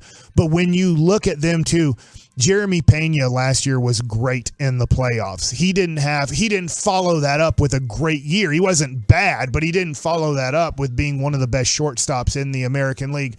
But here's the tough thing with both of these teams is that they have to look at lineups and go, hey, if you take a deep breath because 7, 8, and 9 are coming up and you got through their first 5 or 6 hitters, you can't against the Rangers and you can't against the Astros. The Astros, and they did it, look, they killed you in all which ways, September 4th, 5th, and 6th. I give all the Astros all the credit in the world. 39 runs, 50 hits in 3 games. It was a demolishing of the Texas Rangers. A lot of that damage was done by the bottom of the lineup. I don't want to say the top of the lineup didn't do anything either. Jose Altuve came up and for 4 times in a row hit a home run in that series. He ended a series hitting a home run, and then his first 3 at-bats were home runs the next day. So this is going to be one of these matchups. I'm going to be honest here, guys. Looking at this with my just baseball brain, it's tough. It's tough to pick the Rangers to win 4 out of 7 games. I'm not saying they can't do it. I did pick the Rangers to sweep the Orioles, and I was surprised that played out that way. But I'm having a tough time. My heart wants to pick the Rangers and say the Rangers have won 5 in a row. The Rangers are playing great. The Rangers are doing a lot of great things. But watching that Astros bullpen over the last few days too, I don't know how you score on the Astros bullpen. Okay. I was just about to ask that, Kevin. Do you think that this is about to be close because of those? And if they're close games, that's the difference, is the bullpen, right? You're right about that. I wanted to ask you specifically about the performance last night of Ryan Presley then. Okay. Because local product. Yeah. Because maybe he'll help out the Rangers. On the surface, he grew up a Ranger fan. It seemed like he was, like, if you didn't watch the game, yeah, he was unbelievable last night, right? He pitched an inning, had was 3 awesome. strikeouts. But if you watch the game, I did watch it. He went to full counts on every single one of those hitters. And so my question was just watching that is like, and I thought at least one of those third strike calls was like borderline. Not to say it was a bad call. Was it the end of the game? I think, yeah. Because the other two, they swung at the curveball. I thought the end of the game one was closer. I thought it was a strike. Is if you go to full count every single time, you are closer to like hopefully getting that base runner, which who knows what that could turn into. But then again, he hasn't given up a run in 16 straight postseason. And he's averaging 22 and a half strikeouts per 9 innings in the playoffs. The thing that's scary about Presley, if you do get to the 9th inning and the Astros have a 1-3 run lead, I don't know what he's going to throw to get you out on 3-2. He threw a curveball and got a strikeout. He threw a fastball and got a strikeout. Was devastating. He can now, every once in a while, I don't think on 3-2 he's going to throw a changeup, but he will mix in a changeup on you that keeps you honest on his fastball too, going, crap, he just took 7 off of his fastball and I didn't really recognize it. So the thing is the Rangers to win this series, if the Rangers get behind after 6 innings, and it's just, let's just say by 2 runs. Okay. It's going to be tough to beat the Astros because Neris is awesome. Abreu is awesome. Presley is awesome. Those are the guys who pitched yesterday. Now, Graveman getting traded over from the White Sox to the Astros has not been as awesome as I thought he would be. But he's a tough guy to hit late in games. I just look at this series and I go, all right, Rangers, you talked about it to start this off. And I agree with you. The Rangers starters are going to have to outpitch the Astros starters. That has to happen because I don't believe, look, Leclerc was awesome and he's been awesome in these playoffs. I don't believe you can match the 7th and the 8th innings that the Astros are able to throw out against you. So if you can even say this, which is tough to say, if you can say Leclerc can match Presley in closing situations, because you just brought up great numbers, right? If you go to that point and say our closer is as good as your closer, which is tough to say, but let's just say this. Is Spores and Chapman going to do what Neris and Abreu can do in the 7th and 8th inning? I don't see it. And that's the scary part of this series is when it becomes a battle of the bullpens in a tie game after 5 innings. That's where the Astros have a huge advantage. You can argue the offenses are very similar. We just talked about Seager versus Yordan Alvarez, and you talk about the depth of lineups. You can argue both sides. I think you can argue starting pitching because of what now Nate Eovaldi has turned back into. Montgomery didn't have a great start against the Baltimore Orioles. But you still have a high confidence I do. level. I feel when Montgomery takes the ball, let's in game 1 or game 2, I feel like he can pitch you to a victory. So the major advantage the Astros have is been there, done that. And once again, they got to the playoffs and they just made Minnesota, who I know some people didn't respect Minnesota. I did. I thought they had a chance in that series. And the Astros were like, you don't really have a chance. So my heart wants to pick the Rangers. My baseball brain and everything that the Astros bring to the table is struggling to pick the Rangers in this series. And because of that, were you hoping that Presley was going to walk that last dude and then Correa was going to go yard? And didn't everybody want Correa up? Sure. I mean, everybody wanted to see with the whole season on the line, Correa versus the Astros. And unfortunately, Presley, to your point, he did get 3. In fact, he got 3 and 1 on the first hitter. He did a great job in that effect. And I think he got 3 and 1 on another hitter too. So he was really but he good. just then would throw these great pitches. behind in the count where it's like, dang, he didn't even give like a good pitch to hit on 3-1 and got back into a 3-2 situation. But man, this is going to be so fun. And if you win, it will feel like, to me, like when I'll go back to this because it's not the NBA championship. It'll feel like when the Mavericks beat the Lakers, because nobody thought the Mavericks were going to. I know that I think you did pick them, Corey. I'm not saying anything against you, but everybody going into that series, all the people that you would say, dude, these are the people that I listen to, whether it's Tim Legler. I know Kendrick Perkins was playing then. I'd never listen to what he has to say anymore. He'd be like, oh, it's a black guy versus a white guy. What do you think? But I would look at it and go, well, I mean, that's what he thinks. No, that is what he thinks. So, but most of the analysts that you respect would be, he even says it out loud, is they're probably going to be picking the Astros pretty heavily here, but maybe the Rangers can ride this momentum. The Rangers do have a lot of pent-up anger versus the Astros after the last 3 games they played. For the KNC Masterpiece right here on 105.3 The Fan. Coming up next, let's talk with our Dallas Cowboys insider, Mickey Spagnola, right here on your home of the Rangers and the Cowboys. 105.3 The Fan.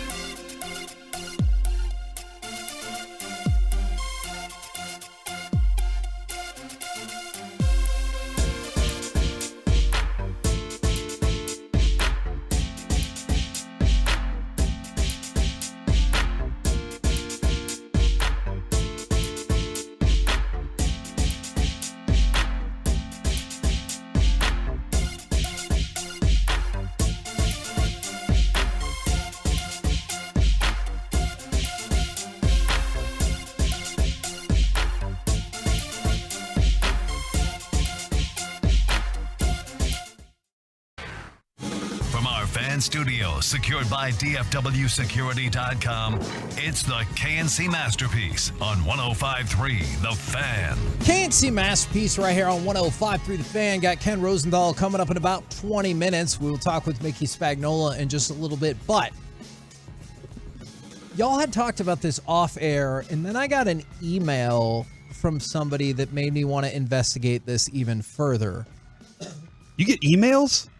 Oh, yeah. There are several people I have ongoing. Are you on AOL still, or? No. Like to my work email. What? I have several ongoing conversations with people that are listeners to the station.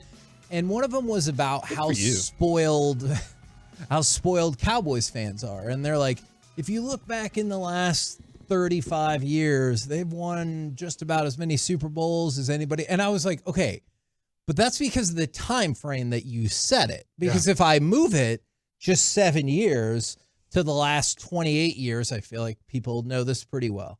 How many Super Bowl titles? None. Super Bowl appearances? None. NFC championships? None.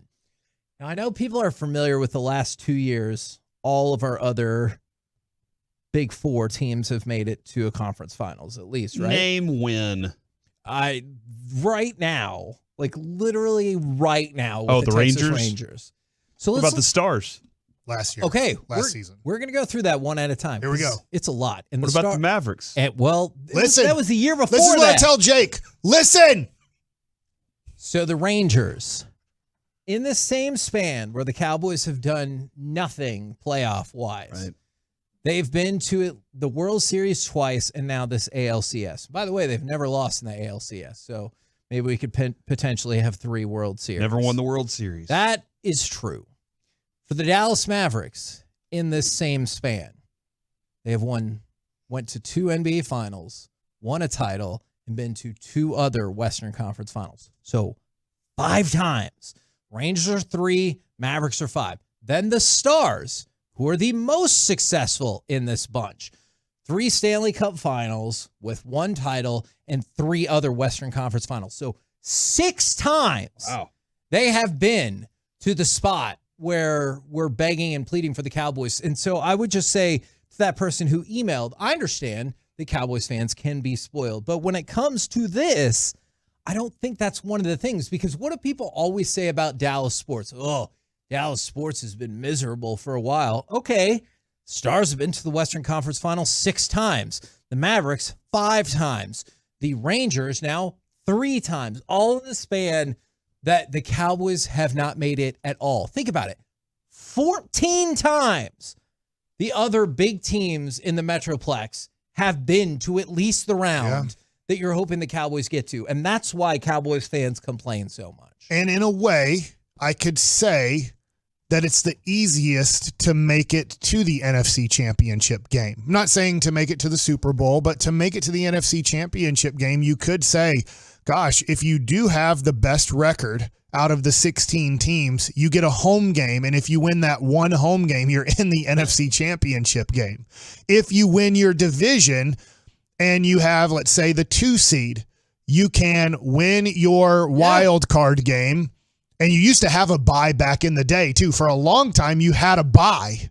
So you could just, for a long time throughout this history, be the 2 seed, have a bye, have a home game, and then be in the NFC Championship game. Couldn't accomplish that. Now you do have to play in the wild card round, and then you'd have another home game in your divisional round, and then you would be in the NFC Championship game.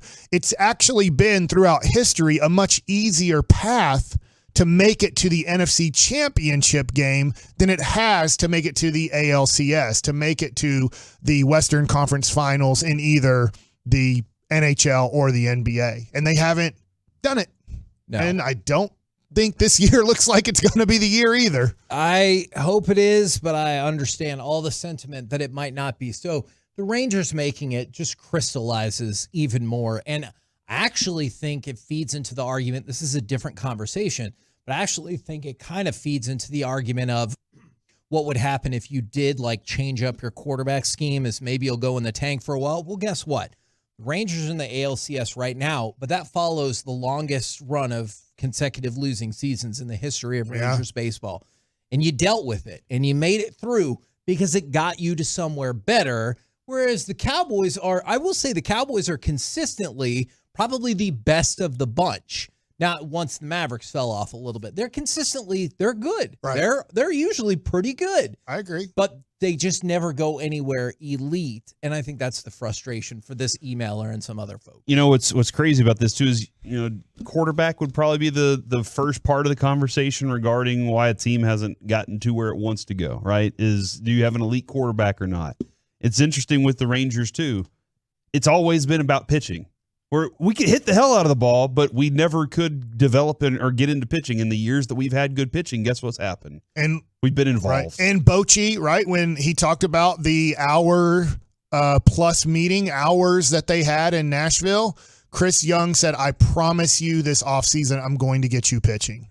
I'm not going to just have young guys or inexperienced guys or borderline number 4 starters in MLB be the top of your rotation. I'm going, did it work out with DeGrom? It did not work out with DeGrom, but it worked out tremendously with Eovaldi. Obviously, it worked out with Montgomery trade. It didn't work out great with the Max Scherzer trade this year, but next year, it looks like you will have Max Scherzer and Eovaldi at the top of your rotation. I'm hoping they can bring back Montgomery, and why not? Because Ray Davis did say at the All-Star break, Chris Young, I'm sold out. Whatever you need, go get it. I'm selling out for this season. I want to make the World Series in 2023.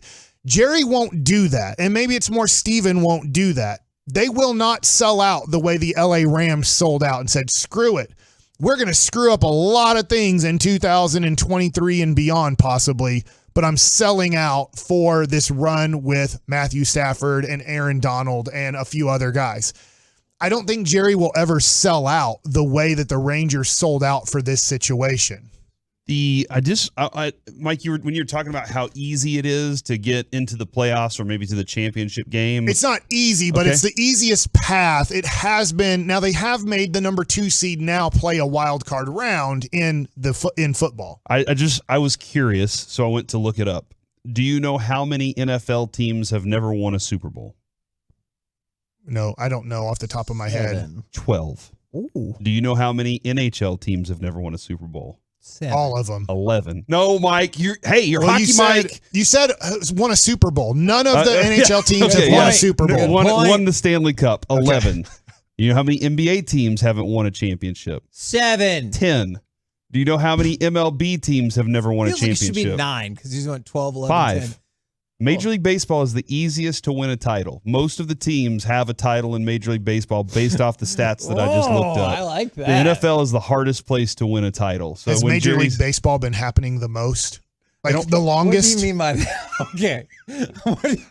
There's more World Series championships to have than there have been NBA championships. I will say this, Mike. We celebrated the 50-year anniversary in '96 of the NBA, right? The Rays, new franchise. Rockies, newer. And I say newer. They're a newer franchise. The Mariners, I don't know how far back they go.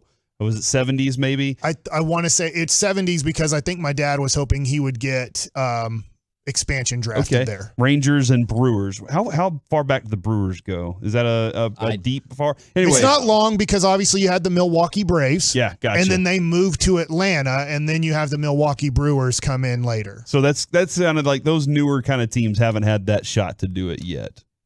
But the NBA teams, man, good God, those are miserable franchises. Since you brought up the NBA, I wanted to throw this out real quick, especially Mike, since you will not be here tomorrow. Top 10 NBA players per ESPN for the upcoming season. All right. Jokic won. No, which I think is ridiculous. Do they go with Giannis? They do go with Giannis. Okay. I mean, I can understand that because but Jokic has to be 2 then, right? Yes, he is 2. Okay. 3, are they going to go with Embiid? Yes, they are. Okay. 4, Steph Curry. Nope. Luka? Yep. Okay. And Steph is 5. Okay. From there, you want me to keep guessing? Yeah. Is LeBron still in the top 10? I'm going to put him still in the top 10. He is scrolling. He's in the top 10. Other people in the top 10.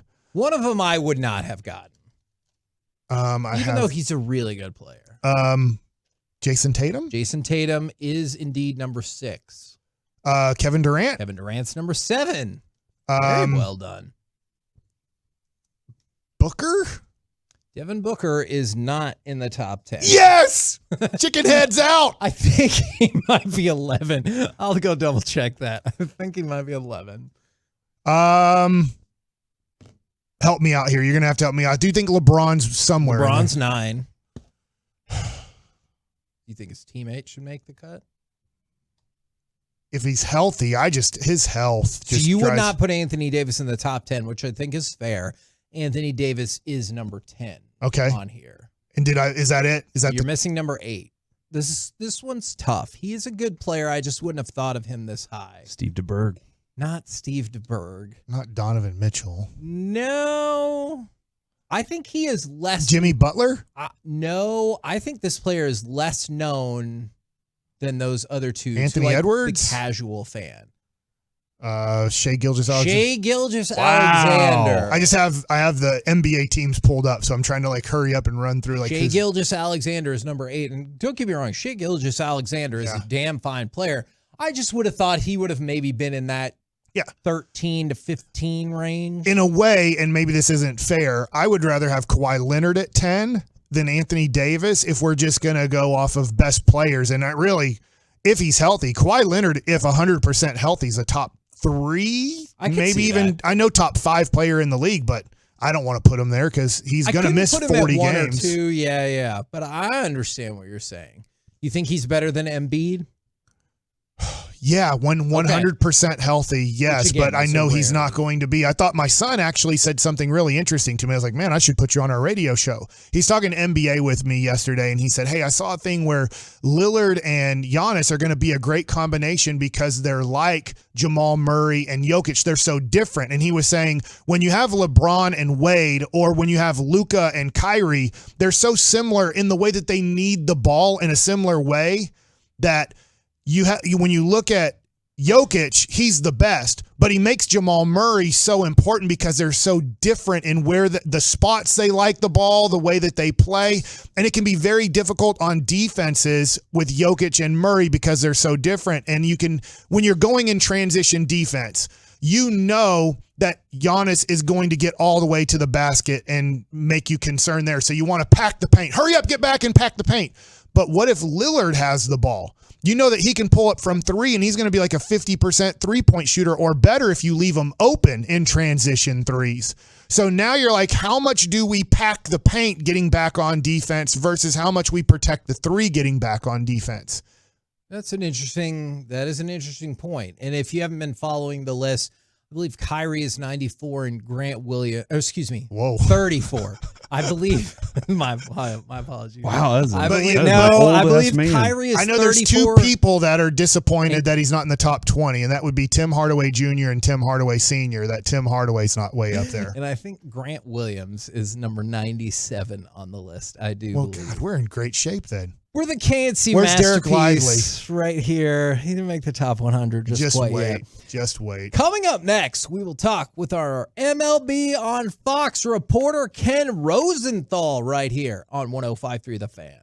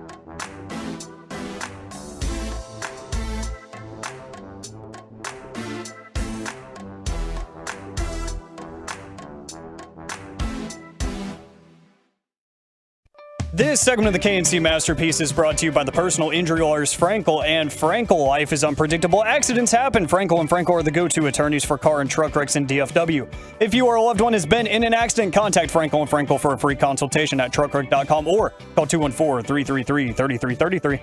KNC Masterpiece right here on 105.3 The Fan. Right now on the Boomer Jack's Bar and Grill Hotline, it is MLB on Fox reporter Ken Rosenthal. Good morning, sir. Good morning, guys.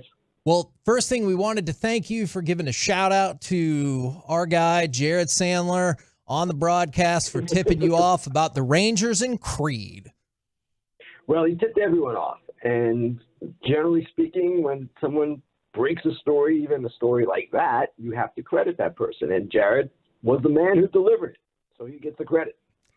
How long had it been since you thought about Creed before he mentioned that to you? Quite a long time. I mean, there are people who are big Creed fans still. I can't say I'm one of them, certainly aware of them. And it's kind of cool that the Rangers have adopted this band that was really popular before many of their players were born or when many of their players were just, I don't know, little kids. Yeah, you brought up Evan Carter hadn't even been born when Creed was rocking out. Right. He was born in 2002, so they were still going then, I guess. And at their peak, they kind of have reformed, I guess, and did that a couple of times. But, yeah, he kind of just got dragged into it like some of the other guys. It sounds like some of the veterans are the ones who started this, but I don't really know for sure. Maybe I need to do some reporting on that. So, Ken, you've been in dugouts and you've been on the field for a lot of major games in Major League Baseball. And the Ranger fans, even though they show up a lot, they're not really considered the most raucous fan base. And we were talking about that before going into Game 3. John Smoltz mentioned on the broadcast that it felt very much like the Philadelphia Phillies games that he broadcast last year with the crowd involvement. Where are the best crowds that you've been a part of in Major League Baseball, and where does the Rangers fandom kind of rank what they were able to produce the other night? Well, I don't know that I would agree that it was quite like Philly last year or quite like Philly this year, but the atmosphere was raucous. It was very loud, and the fans were into the game. I thought it was a great atmosphere. Houston's been a good atmosphere in recent years. It's easier when you have a roof because it keeps the noise in. Philly, certainly. I would say Yankee Stadium, but not recently. Yankee Stadium, the old one, back when the Yankees were just kind of in the middle of that little dynasty run, 96 to 2001. They lost in 2001, but they were in the World Series. It was a really raucous, loud, dynamic atmosphere then. Those would be the main ones that immediately come to mind. I wouldn't say Fenway. I would say Camden Yards was really good at the start of the series between the Orioles and Rangers. But Philly right now is the standard. It's going to be tough to beat. Yeah, I tell people all the time, I gave up the home run to Barry Bonds when he broke Hank Aaron's record, and I gave up a home run to Ryan Howard in 2007 on the last day of the year, and it was louder on the mound in Philadelphia when I gave up the home run to Ryan Howard than it was, and it was super loud in San Francisco when I gave up the home run to Barry Bonds. So I feel like Philadelphia crowd can get crazy when Philadelphia's going well. Ken, were you more surprised at the Rangers sweeping Baltimore or the Diamondbacks sweeping LA? Diamondbacks for sure. And granted, the Diamondbacks were not a team without a chance here. They've got two really outstanding starting pitchers, Zach Gallen and Merrill Kelly. Offensively, they do some different things, although really they won this because of their power, which is not something that people normally associate with them. The Rangers, I wasn't really surprised at all. Now, the one thing that surprised me, because I saw them the final weekend against Seattle, was just how quickly they flipped the switch against Tampa Bay. Once they beat Tampa Bay, then I thought, whoa, this could be something here. Now, did I think sweep? No. I don't know that you ever think of a sweep of a 100-win team, 101 wins, but that's how it turned out. And you look back at it now, the Orioles certainly are a young team that was really there for the first time. You can say the same thing about the Rangers, Both teams had not been to the playoffs since 2016. But Corey Seager's played in playoff games. Marcus Semien has played in playoff games. Nathan Eovaldi certainly has been in playoff games. They have that experience that the Orioles were lacking. I think of their guys, maybe Kyle Gibson was the only one, and he's not really an important part of the team. So it didn't surprise me what happened, but I did expect the series would be closer than it was. Ken Rosenthal joining us here on the KNC Masterpiece on 105.3 The Fan. All right, so we all know that Joe Kelly harbors ill will towards the Houston Astros after what happened with in LA. Do you know if Corey Seager harbors similar feelings to the Astros in that way, or is he just a robot and has no feelings? I wouldn't say he's a robot who has no feelings, but Corey is a very level-headed person who is on an even keel, and I don't know that he's ever commented really of any significance on what happened back in 2017, the World Series that went 7 games. The Dodgers lost to the Astros. So from his perspective, I don't expect to hear anything along the lines of, I'm still ticked off. I don't think that's the way he even thinks, honestly. So you get a lot of inside information. I'm wondering, it's pretty much his first year to be the general manager and everything. I know that Chris Young had John Daniels for half of last season too, but what is kind of the thought of Chris Young as a general manager around Major League Baseball now? Well, I would say that he is perceived to be an aggressive general manager, as he proved at the deadline and even last offseason, and someone who has done a lot of things in the quest to win.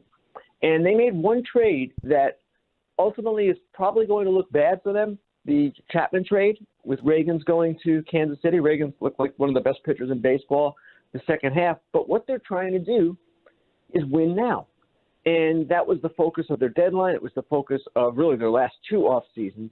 And as Cody Stavenhagen wrote in The Athletic, he wrote about the Rangers and Seager coming out of the series after the sweep was complete.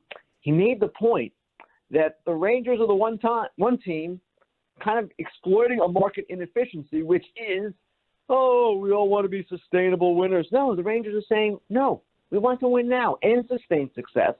But too many teams kind of hedge their bets, for lack of a better term. And they say, okay, well, we might win this year, but if we don't, that's okay because we'll be good next year. That's not the approach the Rangers took, and it goes against the current grain in Major League Baseball.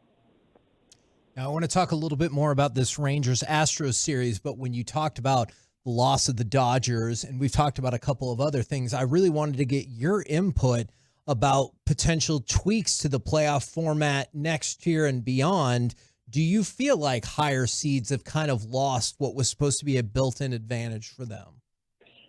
I do, and yet it's not an excuse in many cases. I just read a good column in the LA Times basically saying the Dodgers cannot blame the layoff. The Dodgers did not play well enough, and their pitching was depleted, and that's what caused the loss to the Diamondbacks. I agree with that. I don't know that the Orioles can blame the layoff, not when they walked 11 in Game 2 and when they were not competitive from a pitching standpoint in Game 3. And the Braves, too. All right, they had the one bad game, but then they had a great game in Game 2. Now they're obviously facing elimination. So each individual case, I don't know that you can make the excuse that the layoff was the reason. That said, this is something that is a legitimate issue in my mind. And teams in baseball generally don't have 5 days off ever. The All-Star break is 4 days off, and it's with every team. Every team has the same challenge coming out of the All-Star break. With this situation, I'll just talk about Texas here. So Texas comes into the Orioles series having just beaten Tampa Bay. Now, they're tired. They're on the road, all of that. And they're at a slight disadvantage with the way they line up their pitching.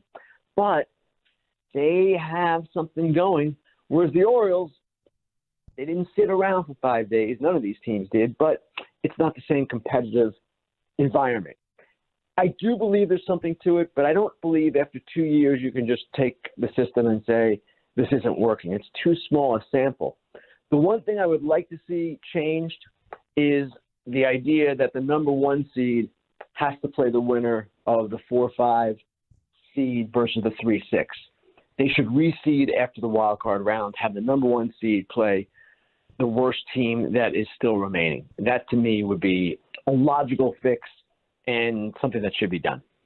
Now, we've been talking a lot leading into game one about Nathan Eovaldi starting game one. And for people who haven't seen it yet, I'm hoping you can walk us through. You have a great set of details in there on The Athletic about Nathan Eovaldi's negotiations with the Rangers. I'm hoping you could tell that story to everyone listening right now. Sure. And what happened was, and I didn't know this until the other night when I was talking to Chris Young, and he kind of laid it out for me. They were negotiating, Chris Young and Eovaldi's agent, a guy named Seth Levinson, on Christmas Eve. And this is not uncommon in baseball. Teams, general managers, agents ignore holidays. They work all the time in the off season, and the calendar does not really change things. It used to be the sport would shut down for 2 weeks around Christmas. That doesn't happen anymore. So Young is negotiating this deal on Christmas Eve, and his wife, Liz, is not happy with him, that he's working on Christmas Eve, and that's family time. It's a time to celebrate, right? So the other night, and Chris said it was around the seventh inning when Eovaldi came off the mound and the fans gave him the curtain call. His wife, Liz, turned to him and said, okay, I guess Christmas Eve was worthwhile. And I thought it was really funny just because I've lived this myself. In fact, I was working Christmas Eve this year, too, chasing a different story. So that's baseball. It's not something that anyone in baseball is necessarily proud of, but I thought it was an interesting story when he told it. That's why I started my column with it after the game on, Tuesday night. Ken, everybody knows New York hates Boston. Boston hates New York. Do you think the national audience has any idea how much Houston hates Dallas-Fort Worth and then vice versa? No. And actually, I'm going to ask you guys, why is that other than the two biggest cities in Texas and there's a natural rivalry? Well, I would say, one, I never grew up hating Houston because growing up a Texas Ranger fan, they're in the National League. But it seems like throughout this kind of decade Houston has always hated Dallas because it feels like Dallas always gets way more attention than Houston.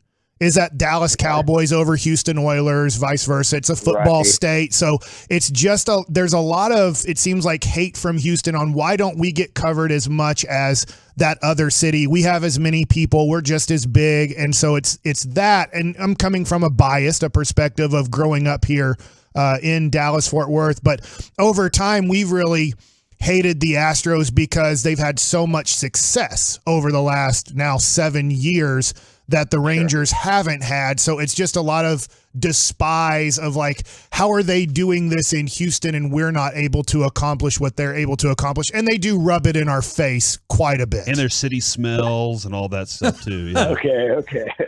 Well, certainly the scandal, I know a lot of people in Dallas-Fort Worth are well aware of what happened with Houston and don't like them for that reason. Mm-hmm. Basically every city in the country doesn't like the Astros for that reason. So I wasn't aware necessarily that there was an attention difference or it's a national attention difference between the two cities, but it makes sense with the Cowboys. And actually, it's interesting from a television perspective because somebody asked me this morning, said, how do you think this series will be received nationally? Now, you never know, and people root for their own teams. So when you have two teams from Texas, you might be losing the entire country, right, except for Texas. But the way I see it, there is this rivalry between the two teams. They play in the same division. There is the tension that you guys just described. And the other thing that makes it intriguing to me, and I'm not even just saying this as a Fox person, obviously I'll be working the series, I'm saying this as a baseball writer. There are big stars on both sides. Yeah. You start with the managers, Hall of Fame managers, Dusty Baker and Bruce Bochy. Then you have Verlander and the possibility of Scherzer. You have Corey Seager, one of the biggest stars in the game. Marcus Semien, not too far behind. And for the Astros, Yordan Alvarez and Altuve and Bregman. There's a lot here. So I actually am really excited to see this showdown, to see the liveliness of the two ballparks. And I don't know who will be watching or who won't be watching, but I would expect it's going to be a lot of fun. Man, fantastic You will see fights in the stands, unfortunately. I mean, that's unfortunate. Ken, I'm just telling you, it's going to be unfortunate. It's not good, but it's that heated. Last time when they scored 39 runs and 50 hits, I was doing pre and post for Bally's, and there were people getting arrested and going to jail because of the fights in the stands. Well, that series, it's funny you mention that, was one where a lot of people, including myself, thought, well, forget the Rangers now. They're done. And that happened a couple of times during the season. It happened that final weekend. When they lost 3 or 4 to Seattle, I was there. We had the game on Saturday and lost a tiebreaker. I was like, man, they've got to fly across country to play Tampa Bay. It's just not a good vibe. And yet the Rangers have done this a few times this year. They snapped out of it and started playing better again. So now they have a 5-day layoff, and we'll see how it affects them. I'm not sure it will. Actually, it's a 4-day layoff. I stand corrected. I'm not sure it will, but it's going to be interesting to see how successfully they sustain what they are doing right now. Man, we appreciate all of the insight and can't wait for this series to get going. Thank you so much for the time, good sir. Thanks, guys. Have a good one. There you go. Ken Rosenthal with Fox right here on 105.3 The Fan. That was pleasant. I enjoyed that. The thing is Ken Rosenthal does have the responsibility of making this series entertaining to the nation. Yeah. And the nation has no clue of the Houston-Dallas-Fort Worth rivalry. I think he's going to talk about the answer right there. Yeah, I do think that we are trying to help inform him because he's like, hey, help me out here because I'm kind of hearing this, but it's like he follows the Houston Astros or follows the Texas Rangers, and it's a short rivalry. There was no rivalry in the 70s or 80s or 90s or, part of the 2000s until it became a little bit of, all right, Houston's in the American League. We're dominating them. They're horrible. They're in a complete rebuild. And then it flips pretty darn quickly, and it felt like something got snatched from us, and then they own it. And now could this be the chance, the opportunity for Texas, the Rangers, to snatch it back from Houston? We're the KNC Masterpiece right here on 105.3 The Fan. Coming up next, it's time for Gridiron Gravy, where this pretty much confirms Kelsey is playing. And have you ever used the word champing? Huh? Let's talk about it next right here on The Fan. Hello, I'm Eric.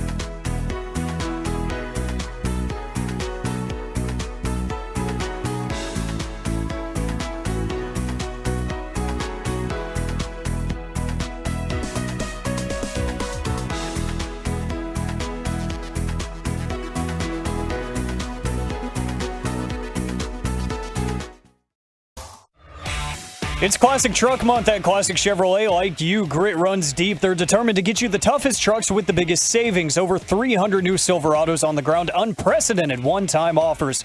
Claim yours before it's gone. This is Texas. This is Classic Chevrolet. Find new roads. K&C Masterpiece. They don't call it the Big H. Right here on 105.3 The Fan. This where is a big D, Kevin. I thought that was really cool that Ken Rosenthal was like, hey, thanks for the inside info from Jared and stuff. And then, like, maybe you can give me more info about the Rangers and Astros not liking each what we other. didn't bring up there, though, Kevin and Michael, is we didn't bring up the JD Nolan thing and how Nolan left and went to Houston and we got stuck with JD. Yeah, you can say that. You could say that. Like, we didn't bring that. Like, he could have added that element to the story instead of having Nolan around. There is a lot of, if you take out the JD part, there is a lot of the ownership of Nolan Ryan. Yes, absolutely. Right? He goes to the Texas Rangers, and I'm sure that hurt the Houston Astros, their organization and their fans. That when he signs with the Rangers, he says, I'm signing with you guys, and I'm wearing the Rangers hat in the Hall of Fame. Yeah. I'm going to be a Texas Ranger in the Hall of Fame. I'm not going to be a Houston Astro. I know that he is, and then he gets frustrated, I'll say, with the situation here, and he says, look, me or him, they choose him, and he says, well, then I'm going back to the Houston Astros.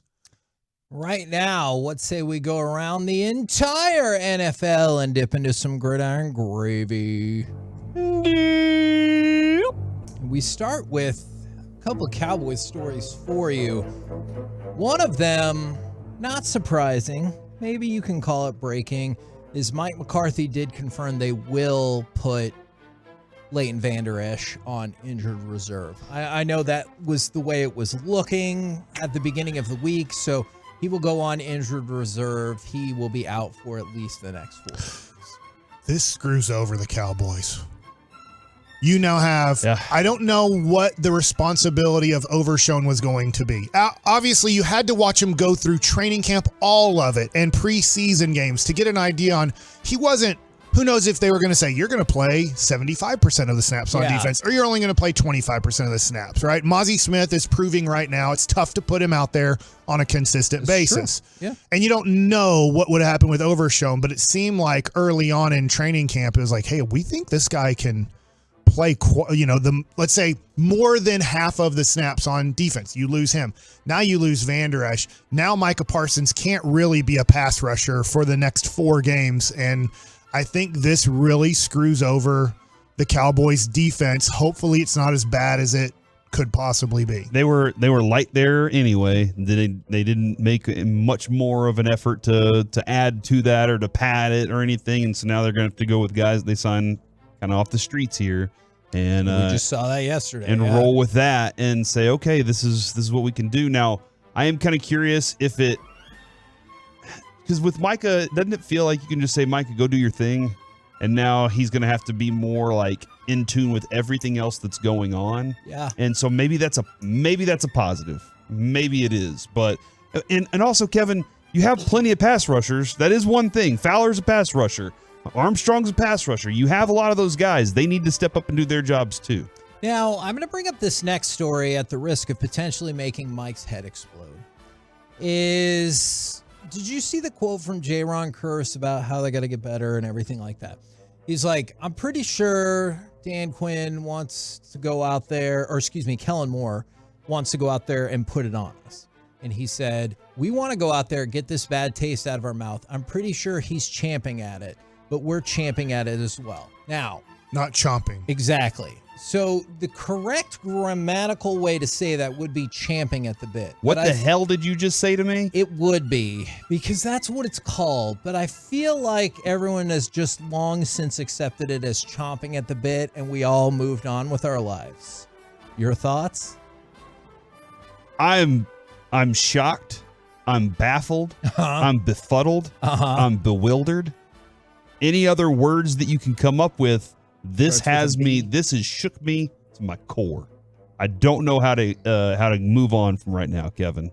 So you're champing at the bit to stay on this story? I don't know we're if I believe supposed to say you. champing. Yes. You champ something, so when you bite on something hard, You didn't chomp it, you champed it? I should know the answer to this, but I feel like the champing comes from horse terminology. Not that the horses came up with it. Yeah, it grinds its teeth. Mike, it grinds its teeth against its bit when being held under control. So he's but it's also known as chomping. But originally it was champing.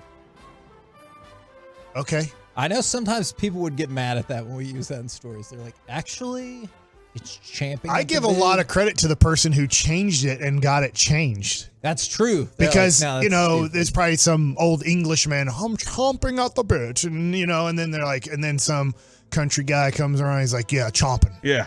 And then they got it. They got it to chomping. So do the country guy, Mike, does he say chompagne instead? Is that what he's like? We don't do champagne. Okay, we do Miller Lite. Yeah. Okay.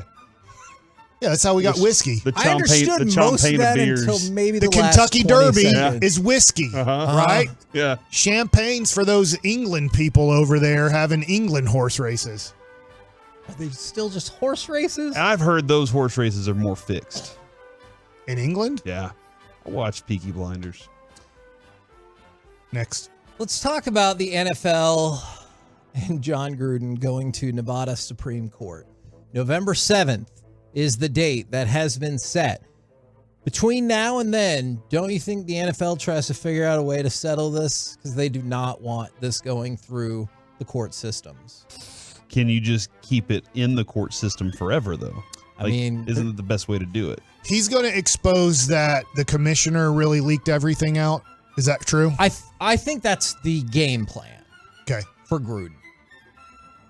That the commissioner wanted Gruden out somehow and And wanted to appeal to a certain fan base. I also kind of think that they're going to have some documentation of their own to be like, look at what all of these other people have said. Here's a whole string of emails that I was a part of, not Yeah. just John Gruden saying something insensitive. How come none of that was problematic? And there's a reporter out there, or a couple of them, that are like, can't wait to see what Jerry Jones had to say in these things, right? Like Yes. Oh, for sure. Like that, Jerry Jones is the first name everybody wants to pull up and go, all right, add that to the story headline. Absolutely. Now, we were Now, talking. granted, he does get himself into some situations. Yeah, he does. Yeah, he definitely does. We were talking about this off air, and I don't know if you've already brought this up. Is Tyreek Hill wants pass interference or lack of a pass interference call to be reviewable, and then wants the pass interference yardage credited to the wide receiver? This infuriates me. Well, we've already tried the pass interference review It didn't thing. go- it didn't go They well. don't care. The refs are going to protect the refs. Yeah. The yardage, you'd have to go back in history. I guess you could, but you'd have to go back in history to all the NFL games and then start adding Oh my God, that sounds like a yardage nightmare. for pass interference. Then you don't get it for holding.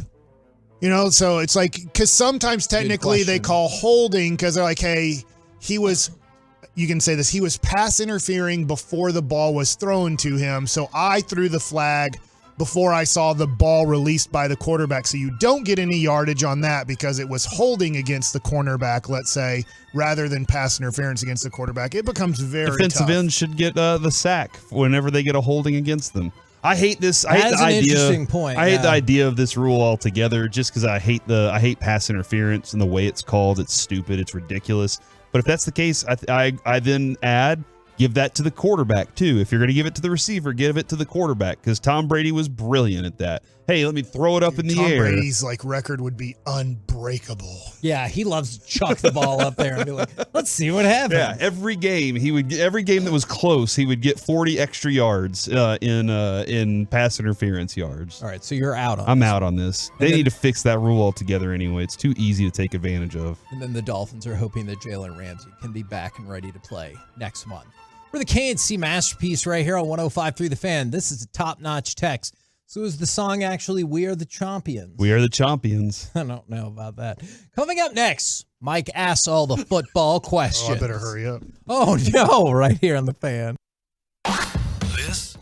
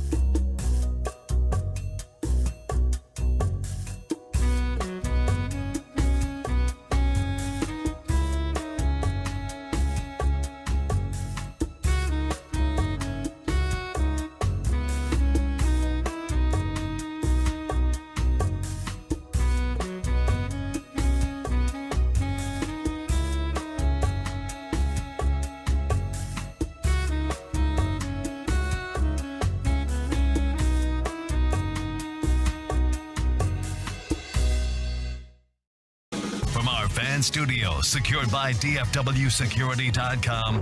It's the KNC Masterpiece on 105.3 The Fan.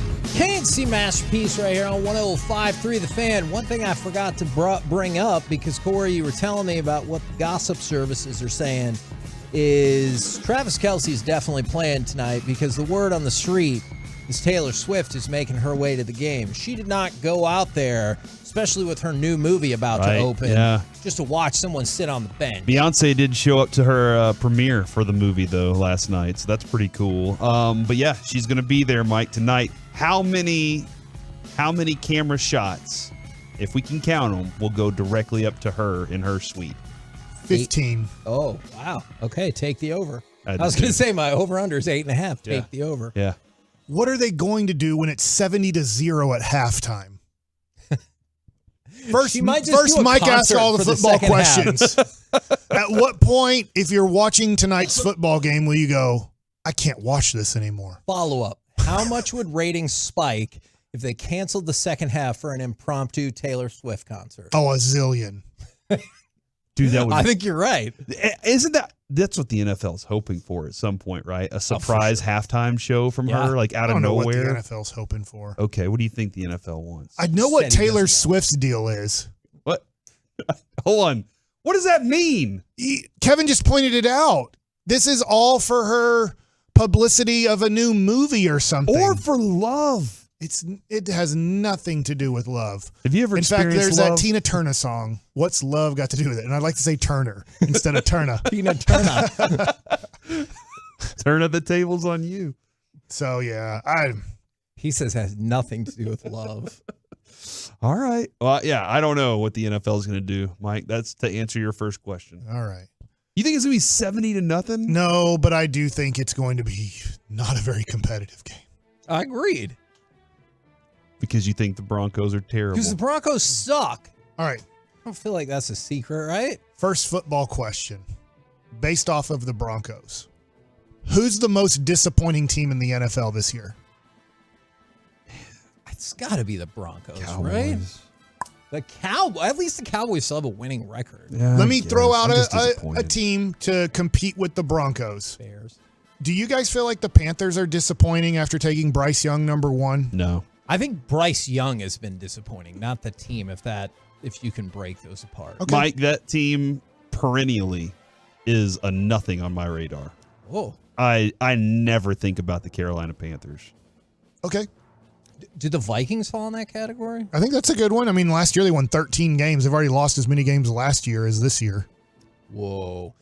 And then Jets. I had the Jets for sure. At least it makes sense. But what about? Do you think the Bears fall in that category, or were you like, we were always projecting? The Bears were pumped up nationally before this season started. Yeah, I don't think I still didn't expect them to win a lot of games. I did expect Justin Fields to perform better. Me too. But I also last 2 weeks he's been and good. you know what he has with DJ Moore? He's found a connection. He has a player that's of his caliber, in my opinion. The team still stinks. Next question. First comment. I study the run sheet for hours upon hours before we do this show. We've always known that. Next about question. Are we doing power rankings today? No.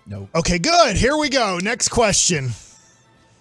Let's do quarterback rankings. I'll add the right Bengals now. to that conversation, by the way. I will add the Bengals to that. They're 2-3. If you remember, Dak was hanging around 7 and 8 for most of the time we've been doing these quarterback power rankings.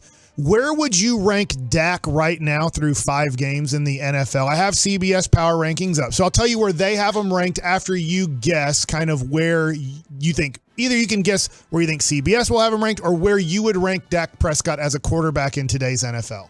I would put him at like 12 or 13. Okay. I might go lower.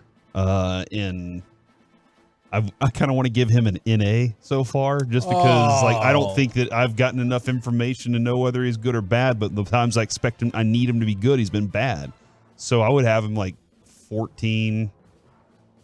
He is 15th right now in the NFL, pretty much in the middle. Now, I will say the one person behind him, which I've complained about all year, they are moving him way up because Joe Burrow was 27th early on in the year. And I'm like, this isn't right, man. You can't.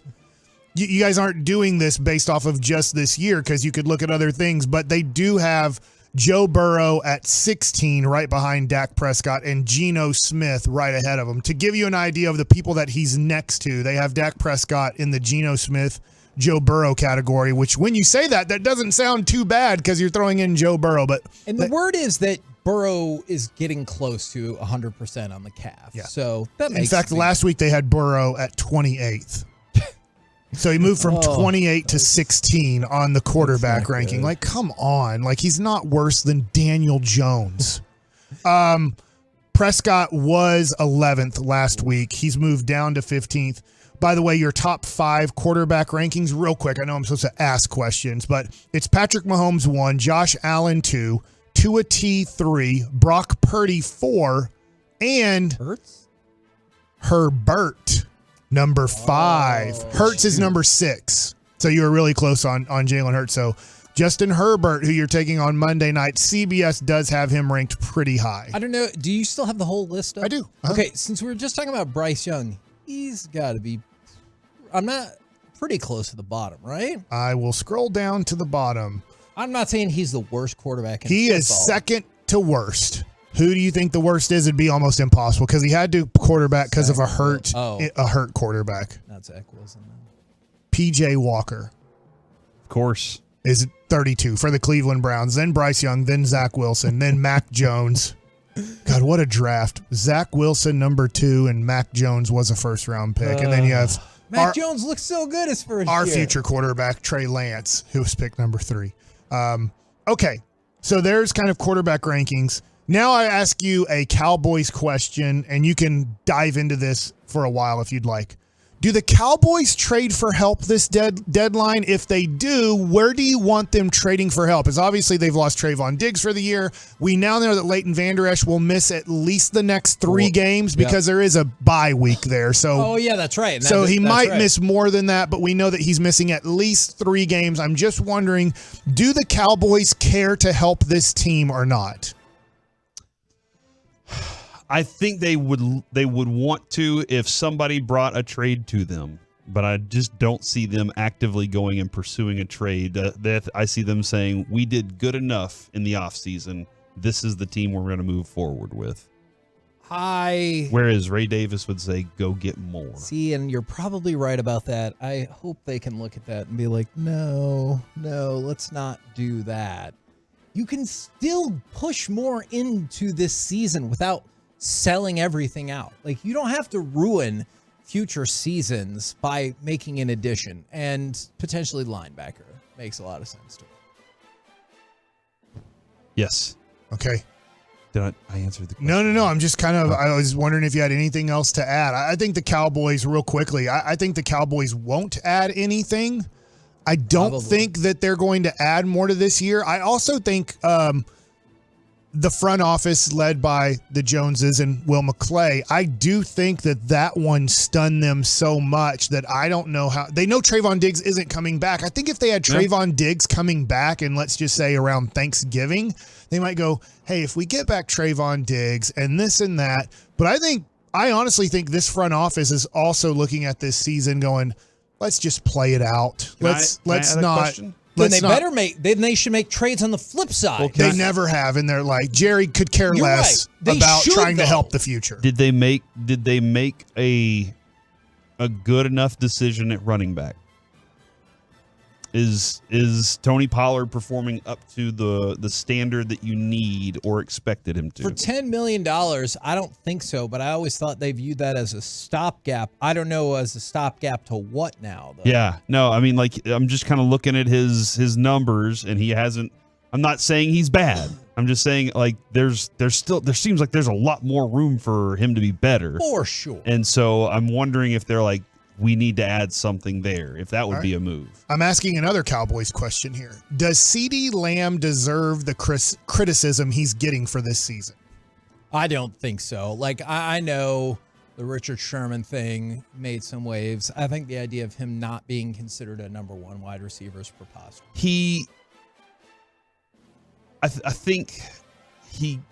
No, because there's too many factors, Mike, that factor into why he's not getting looks. There are times when Dak's not even looking his way.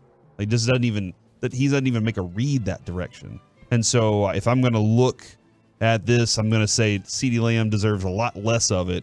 And there's other criticisms on different fronts before I go there. By the way, that was a conversation we had with Stephen Jones about the backup whenever Malik Davis got hurt. There was the question of, hey, would you continue on with him, with Rico Dowdle, or what are we doing here?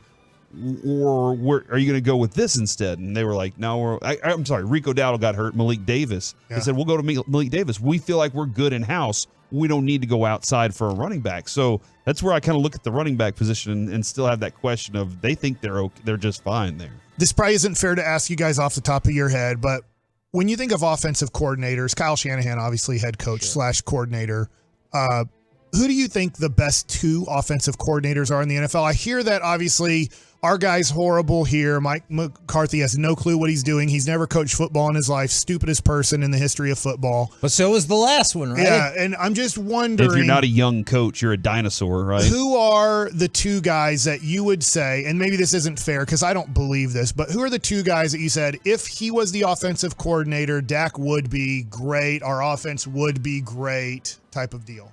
Mike McDaniels and Kyle Shanahan. Ben Johnson over in Detroit. I mean, for a quarterback in Jared Goff that people had kind of given up on what he could do, kind of wonder if there's some viability Yeah, there. look at Ben Johnson. I think he came back. He had an opportunity to go somewhere else this offseason, and he was like, no, I like this quarterback. Yeah. I'm going to stick with this guy. I think he saw a guy that was not used correctly and said, watch this, I'll do it right.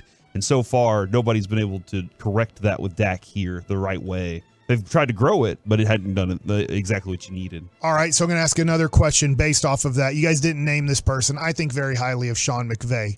How does he get so many, I shouldn't say this about Cooper Kupp or Puka Nacua. They're very talented. How does he get whoever he wants to get the ball to 10 catches and 200 yards, it feels like, every game? Like, how is he able to accomplish that? Okay, I have a very specific thought about that. Is because you hear so often, well, let's take what the defense is giving us. Right. I think sometimes Sean McVay is like, no, this player has a discernible advantage at their position going into whoever you're playing. Yeah. Force the ball to them, and it will work out. It just feels like if I want Puka Nacua to have 14 catches for 200 yards, he's going to get 14 catches for 200 yards. Cooper Kupp's coming back. Watch this. Cooper Kupp looks like he's never missed any time. He's going to be just fine. It's just interesting to me. I'm not crapping on McCarthy or Dak, but it just feels like over these decades, it feels like the best offensive coordinators, like, you can't take away any of my options. You can do whatever you want. My option is still going to work. The story, I told you, Kevin, I believe this story. There's a guy out there, and I'm sorry, I don't know his name, but he said that he would play Madden, and this guy would just sit there and drop Deion Sanders into coverage right in the middle of the field. And as soon as he threw a ball, he would break Deion Sanders every time, intercept the ball,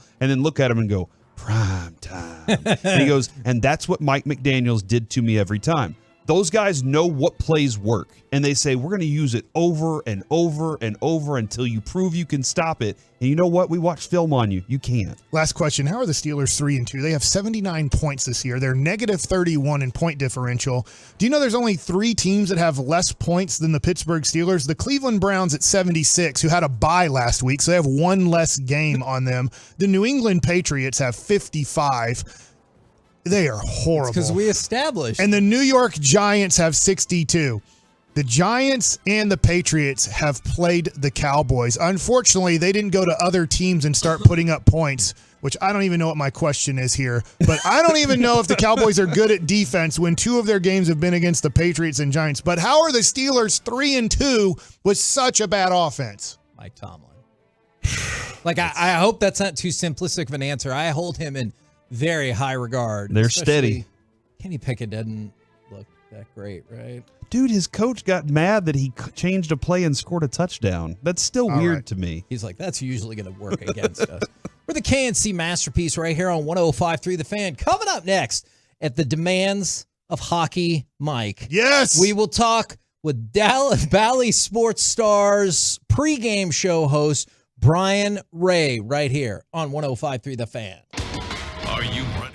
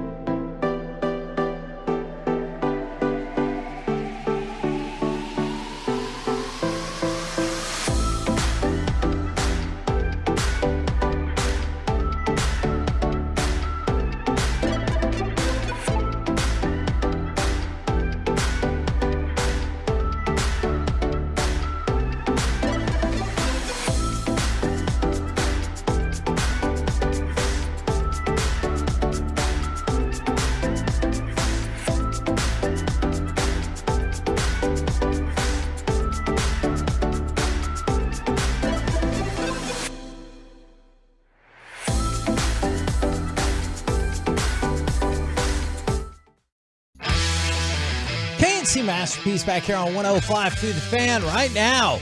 On the Boomer Jack's Bar and Grill hotline, we bring to you hockey big brain extraordinaire Brian Ray. Good afternoon, sir. Gentlemen, what's going on? We are excited for hockey. Maybe no one more so excited than Hockey Mike. Brian, it's hockey time in Texas. I'm ready for you, Bassick. What do you got for me? Well, first of all, tonight, I'm assuming you are hosting the pre- and post-game show on Bally's, correct? I am getting ready to have lunch with my co-host, Brent Severin, and we are fired up. We're going to do it. Yep. Who are you most scared of, Brent Severin or anybody who's on Rangers Live with you? Anybody who's on Rangers Live. Sevy's a softie, but don't tell him I said that. Really? Because every time I see him, I feel like if I say something wrong, I might get punched in the face. That's just his TV persona. But no, he's like I said, don't tell him I said this, but he is one of the best that I've ever worked with in my career. So I'm fired up to get going with him again. All right, Brian, I'm Hockey Mike this year. Whatever. Oh, there he is! There he is. All right, I'm Hockey Mike this year. I have been a casual fan of the Stars. It feels like every time the Stars have a good year, the next year they follow it up by having a top 5 pick in the hockey draft. Tell me why this is going to be way different this year, and they are going to take the success of last year and put it together and be a very strong contender this year. You know, Sevy and I were actually just having this conversation, and I know what you mean because there have been those lulls after the highs. I do think, one, there's a little bit of it's a more mature team when you think of the staples, Ben, Seguin, Joe Pavelski has been a part of this team now for the last couple of years, Ryan Suter the last couple of years. So it's a little bit of a different veteran leadership group compared to maybe some of those teams from 5 to 8 years ago. So I think you've got one element there to help keep the ship on course. Two, Pete DeBoer's done this before with a handful of different teams. So you have a head coach that's sort of gone through the trials and tribulations and dealing with high expectations and managing those as well. And then third, this just feels like a much deeper, well-built team compared to maybe some of those teams of the past. Like, there's not a lot of change from this team a year ago, but when you add in Matt Duchene, that certainly strengthens things. When you add another year to Jason Robertson's maturity or Miro Haskins' maturity or Jake Ottinger's maturity, I think all of that comes into play of just being able to manage. You know, we're excited for game one, but like, it's an 82-game journey that we're about to go through here, and there is not going to be a smooth sailing portion for all 82 games. I think there's a maturity within that locker room to manage when things start to get rocky, and we'll see how it plays out. But I do feel good about where they're at in terms of handling the expectations. All right. You might refer back to what you just said to answer my next question, but if I told you I was a person who was a little bit worried about the defense still, what would you say? I think it's a fair question mark, and I think it's a question mark we've all had. I'm not going to call it a detriment, but there's a couple of unknowns. You know, Thomas Harley was really good in the playoffs, but what does that translate to for 82 games? Niels Lundqvist was pretty good. He played 60 games in the regular season last year in what was not technically his rookie year, but that was his true rookie season. That was his first full season in the NHL. But Lundqvist didn't play in any of the playoff games, essentially. So what steps forward do those two players have? And Pete DeBoer put a lot of responsibility on those two, and he said the roles are going to extend. Lundqvist is going to have a look on the second power play. Thomas Harley's going to get a chance to kill penalties. There's more responsibility being handed out to these two young players. How do they handle it? How do they grow with it? Are there any growing pains along the way? There probably will be. So if you look at the defense, I think it's fair to say it's a question mark, but I also think it's fair to say there's some really fascinating potential there as well. Brian, I'm just this is a little off the hockey beat a little bit, but do you think Johnny Lawrence was the villain or the good guy in Karate Kid? 100% he was the good guy. Okay. Yeah, you understand that. Facts. Is that a debate you guys are having today? Not today, but I always like to bring that up to see where, how I got to judge people a little bit that way. So I really, now I'm on your side. William Zabka got a raw deal, man. Johnny Lawrence had a tough go. Plus, it was if you think about it, it was an illegal face kick off the crane kick that won Daniel LaRusso the title. So I think that should be recognized as we consider whether Johnny Lawrence was cheated or not. Listen, this is hockey time in Texas, okay? You're bringing up stuff that I need to learn about hockey today. I'm just getting to know Brian. You love Cobra Kai, though. I do. Bassick, you've got my number. This is your 100 level course, Bassick. We're going to work with you all season. But if we're going to get into bad 80s pop culture, let's go. Sign me up. Okay. Brian, when I'm watching the Stars tonight, what is something to look for against the Blues? By the way, it seems like, if Vegas is correct, that the Stars are a much better team than the St. Louis Blues. On paper, yes. I think St. Louis is going to be better this year. And there is something weird in sports. There's always something weird about divisional games, whether it's, NFL, baseball, basketball, hockey. Things get a little different sometimes when it's a divisional opponent, and that's what the Stars are starting off with. What I'm watching for tonight, I'm actually really curious to watch Matt Duchene. Chevy loves to joke with me. I only like offense. I only like forwards. He's mostly right. But Rope Hintz is not going to play in this game tonight. He's dealing with a minor injury. So Tyler Seguin moves up. He plays with Robertson and Pavelski. There's a little chemistry there, but behind that top line, everybody sort of gets shifted around and gets put into a slightly different role. For somebody like Matt Duchene, who is a really dynamic offensive player, how quickly can he get going offensively, whether it's 5-on-5 or whether it's on a second power play unit for the Dallas Stars, which is where I think he is one of their most important players. Can their second power play unit be a little more impactful compared to a year ago? If I were going to buy a Stars sweater, I'm not supposed to say jersey. That's if I'm right, supposed Mike. to buy a Stars sweater, should I go with who? Heiskanen. Okay. Hold on, did you say blasphemy? Because he's on the ice the most? Because you, like everybody else, won't give the love deserved to Jason Robertson. Come on, man. So think about this from an economical standpoint, okay? If I'm going to invest in a jersey right now today, give me the guy that I know is already locked in for another 7 years. And also Miro Heiskanen is Brent Severin's boy. He loves Miro Heiskanen above all. Good choice. So I say you go Heiskanen because you already know he's locked in. Jason Robertson, he's on a shorter-term contract. I don't think they're going to let him get out of town. I think Jim Nill ultimately is going to lock him in the trunk of his car. But I like to pick the long-term guy because I know that jersey, he's not going anywhere. He's locked in. We got to get Jason Robertson still locked in after he has another monster year this season. Okay, you make a great point because in recent Stars history, we've seen once the Stars lock somebody up to a long-term deal, they'll continue to play them no matter how much they struggle. You know what I'm saying? I don't think Miro Heiskanen's going to struggle for the rest of his You know life. what I'm talking. You know what I'm talking about, though, right? We've had a tough go with some of these long-term deals.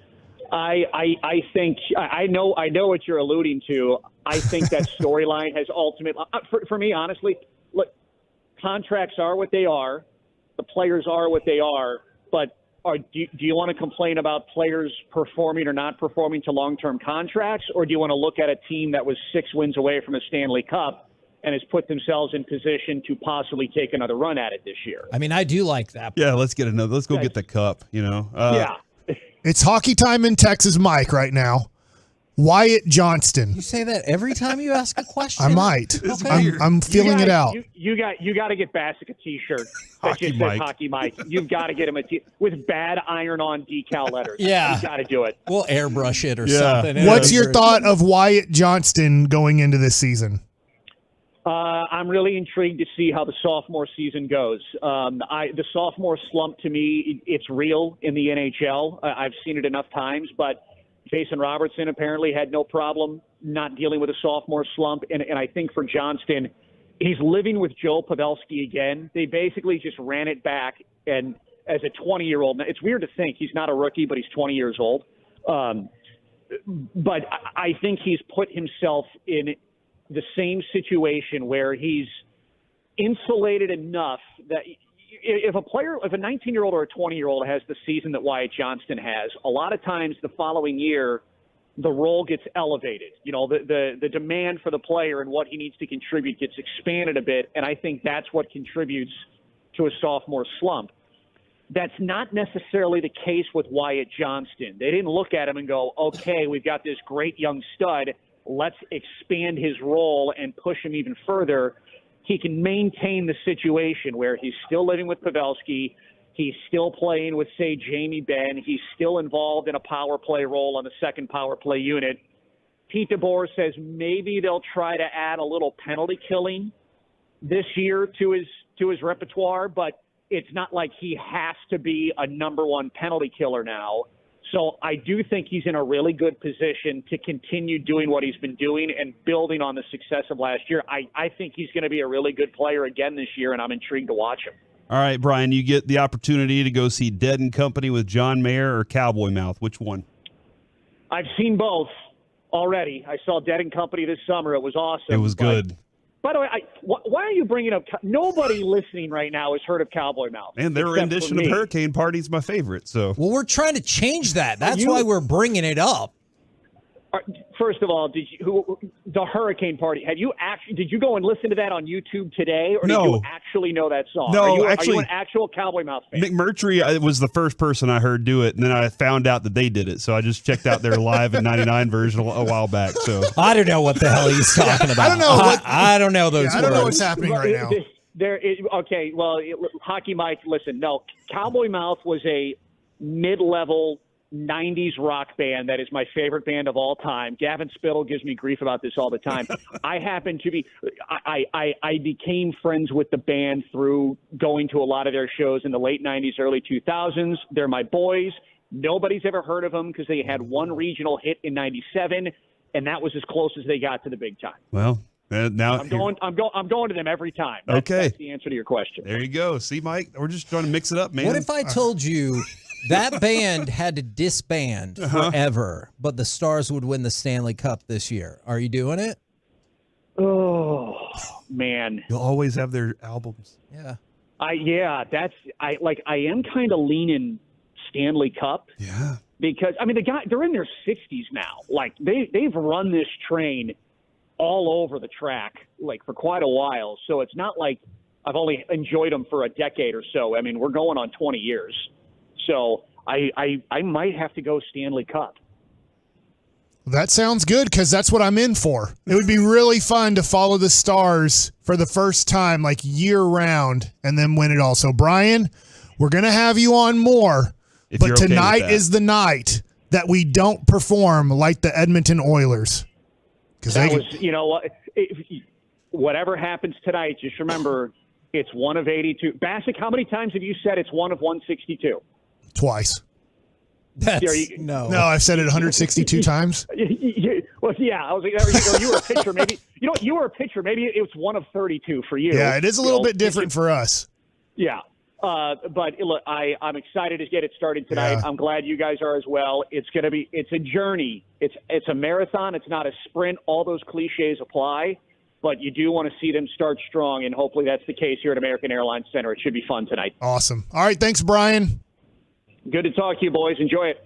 Man, dude, he's got great personality. I like it. I'm also excited that he's excited about the hockey season, he being Mike. And I get to talk more music with him later down the road, too. So I'm excited even more now. This is awesome. Does Brett Hull hope that the Blues win tonight? No, I think he's rooting for the Stars. And for anybody out there that's like, hey, look, Jenny Says is their best song. It is. It absolutely is. That's their hit, man. There's some deep cuts that I want to get into. No, that's a different song, guys. That is a different song. Pretty popular song. I just wanted to throw this out there as a potential bonus for Rangers fans that are listening tomorrow at 10 a.m. Central. So it'll be easy to remember. You'll be like, all right, I'm at Louisville at the Buffalo Wild Wings with KNC. That's where we're going to be. At 10 o'clock, individual tickets for the ALCS will go on sale. Now, games 3, I had the insider pass. 4, and 5 are at Globe Life Field. If we even need 5, you know what I'm saying? I spent $1,500 yesterday for games 4 and 5. Gosh. They cost money. You won't believe it, but the prices are more to go to a playoff game for the ALCS than it is for a regular Because season there are game. less playoff games than there are regular season games. Yeah, so Supply Thursday and demand. Friday. Sure. Friday, I'm in section 132, so I'm very close to 133. TexasRangers.com/postseason, 10 a.m. tomorrow. They've got scattered singles. There's some obstructed view. If you just want to be in the building, tomorrow's your chance, 10 a.m. Thursday, section 29 in left field. So I'm an outfielder. Okay. I thought you were a pitcher. I'm an out. And you know why I got the first one in game 4 that I know I'll go to no matter what, because if the Rangers sweep, there won't be a game 5. I like it. Is I'll be right behind Evan Carter. Oh, so you could just look at him. Yeah. And just sit there and just be like, gosh. There's my guy. That's the guy that I've been telling everybody about. Yeah. Now everybody knows about him, and it was me. Will you tell other people in the stands about Evan Carter in case they're not familiar with? You'd be like, hey, Will did you you take know your Evan Carter? Kevin, last week. I'm going to try to buy my boys, if they're making them, by the way, for real, on Thursday. I'm taking my boys into the team shop as quick as possible and see if they have Evan Carter jerseys to buy. I don't know if they will or not. Last week you weren't with us, Kevin. No. Because you had a very serious I was on a cruise. place to go. Yeah, a cruise, we'll call it. And Mike, when we showed up at Buffalo Wild Wings, Mike pulled out a stack, I kid you not, of about 40 Evan Carter cards, plus the other Evan Carter cards that were autographed and PSA'd, if you will, graded. And then he also had some, was it Royce Lewis? Is that what I did bring some Royce Lewis just because I was like, hey, I like him too. I bought a whole bunch of Royce Lewis, and we're not playing Royce Lewis. He crumbled under the pressure. But here he was He did just a homer. just stack of Evan Carter cards, and he was so proud. And Tolos walked up and they were like, "Hey, can we look at your cards?" And he was like, "Absolutely." Kevin And then he just sat Millar is there. supposed to be calling in. I would just like to know from Kevin, what is considered a good game in hitting? In the 9th inning, Uh-huh. when I needed them to score and keep the game and maybe the series going into Friday, because in my mind, Minnesota was going to pull out the victory. And when Royce Lewis was out there, I was feeling pretty good about it. And they were going to go to game 5 tomorrow night and play at least 14 innings and really have everybody as exhausted as possible going into game 1 of the ALCS. That was what I was hoping for. So, yes, I do find Royce Lewis partially responsible for not winning yesterday. Obviously, in the wild card round and the divisional round, which is there's only one team or one situation left, and that's today. It'll be tonight. I believe it's a 7:00 first pitch here is Philadelphia and Atlanta. You haven't had extra innings. And that has to be a little bit tough on managers just because you go through 162 games, you manage with a runner on second base starting in the 10th inning. That doesn't happen in the playoffs. If people were wondering that are kind of newer baseball fans, if the Astros and Rangers play an extra inning game, to your point of going 14 or 18 innings, you play it, I call it like real baseball. I do appreciate the runner being on second base. I'm not like old school in that. I do like in the regular season, you put a runner on second base and there's more of a instant gratification to extra innings that probably in the 10th or 11th inning, the game will be decided. But you could play 15, 16, 17 innings. And in this case, I do think the Rangers would have a little bit of an advantage if it went extra innings because it looks like in your bullpen for the ALCS, you'll have John Gray. You'll have somewhat Andrew Heaney. You'll have Cody Bradford. You'll possibly have Martin Perez. So if you do have to play a game where it is like we are in inning 15, you do have somewhat you'd consider in the playoffs long relievers that are built up to throw 60, 80, 90 pitches if you need it. I'm looking forward. Oh, I'm looking forward. Your to mic that is part. on. Yeah, I was just making sure my microphone was on. I think this is the exciting part of playing manager, Kevin, is that we get to start sitting there going, okay, how would we build our rotation? And we argued how much about Robbie Grossman and having him hit third and all that, and then all of a sudden that changes, and we play those little games on air, and then we see if it works out whenever we get out on the field. And I don't think we got a chance to mention this earlier, but Walt Garrison passed away. He did pass away today. Yeah. Yeah. That dude was Mr. Cowboy. He really was. Now, normally this would be the spot for Mike Likes It, but Mike, you've set up a special guest for today, have you not? We have the great Kevin Millar, who has hit a lot of home runs against me. So, how's it going, Kevin? Do you miss hitting against me? Because I surely don't miss facing you. No, I was probably a 6'3", 5'3", and a pop-up. You're just being friendly and nice. Well, I'll tell you what, man. Kevin, you do a great job on MLB Network. And I know, look, you're obviously part of Yankee/Red Sox history, and that is the biggest rivalry in the American League. But you're obviously living in the Austin area, if I have that right. Texas versus Houston is a pretty darn big deal. Do you think the country's going to understand how much DFW and Houston don't really get along? Hey, I've already gotten a bunch of texts. It's funny because you're exactly right. I don't think the world knows the rivalry of this in-state, but you're either one or the other. This isn't like, oh, go Texas. Oh, yeah, go Rangers and the Astros. Now you have both in the ALDS, which is super awesome. Obviously, I could jump in my F-250 and drive 245 to Dallas or go 225 to Houston. I'm about 30 miles outside of Austin, so it's the greatest American League division series that I could ever imagine and root for. And by the way, I don't think you guys know this, but Tim Hires, who is the hitting coach for the Texas Rangers, was in my wedding. In my wedding in 1999, I believe is when I got married. I'm not sure, but my anniversary is coming up October 16th. And guys, you can send whatever you want. I'll send you my address after. All right, that sounds great. I'm very curious then about Tim Hires specifically. If you know him that well, why is his philosophy so successful? You know, it's amazing. They played the Red Sox end of September, and so I did the Red Sox games and the Rangers games, and so I brought my boys in there, and I wanted them to just, you know, because sometimes I have a tough time teaching the mechanical part of hitting. You know, mentally and creating an attitude and all that stuff is great. It's great. But the moral of the story is that I want to understand it. And Timmy Hires, I brought my boys down there at 10 or 11 o'clock that day before the game. But he has the greatest, like, the mental approach to hitting as far as the softness. He doesn't cuss, you know, and I was always a cusser behind the scenes. You know, when you get mad or whatever it is, you can't get him to say the S word. So he's got a calmness about him, but he's big on the base. And you look at, like, Seager, he wants his head ahead of your spine, but there's so many things that he's got a presence and a calmness about him because this is a failure sport. You get out a lot as a hitter, and it drives you crazy. It's hard, and you're getting out 7 out of 10 times if you're great. It's tough, right? So how do you create that he got lucky mentality? But Timmy Hires is one of the best in the league. I mean, I love Kevin Long up there in Philadelphia. He's one of the best. But I'll tell you, you look at everywhere Tim's been, and these guys match the baseball. It's awesome to see the success that he's having with this team. Well, Kevin, I think it was game 2, Ken Rosenthal had a report that the Rangers kind of had a meeting after that Seattle series that didn't go their way. They end up not winning the division. And this is interesting from a hitting standpoint because so many times for the last about decade now, you're starting to hear so much about launch angle and a lot of people on the internet saying you have to get somewhat underneath the fastball and create the launch angle. And the Rangers had a meeting saying, guys, we got to stop chasing home runs. We have to get on top of the fastball.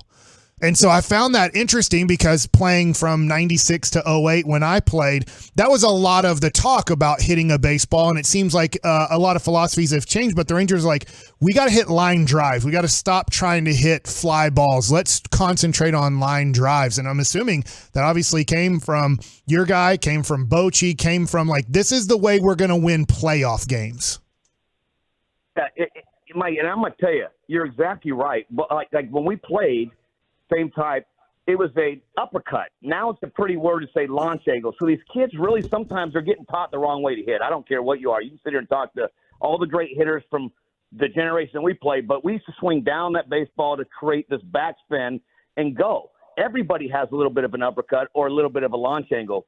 But you go watch these kids, Corbin Carroll from the Diamondbacks. You think he's swinging up to the baseball? No, he's swinging. There's a down, flat through the zone, and it creates that spin. There's a whole lot of stuff that gets crowded in everybody's brains these days. In my opinion, you have to create a mindset on that on-deck circle that you believe you're the best, and just like you are on the mound, when you're facing the greats, Val Rodriguez, whoever you're facing at that point, you have to create a mindset that I this is my plate, and I'm going to get him out, and I'm going to execute my stuff. And the hitter, we're trying to do the same thing to like, I got to belong in this batter's box against Roger Clemens, right?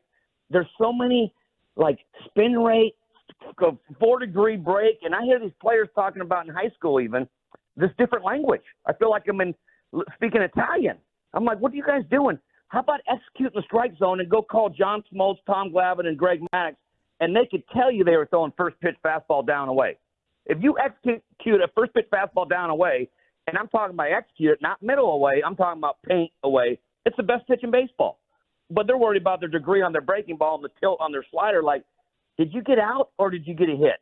I could give a crap about all that stuff. So I think Jimmy Hires and Bochy and these guys, the old school, yes, stop thinking the 3-1 home run's a little bit tired. If it happens, it happens. But we need to drive the baseball in the gap. Freddie Freeman's probably the best guy to watch do that. You're not going to watch him anymore because he got swept. But my point is, as far as a pure hitter, he is gap to gap, eyeballs are set middle part of the plate, and he does his damage. I realize that when the ALCS starts on Sunday, it's 0-0, but I still have nightmares about this last series against the Astros where the Rangers got outscored 39-10. Does any of that carry over mentally or anything like that for teams? No, I think, listen, there's always history, right? It's like poor Twins that had to go face the Yankees. They make the postseason. The Yankees were the team they had to match up, and they were like 0-18 against or whatever the numbers were. Listen, there's bad matchups just like in all of sports, right? The defense that get going against a great passing quarterback or a rush defense in football and baseball. I think at the end of the day, you're trying to execute your plan, okay? Your fastball is different than his fastball. I was just talking about this last night with Jake Arrieta. We were coaching our son, my son's, high school, their fall ball. So it's been fun. The head coach can't be around, and, you get some dads going. So I asked Jake to come out. But Jake Arrieta, his fastball is 95 to 97 miles an hour, but it moved everywhere, right? So it's a different fastball than a four-seam fastball that's kind of like just a normal fastball. So if I'm a good fastball hitter, why would Jake go away from his fastball? I might not be a good fastball hitter against Jake's fastball, but I might be a good fastball hitter against Josh Beckett's fastball. That was maybe a little harder, but a four-seam type. So strengths and weaknesses, matchups and whatever. But if you got Clayton Kershaw's curveball, and this guy's a good curveball hitter, it don't mean that he's going to be able to hit Clayton's curveball or Barry Zito's curveball, if that makes sense. Kevin Millar joining us here on 105.3 The Fan. This is a tough one for me because I think you can make arguments either ways. Who has the better overall lineup, the Astros or the Rangers? Isn't that, yeah, it is such a great – I'll tell you this. The experience-wise, obviously the Astros, what they've done, they almost don't get enough credit, to be honest with you. 4 to 6 years in the World Series, 7 straight ALDS. I mean, like, there's a lot of stuff there, right? Like Bochy with the odd World Series in 10 and 12 and 14. You're almost looking at it like a dynasty back when the Giants or the Yankees did it 3 times in a row. This lineup for the Rangers, I mean, when you have a chance to hit Garcia sixth, and it matches up with that Astros lineup, but I would give the nod to the Astros because of the experience. But if you're going pure no experience, that Ranger lineup plays. I mean, when you're going Seager up top with 30 homers, and I mean, Simeon and Seager up top, and then you got it gets long when Jonah Heim was down there in the 7-hole, and Garver, you could put him anywhere, and he could hit, by the way. When he's on, I mean, he could hit. So there's a lot of length in the Rangers lineup where I think the Astros have really, really good 6-hole hitters, and then you start scrapping down below. Who has been a guy that you could compare to Evan Carter? His discipline at the plate, just turning 21 years old, is unbelievable so far. He's having tremendous success on the biggest stage. Have you got to kind of look at Evan Carter and see what he's doing for the Rangers? I think it's remarkable, and I love that's one thing about Bochy. People ask all the time, like, what is it about Bochy?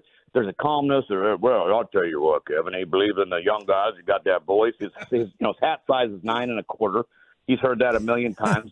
He's a wonderful man. But to give Evan Carter the confidence, think about it, 21-year-old kid, but you see this ability that he has. Obviously, wiry body, almost like just that long baseball muscles and the discipline as a young kid to have at the plate. Right? Kids that have that discipline at the plate is what is the factor. Everybody can hit and throw and run, but he almost plays this game as a 27-year-old in his prime, and I think it's been a huge addition, fresh energy, fresh blood, along with these veterans in this lineup. And that's what makes the Rangers so, I think, long 1 through 9, is that you're able to implement a 21-year-old that feels like he's been playing the biggies for the last 7 years. Well, Kevin, man, thank you so much. We could talk to you for another hour about this thing. Maybe in a couple weeks for the World Series. Yeah, Will you be available for us then? Yeah, I mean, I'll be down there. Let's go, boys. Maybe a little golf round. We'll get Derek Collin down there. He's starting to work on his golf round. Oh, Derek Collin, he's a big fan of you guys. Yeah, man. Well, Kevin, man, thank you so much. By the way, Kevin Millar, MLB Network, has live pre- and post-game coverage for every ALCS game. And check Kevin out on Intentional Talk, which will be live from the World Series, hopefully in Arlington. I know either one. It's an easy drive for you, Houston or Arlington, but we're really hoping for Arlington. All right, boys. I appreciate you guys having me on. Thanks, Kevin. Yeah, Kevin Millar, right here as part of the Expressway, which is, of course, brought to you by QC Kinetics. We've had such good feedback all day. I feel like we should be able to give something back, don't you think? Let's give something away! 877-881-1053, caller number 10 Now. will win a pair of tickets to go see Monday Night Raw on October 23rd at the American Airlines Center. You can buy tickets at Ticketmaster.com, or you can win them for free right now. Caller number 10, 877-881-1053. Coming up next, time for the C Block. I've wanted to tell you this story about Carter for a week now, so it's time. Next on The Fan.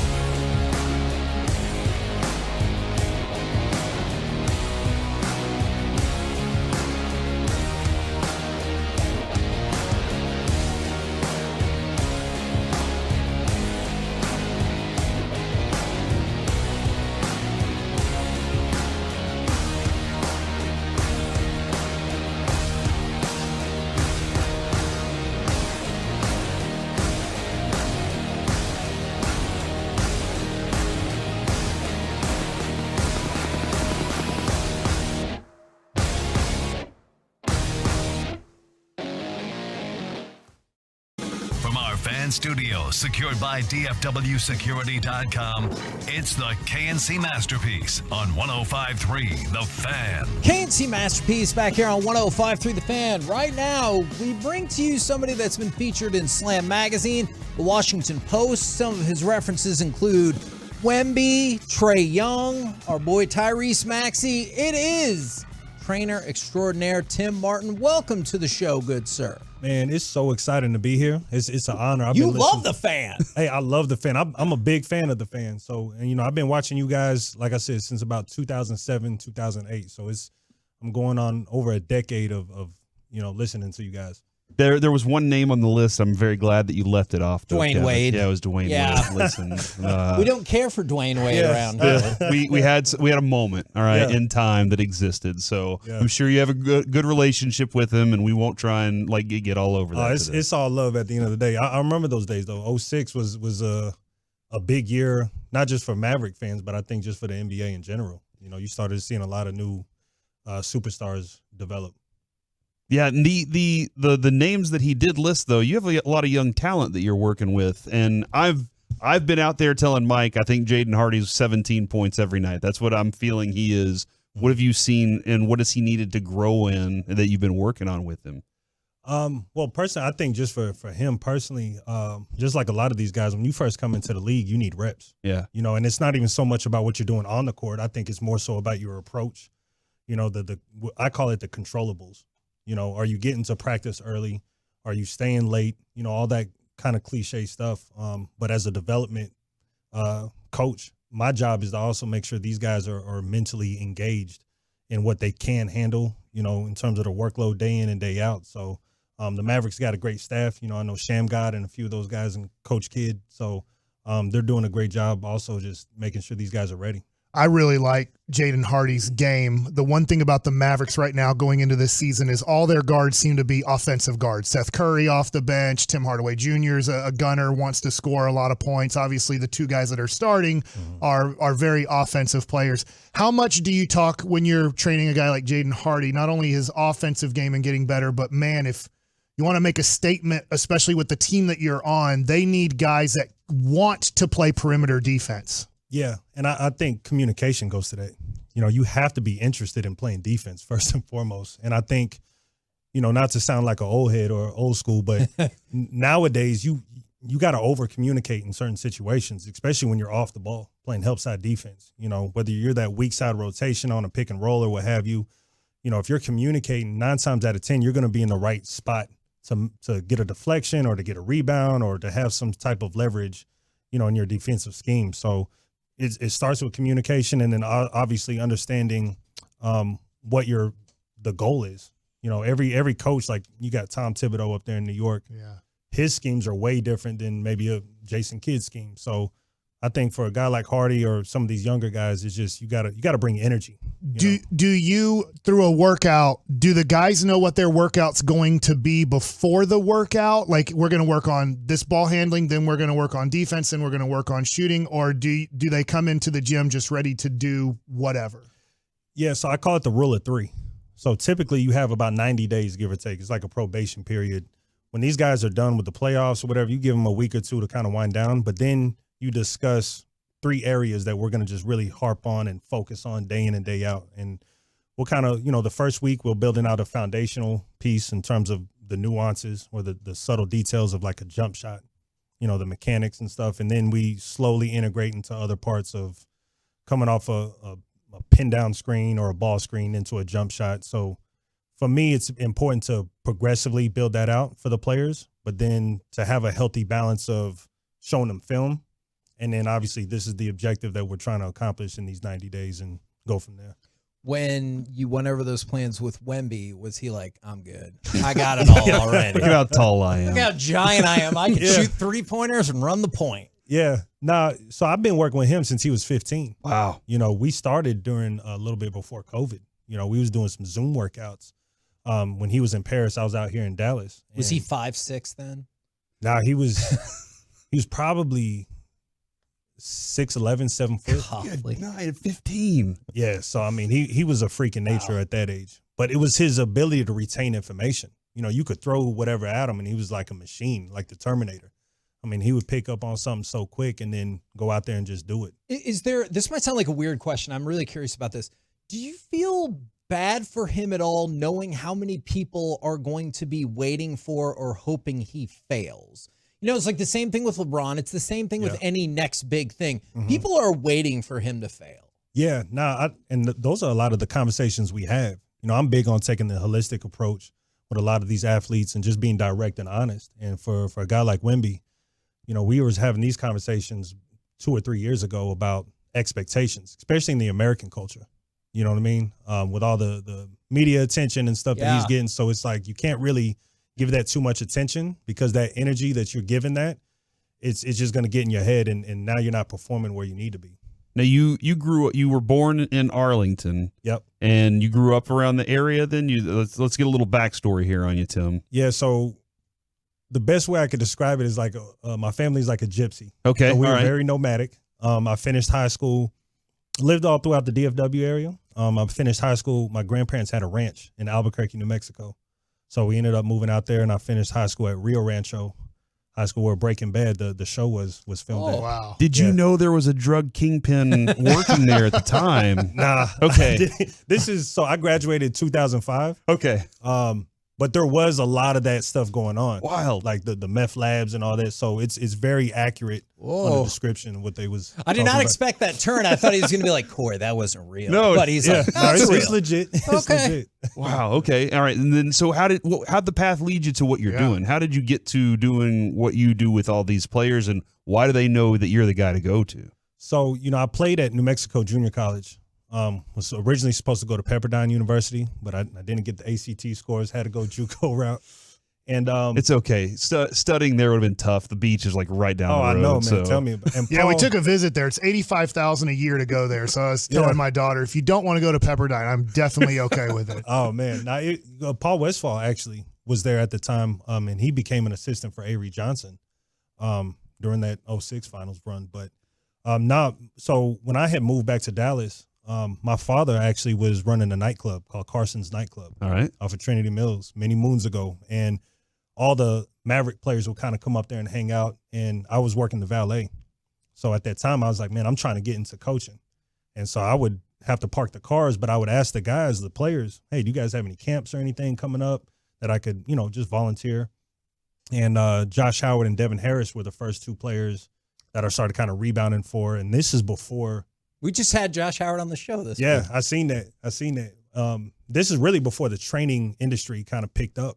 So I just asked him, you know, hey, can I rebound for you? And then that kind of later turned into a business, and, you know, started working with a lot of the Maverick players. Word of mouth kind of spread, and then started working with some more NBA guys. Man, that's wild. That's just turning it from one thing to the next, you know, going to the next place with it just because you meet the right people. That's great. Yeah. Do you, I don't know if like's the right term, but Tyrese Maxey, we're in love with Tyrese Maxey. We had him on a couple months ago. And he's from here, South Garland. Yeah. And you talk about a guy like Wembanyama. You're working with a guy over 7 feet tall, and then you're working with a guy who's 6'3". Mm-hmm. How different is it working with the different sizes of NBA players and their different roles, I guess? It's not it's not as difficult as you would think. You know, I was a big man in middle school, so I'm 5'11" right now, but I averaged a nice 25 and 14 a game. So I was a big Hakeem fan growing up. Okay. Guys like him, Jack Sigma.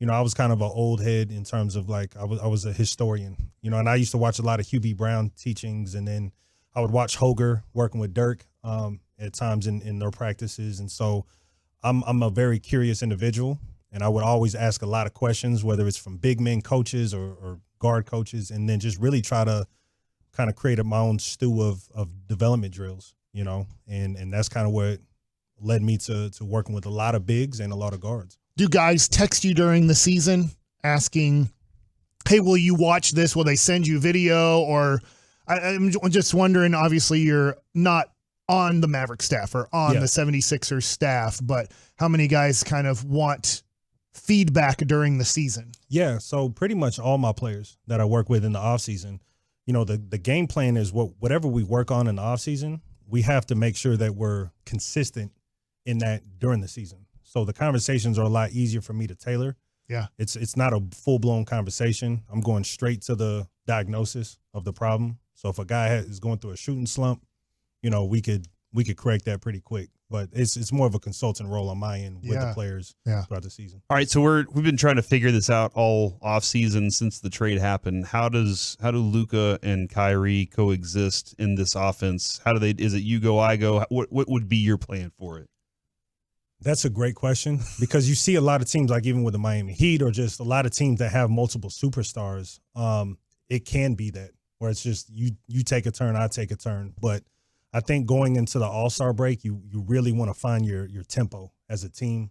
I think transition is going to be the biggest thing to start off this season for those two, is not just so much getting other guys involved, but just getting to their spots, consistently. And I think that's going to force defenses to really have to rotate and hone in on those two. And then I think that's going to spread it out for guys like Tim Hardaway and a few of the other players to play their role. Is Jason Kidd getting the most out of these guys right now? We have some, is he People just seemed to kind of sour on him last year. there was kind of this feeling of he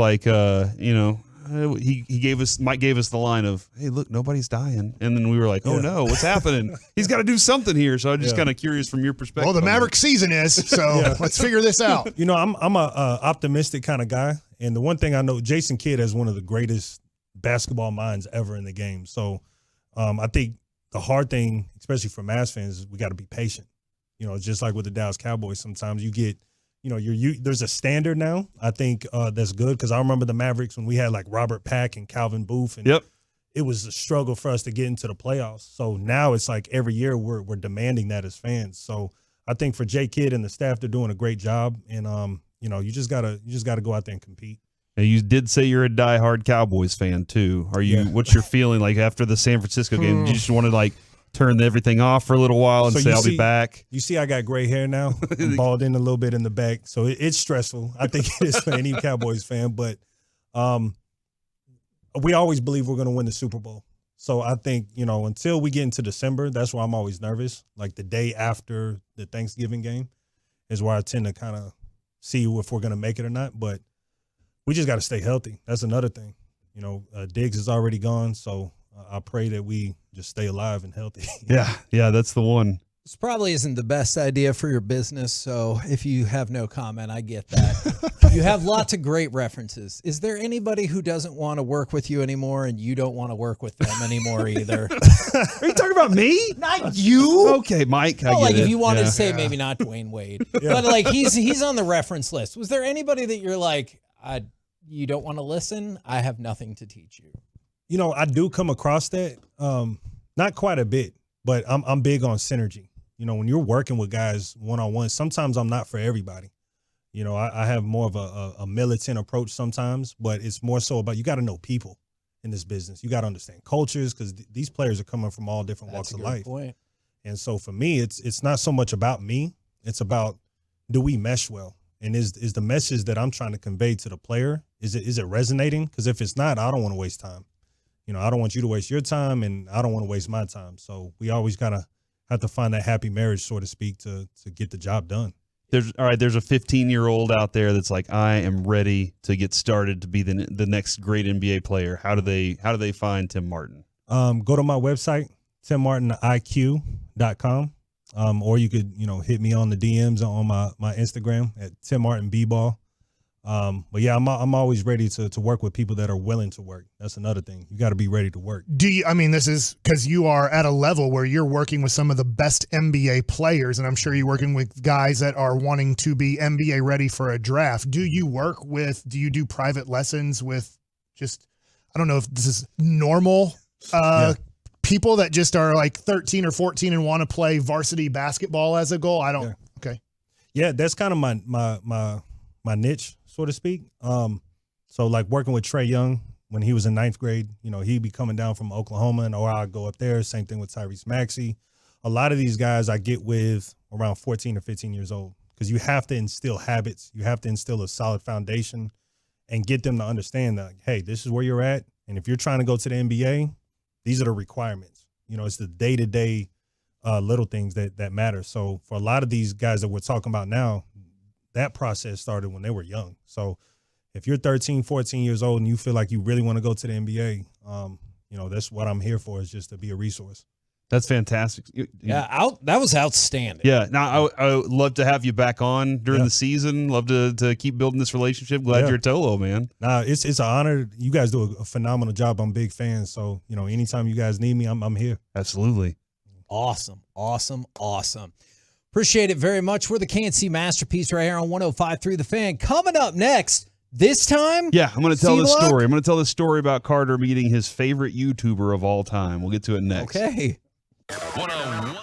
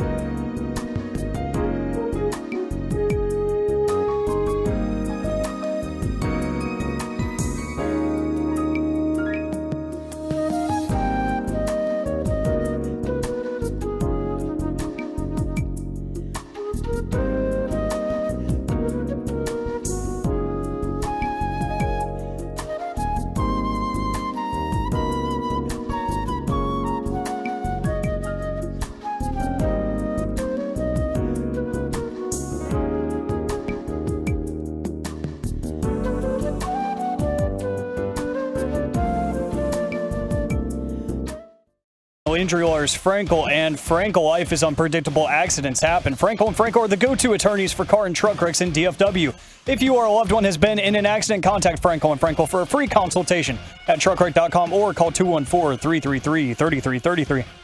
KNC Masterpiece back here on 105.3 The Fan. Thank you very, very much to Tim Martin for jumping on the show with us and potentially even helping us out with Pizza Talk. Dude, he's a huge Tolo.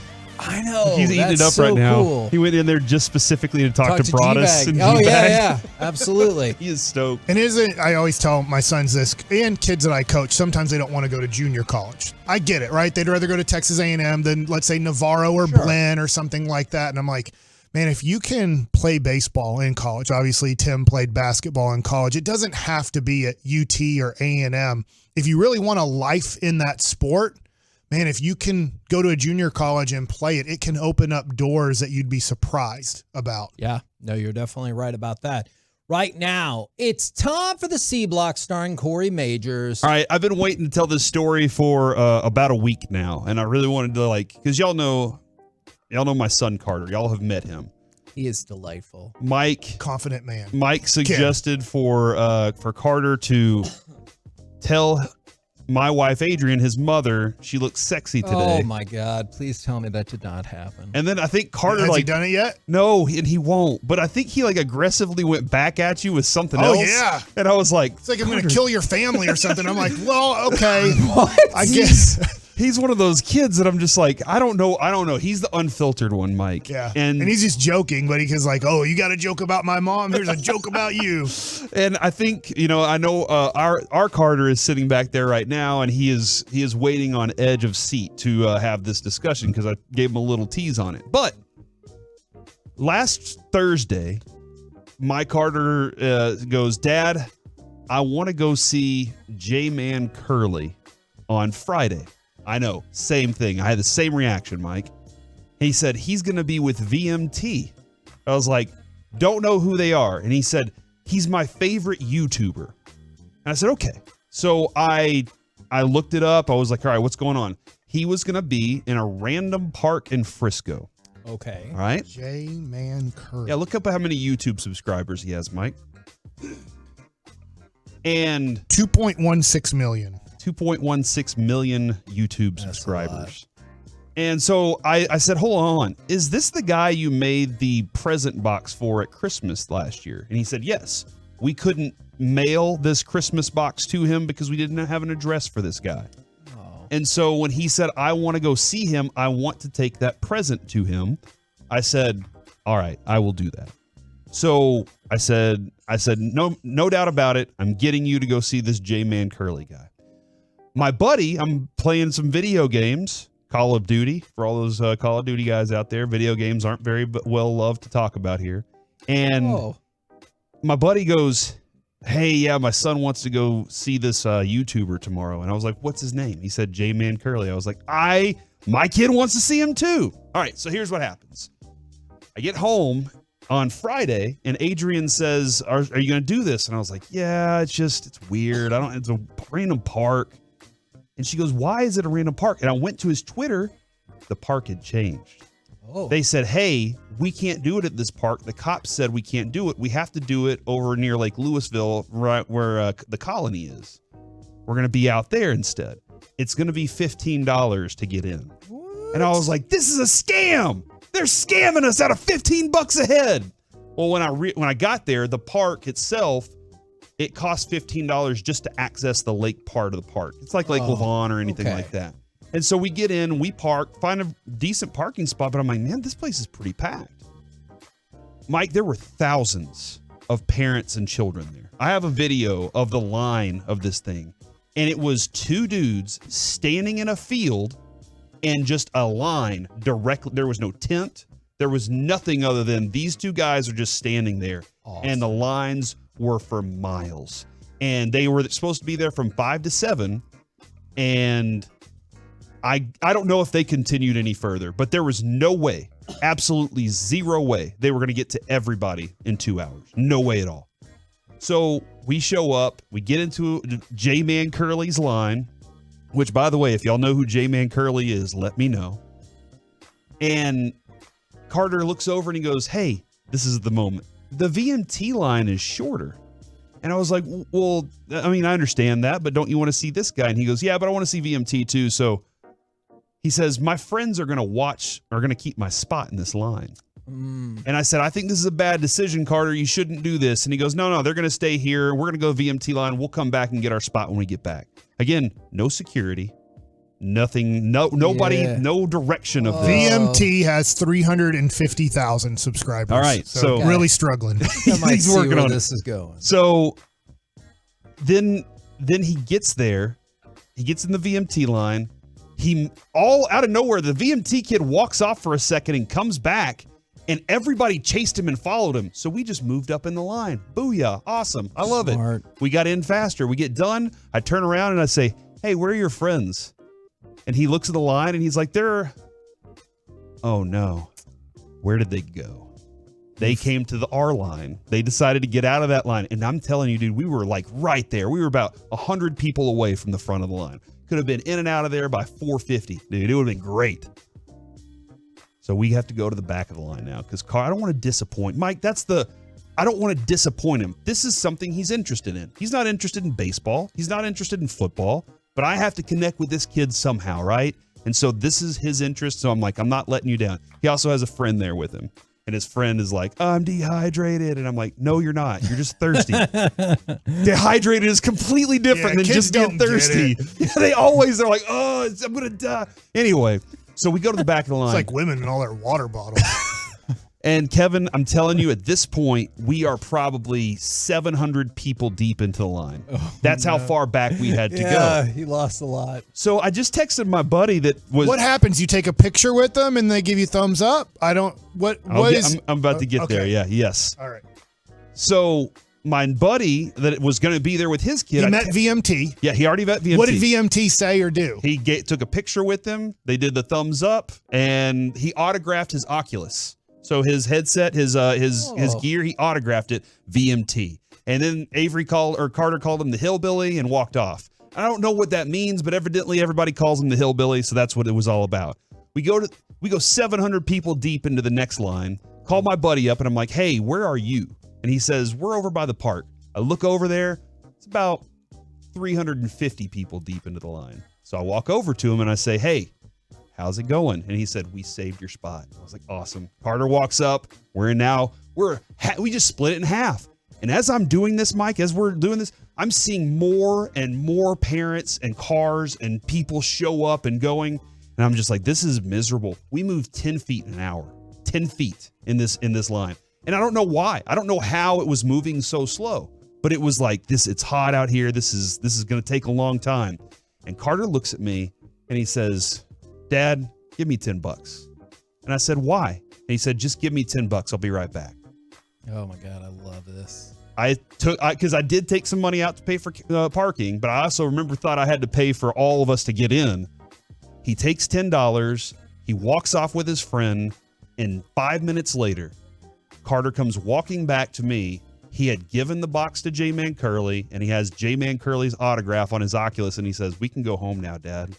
Oh, I love it. This has been the best day of my life. He goes, this was the second best day because the first best day was the day I was born and got to meet you. And I was like, what did you do? He walked up to the front of the line with that $10 and told the kid at the front of the line, I'll give you this $10 if you let me cut in line and get my autograph and go. I knew that was going to be the outcome. And that kid said no. So he went to the next person in line, and that kid said no. So he went to the next person in line, and that kid said no, but then the next person was like, I'll do it.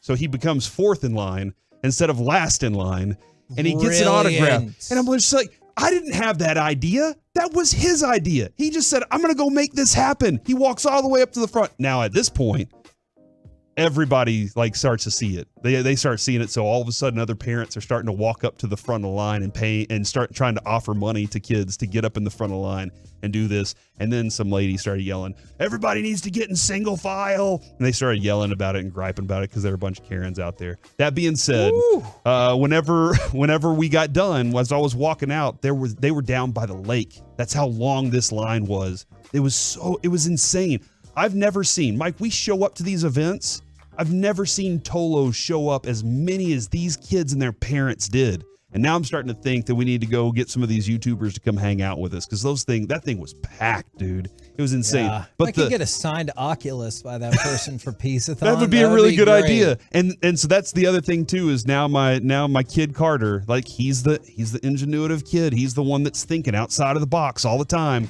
How can I go make something happen in my favor? So there you go. So what did J-Man Curly say to your son? Did you ask him? He said, thanks for the box. Carter hopes that he'll open it during one of his YouTube videos, that he'll unbox it and show off all his stuff. By the way, I found out he gave him some awesome Pokemon cards, so great for that. No. And so he said, thanks a lot, autograph, took a picture, and that was the day. And I got to be the best dad ever because I took my kid to go see his favorite YouTuber. Did you question him about him getting to meet you when he was seconds old, that he has no clue what was happening at all? No, but I was like, dude, I'm the most famous person that you know. I am literally, I get paid to be famous. He knows me. And well, he kind of knows you. He kind of knows you. He threatened point. you. But he's like, yeah, but you're not J-Man Curly. So there we go, Kevin. That's the story of Carter doing what Carter does, just being that kid. That was an awesome C block. And baseball nuggets are brought to you by the Diamond Factory. The Diamond Factory near the Galleria. We're the KNC masterpiece right here on 105.3 The Fan. See how I worked that one in? Yeah, it's really nice and smooth. Really effortless. Coming up next, let's chit chat with those fellas from the G-Bag Nation right here on 105.3 The Fan. All right.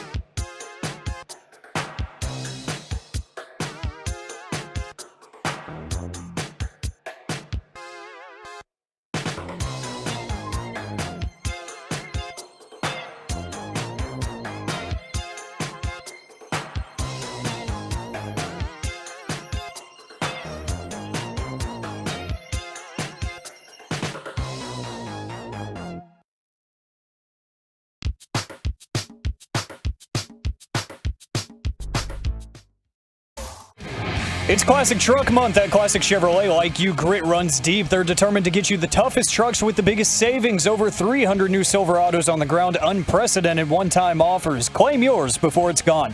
This is Texas. This is Classic Chevrolet. Find new roads. KNC Masterpiece back here on 105.3 The Fan right now. Courtesy of D&M Leasing, it is time for our chit-chat with those fellas from the G-Bag Nation. Gentlemen, how is you today? Heggy, we are rolling. All right. Excellent, excellent, excellent. What is your excitement level? I know there's a lot going on. Monday Night Football coming up. Of course, the ALCS starting. But what is your excitement for the Stars beginning their season tonight? Oh, this is a solid 8.5 out of 10. With the baseball season ending, the every night relevant sport content has been dwindling in recent nights. So we're back tonight. Plus, coming off a Western Conference appearance and, having a really good team, I think it gives you that excitement that you might be watching a championship season or a team capable of that. And I want to dig right in and start evaluating these guys this evening. Yeah, I'm pumped, man. I really think the Stars have a chance to get to the Cup final in the Western Conference this year with the youth that they have. Wyatt Johnson, I heard you guys talking earlier. That was a great interview. Going into year 2, and he's still living with Pavs. I think that's exciting. So I'm pumped. I think it's going to be a great game tonight. Obviously, anytime you're playing against St. Louis, we hate those guys. I hope they knock Jordan Bennington out of the game here in the second period. What are you giggling about over there? I just saw Magic Johnson's tweet about losing, and it's What did he say? Oh, it was just like last week when they lost? We're all disappointed that our Dodgers didn't hit or pitch well. That's why we lost the series to the Diamondbacks. He gives I'd say that's solid analysis. Every bit of information. His tweet about the Commanders' loss was pretty good. That one seems like he just didn't care. It was like a sentence. Just tell me all the things you know about that. We played the Diamondbacks. We lost because of the two fundamental parts of baseball. And that's why we didn't win. Sorry, I had to giggle about it. Nah, it's all good. I enjoy that, being a Laker hater from the 80s. Sure. I feel like whoever laughs loudest. Okay, I like that. You might have got us in the 80s and 90s, Magic, but now you own the Commanders. Yeah. And the Dodgers got swept. So good job there. However, it is weird that both the Diamondbacks and the Rangers are in these championship series, right? What's weird about it? I mean, the fact that... Mike's look at you. The fact that they beat teams that had far better regular seasons, I guess. It doesn't matter, man. Just get in the tournament. All right, so you guys all knew that this is how it was going to shake Hell out. yeah, Hell yes, man. Probably Phillies and Diamondbacks. I think and we all Rangers, called this Astros. back in February as we were eating at that Mexican restaurant what? that didn't give us chips and salsa or refill it, whatever you had that to was. pay money for chips and salsa. That's Arizona for you. Whose idea was that, Hagee?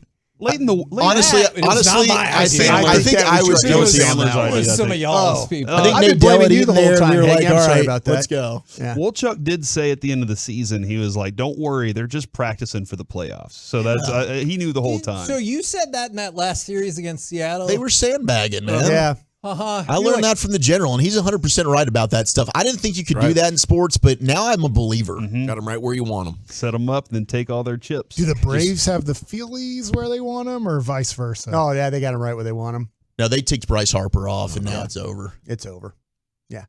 All these 100-win teams, bye.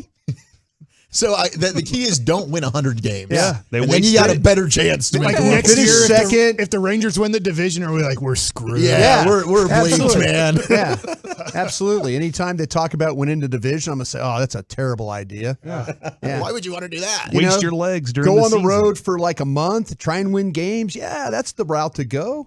Corey and I have talked about this a lot off air. I think the idea Why? You're on the radio for a living. That's a good point. That's true. Well, just because we have a lot of downtime. Yeah. I think it's Jason Stark who's like, Bryce Harper, oh my God, he's surpassed the hype. One of the greatest players of all time. Nonsense. Oh, he hates Harper. I think. Why do you hate Bryce Harper? No, I don't hate Bryce Harper. You do, Bryce too. Harper is a 2-time MVP. Those are also the only 2 times he's ever been top 10 in MVP voting. He still The did idea- it. Well, he still won them. Yeah. Yeah, that's great. Dale Murphy won 2 MVPs. Do you think he's one of the greatest of all time? I tell you Yes. what, I grew up watching Dale Murphy. So you do. Him You and do. Biff Okay. Poparoga and who else was Bob Horner? But Ramirez. A lot of players on that he team. was hyped at the same level as LeBron. He is nowhere close to baseball what LeBron has done for basketball. What did he do to you, Hagee? Yeah. He's got hair. What did he do? He's got a bad attitude too. Yeah. I have a bad attitude. You think we would connect on that? Well, possibly, yes. Just We wears a would bond bandana. over But this. what's the deal? The negativity, we're bonding. Sometimes it works out. Yeah. But Bryce Harper rubs me the wrong way too, and I do think he's overrated. So I'm right there with you. That's all I was looking for. I'm just You waiting got for it. Sunday and Michael night. Young. If Michael Young was another one we learned. There's a the other base day. hit to left field. I know I'm going to get a text from somebody in here, Kevin Hagelin, going, nice route, Brussels sprout, when it comes to Evan Carter. Yeah, the other night we're sitting there and Evan Carter doesn't swing at strike 3, and Kevin texts us and is like, "Swing the bat, bro." Have you been hanging out with Bobby Belt a lot? Is this your vertigo again? Come on. Man, I might be. This is just when it comes to Evan Carter, because Evan Carter's clearly been unfreaking believable. Oh, wait, here we go. If he It's makes like Dawson. if he makes any minor mistake, Let me hedge my comments. I get all over Mike about that. No, absolutely. If he ever doesn't swing at a strike 3, I'm like, hey, you know what? Once in a while, swing the bat. Are you texting Mike every time T-Law throws an interception too? No. How about your guy?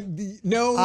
I'll tell you what. One that I had the other day at the ballpark was watching Chapman struggle and thinking Cole Reagans was pitching well. I'm like, do we really have to do that? Yes. And then Ken Rosenthal bringing it up with you guys, like, yeah, Cole Reagan's one of the best pitchers in baseball. The tough year. thing was he wasn't pitching like that Gosh. with us. Yeah. You know, and I'm sure that's always the tough thing Broadus is like, would Why you that blaming guy me? have, well, I'm You're saying the baseball player. Well, you're a former scout. I'm doing radio now. You have to think like, would that guy have done that with us? No, he wouldn't have. That's the thing as a scout. You kind of take a little pride if you're the guy or gal that evaluated him, and you're like, I told you. Kind of told you this was going to happen.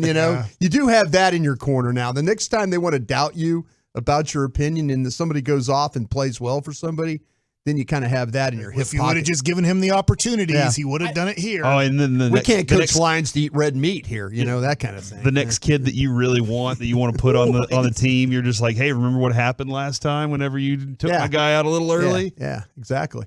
See, I used to think that way about Chris Davis when he took off with the Orioles. I was like, you gave him like 3 years to do something here, and it never happened. So And then didn't he go right back to being bad? Yeah, he went right back to being terrible. And one big year. But you never hear after that. You're like, no, those 35 games, that's what you need to focus on. Yeah. No, turns out you're wasting your time. Where would you put Bryce Harper then? Like I know you feel like Mike Trout is baseball Jesus. Like comparing Bryce Harper to Mike Trout is laughable. Is he like no, John I mean, the Baptist? in fairness, he's probably not even a top 5 player in the sport right now. I mean, you got Ronald Acuna, Shohei in Ohtani. his entire I put Trout career, over he's him. been considered top Mookie 10 Betts. in his league twice. Seager's better. Yeah, I'd take Seager. Shohei. No, I guess I'm with you as you're thinking, because I would rather. I'm scared to death in this series. I do not want Yordan Alvarez up with the game on the line. Yordan? Like, I would rather face Bryce Harper. He's great. I'm not like excited to face Bryce Harper, but Yordan Alvarez probably an overall better hitter than Bryce Harper right now. So, yeah. By the way, because tomorrow I'm going on like a surprise vacation. My wife's taking me on a surprise vacation. I have no clue where we're going. Where to? This is I have fun. no idea. San Antonio's nice this time of year. Where's the place you were looking at the other day, or like a week or two ago? You found cheap tickets. Turks and Caicos. Turks and Caicos. Yeah, I actually got it. I scheduled a trip in mid-November to Cabo. Okay. Turks and Caicos is a long flight, so from here to Cabo, cheaper flight and quicker destination. That's what I would bet. If you're going big, you're going to Cabo, I think. But I already told her we're But going you're to Cabo already in going to- okay, November. you're already going. Read stories about journalists going to Mexico. I bet you're going to New York. She gonna blindfold you like the whole time so you can't see where you're going? I have no clue. Tie your hands behind your back? We'll see what happens. She wants to see the That's leaves for change later. in October in New But- York. But because we Yeah, went there there you last go. December, Okay, you maybe went we're going big. back. I don't know. But because I'm not going to be here tomorrow, I'm going to pick with my heart right now and not with my head.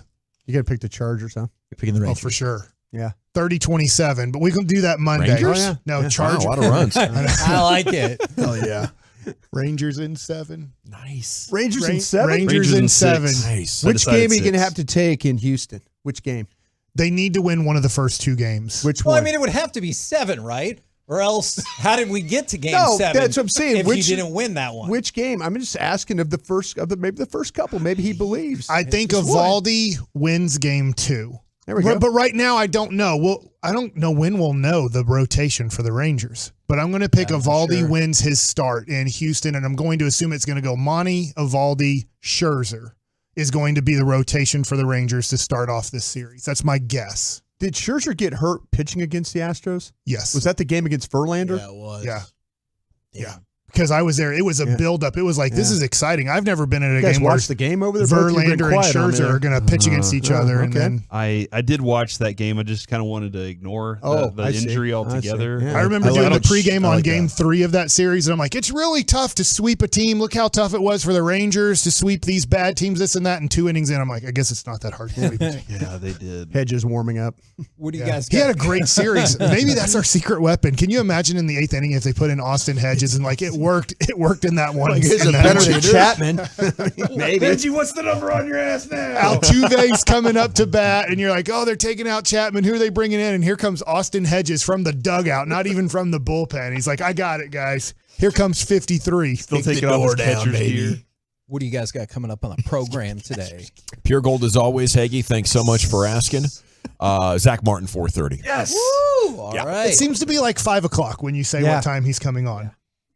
Yeah. The window opens at 4:30. Okay. Yeah. I'm always like, all right. And I'm like, hey, when's that Zach Martin? He does call in every time. He does call in. He's very reliable He's and consistent. He's on a Stephen Jones schedule. Yeah.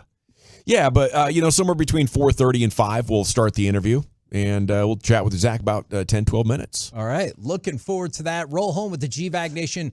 Come see us tomorrow at Buffalo Wild Wings in Louisville. Buffalo Wild Wings! 10 a.m. to 2 p.m. right here on 105.3 The Fan. Say goodnight, Kevin. Good night, Kevin. You are officially...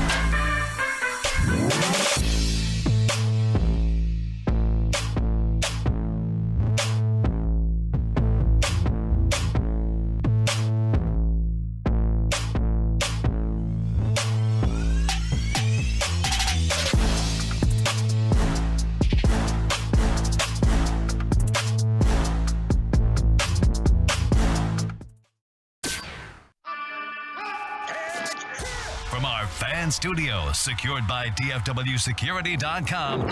You're rolling with the G-Bag Nation on 105.3 The Fan. Here we go. It's hour one of the G-Bag Nation on 105.3 The Fan. Hope you're having a great day. General at your service. It is a Zach Martin Thursday. He's going to be joining us coming up at 4:30. There's Brian Broaddus, former Cowboy scout, NFL executive, Emmy Award winner, Super Bowl champion, and the #1 influencer on Cowboy social media. He's at Brian Broaddus there on the Twitter X. Lucius Alexander is in the Pimp Cup at Master Control. Zach Wolchuk is here. His nosebleed brother, Eric Chiafalo, on assignment. He shall return next Monday. And your main man, Carter Freeman, is coordinating your video. You can watch us at 105fan.com, Twitch, and on YouTube. You can listen on the Odyssey app, and you can listen on the TuneIn app as well. How we doing, boys? It's a great time to be a sports fan, isn't it? Hell yeah, really good. I got a little nervous, at 2:40 today. I got that Kretsch's corner at Charger offense. Okay. You got scared watching I got a little nervous watching that quarterback play. That's all right. Their defense will screw it up for him. And he's got a bad finger. Yeah, he's like 49 of 50 on seam passes this year. Wow, that's not good. Yeah. Where do we have a little trouble? 49 of 50? 49 of 50 throwing the ball in the seam. Up the seam. Wow. That's outstanding. Yeah. Sounds like they got a bread and butter play to me. They've got something going on, and that's going to mean your safeties are going to have to play, linebacker play. We'll see how it all kind of shakes. I'm pretty confident in the Cowboys. I know the Niners game sucked. I know the Cardinals game stunk as well, but I just feel like there's a lot of gold still to be harvested off this conservative offense and playing complementary football. I think it's going to be good enough to win you a lot of regular season games still. So that's where I'm at going in. But if it's not and you do lose to the Chargers, all the narratives are going to change significantly. They'll at least double in volume, as far as Dak, the coaching staff, all this kind of stuff. Because the Chargers defense is just not good. They do some things well. They have a couple of good defensive linemen invested in their secondary as well. But, numbers wise, they're giving up first downs right and left. Yeah.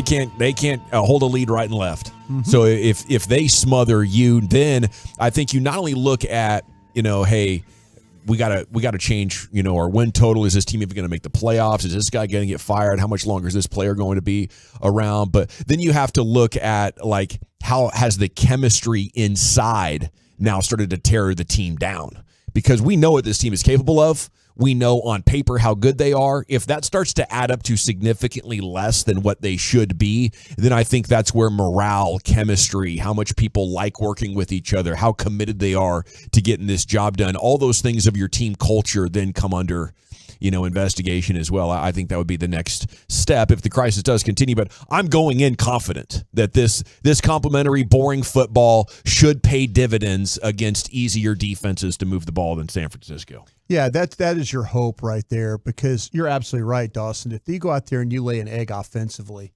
and all of a sudden it turns into a Cowboy loss, and you're 3-3, and you're going into a bye week. Now you think the owner, general manager, was upset with the interviews that we did with him the other day, and Stephen Jones was upset. It's only going to get worse, and a lot of this is on Mike McCarthy. He is the one that has chosen that his way was going to be the right way, and that he was going to find a way to make sure that Dak Prescott didn't throw any interceptions.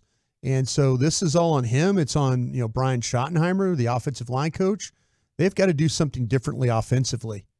They can't go out there and just kind of mess around and get stopped by a defense that they should be able to move the ball on. Yeah. You see a bunch of 3-and-outs. You see a bad day running again, and then it's really going to be time for evaluation and maybe some changes. And I at that point I won't come back confident anymore. At that point you would have lost 3 of 4, and the games against New York at the beginning of the season would have just been fool's gold once again. Yeah, because you have reason to be confident. They bounced back really well after losses. That's one thing McCarthy. They do. We talked about it after Arizona, and they answered them. again. I expect them to answer now, but absolutely, there's going to be some fractures. I think you're right on that offensive side of the ball, especially going up against Kellen Moore. You see the Chargers humming around again. And look, the Tennessee Titans had success offensively against the Chargers defense. If you can't, it's ugly. Okay, 512 says, I vote we talk about the Rangers, not the trash can football losers. Wow, trash cans. They are 3-2. I hear you, though. We are going to get to the Rangers here in just a second. They're going to sign linebacker Rashawn Evans, though. Yeah.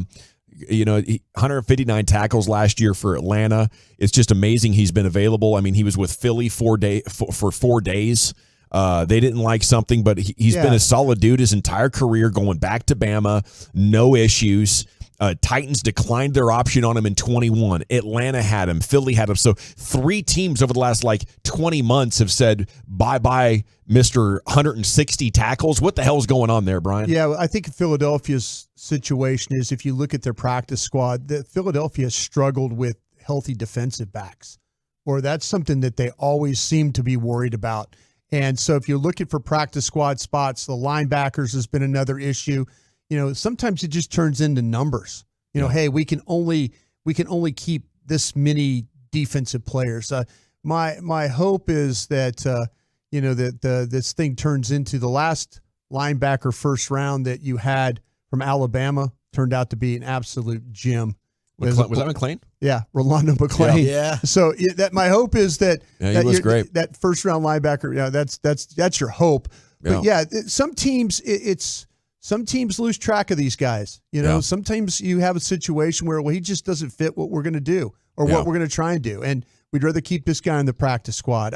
This might be one of those moves, and the Gang of 7, who I go to quite a bit, and if you're new to the program, welcome. But my Gang of 7 are the guys and gals that are the player personnel directors and general managers around the league, and to a person there, that was their top guy. When you start to talk about going out and so was he available because he's asking for more money than teams are willing to give because of his stats? I don't think it. I'm not too sure about that. I'm just looking for an explanation. I did see John Owning post his stats, and his run defense numbers haven't been good. His pass defense numbers have been above average. Yeah.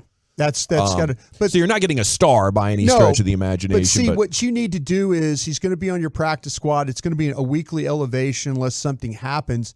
But he could go up and down 3 times, right, on the practice squad thing. Yeah. Well, Leighton Vander Esch will be out 4 weeks? 4 to 6. They're saying. So hopefully 4 weeks on that. So you're just kind of bridging the gap until you can but you might hit somebody. You might hit on somebody that everybody will go, why was he on the street? But the thing that I was most encouraged about by the majority of my guys on their emergency board, this was their number 1 linebacker to go Super productive player last year. Led the Falcons in tackles. I was surprised they didn't re-sign him.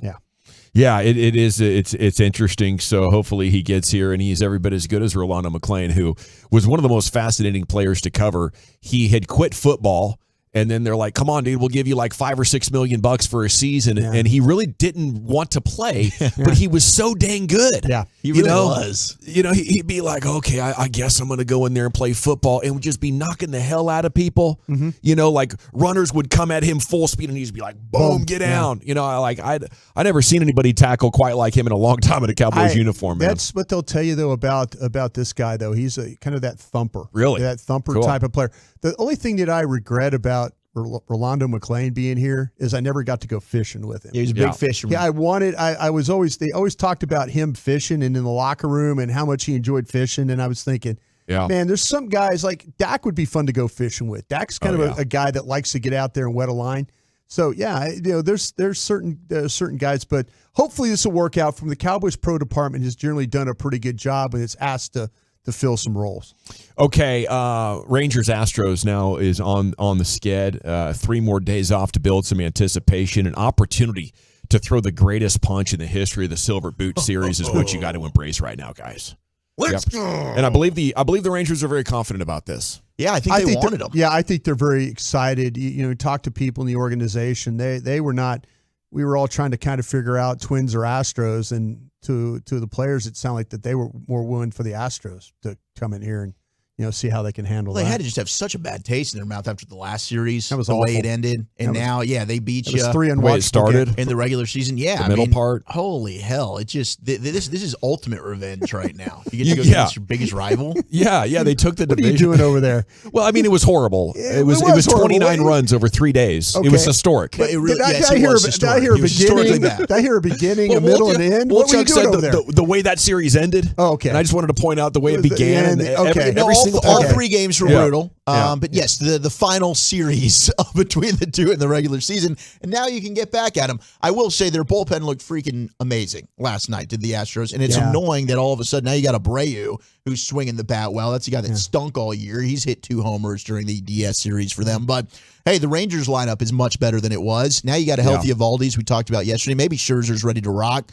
They've hit around Verlander before. You know what? Heim's healthy. Young. It's a different Ranger team than yeah. what they saw in September. Sure. I mean, we know where the bullpen is vulnerable a little bit better. I think Bochy is got a finger on the pulse of managing it right now. I don't know if I can say that with full conviction and confidence, but You tried. I did try.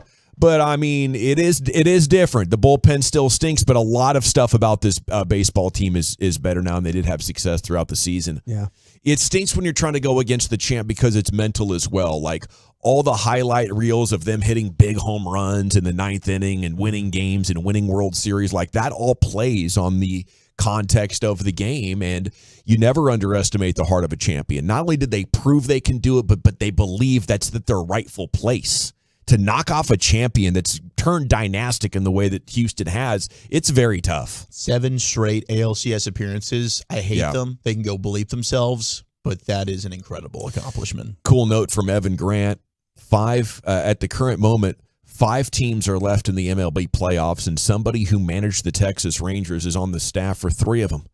Of course, Boch, Bannister, who's the Arizona bench coach, and Ron Washington, who's the Atlanta Braves third base coach. That's a pretty cool deal there. I was like, getting a chance to see Wash and Banny out there on TV in big moments, having a good time. Okay, Dallas Stars and St. Louis Blues tonight.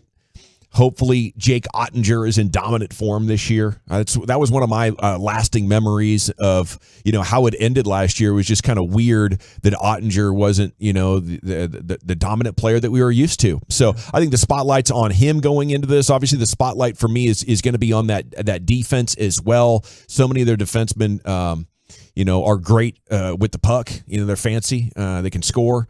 But I'm looking for them to lock that down, and they have some young guys back there who have a massive chance to prove themselves. But if they don't in a convincing way against the best teams, I'm going to be looking at the front office, and I'm sure they're going to be resourceful at the trade deadline as they were last year. So I'm excited about this Star season. I think there's a lot of exciting storylines. Robertson, of course, is back. Regular season, Robertson's going to be dominating. So this is an exciting time, and it's just better once the winter sports kick in, and for evening, man needs a little variety in his life after summer. You got the baseball that's we're right in the thick of that. It's you mentioned the Stars, the Mavericks. We're going to start having some basketball, but I am excited about the Stars. We've seen the Stars have success, and then follow that up with just mediocre play. Yeah, and I think this team might be built a little differently. A lot of veterans. I think it might be a little bit differently. And then, now it's not the complaints about contracts anymore. It's going to be, the focus is about young players. And they got a nice mix of some veteran guys and stuff like that. But Pete DeBoer, that he's kind of, he's been here. He's got to find a way to manage expectations of Stars fans, but they should be high. You make a run like they did last year, come 6 games away from, getting a chance to, hoist the cup. I think expectations should be high for the Stars. 214, we want the cup. 817, they took the division from us on the last day. It has the setup to be a brawl-infused series. We'd, of course, win that. Bring Banny back for the brawl. Houston Astros, more like Houston Blue Man Group. Okay. Thanks, Gavin, for the TuneIn app recommendation. You got it, 817. That TuneIn app is an oldie but definitely a goodie. By the way, I saw tonight at the AAC debuting. I think our friends at Hurtado at the Yard, they've set a trend. Zavala's Barbecue. There you go. I believe out of Grand Prairie. Another good barbecue place. You're absolutely right. That was in that top 10 list. Yeah, they're opening up their AAC spot. Yeah. And we'll be at Hurtado on Tuesday, by the way, if you'd like to come by and say hi. Yeah, those folks are super nice to us out there. Great look. I love walking out of that place because you smell like smoke. Yeah, I love that. I gotta get in the car. I gotta look Post down. oak. Well, yeah, I looked down. Yeah, that smoke. I looked down at the the go plate that I have that I'm taking with me, and we're getting ready to enjoy that. But that little kind of that smell of having that barbecue on your clothes, that's all right for me. Yeah, I enjoy that. Yeah, that's good. Okay, G-Bag of the Day is coming up at 2:30. Best audio from the world of sports. But coming up next, Wolchuk has trades every team should make right now. Would you make this Cowboys trade? It's next, The Nation. DFW's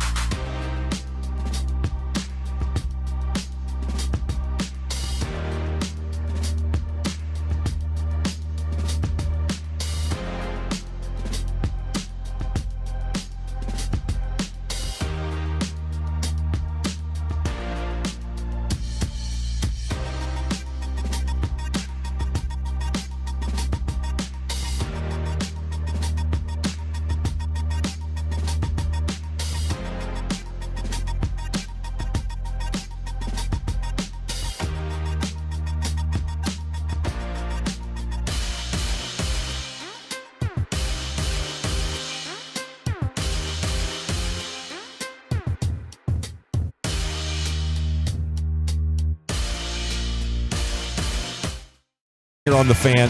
Wolchuk has a couple of trades that should happen. Would you do this Cowboys trade in just a second? We have start times for the American League Championship Series. Rangers, Astros, 7:15 on Sunday night. 3:37 on Monday. Enjoy your back-to-backers there. Rangers, then Cowboys. Might be glorious. Take two. Then a day off. Then Wednesday, 7, Thursday, 7. And then Game 5, if necessary, 4:07. That's if you don't sweep the Astros, you'll play next Friday at 4:07. Then Sunday, 7 o'clock. The following Monday, 7 o'clock as well. All the games on Fox and FS1. So thank you, Major League Baseball, for not making us choose at the same time between Cowboys Rangers. That would have been unfortunate. You guys are doing good work there.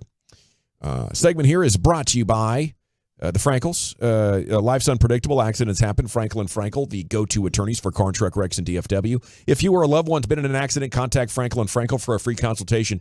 It's 214 or 817-333-3333 or jump online to truckwreck.com. Here's Zachary.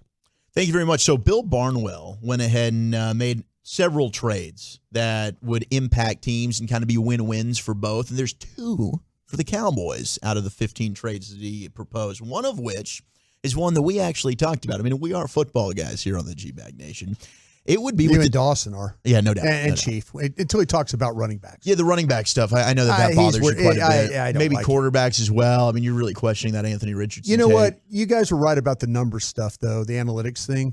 Actually pretty cool. The analytics stuff's really cool. I do think the eye test matters, though, as well. I like eye test. It's both. It's both. Yeah. You can't just say the numbers don't matter. They do matter. But you can't just say the numbers are the end-all, be-all. You do actually have to watch the game and see what happens on the football field. So you try and just get as much information as possible, and that will help you tell the story. But Alex Singleton, hit me with who's a guy trades, we got to interview at the Super Bowl. We actually asked him. We were like, how would you like – he was a free agent at the time. How would you like maybe playing in Dallas for the Cowboys? And he lit up.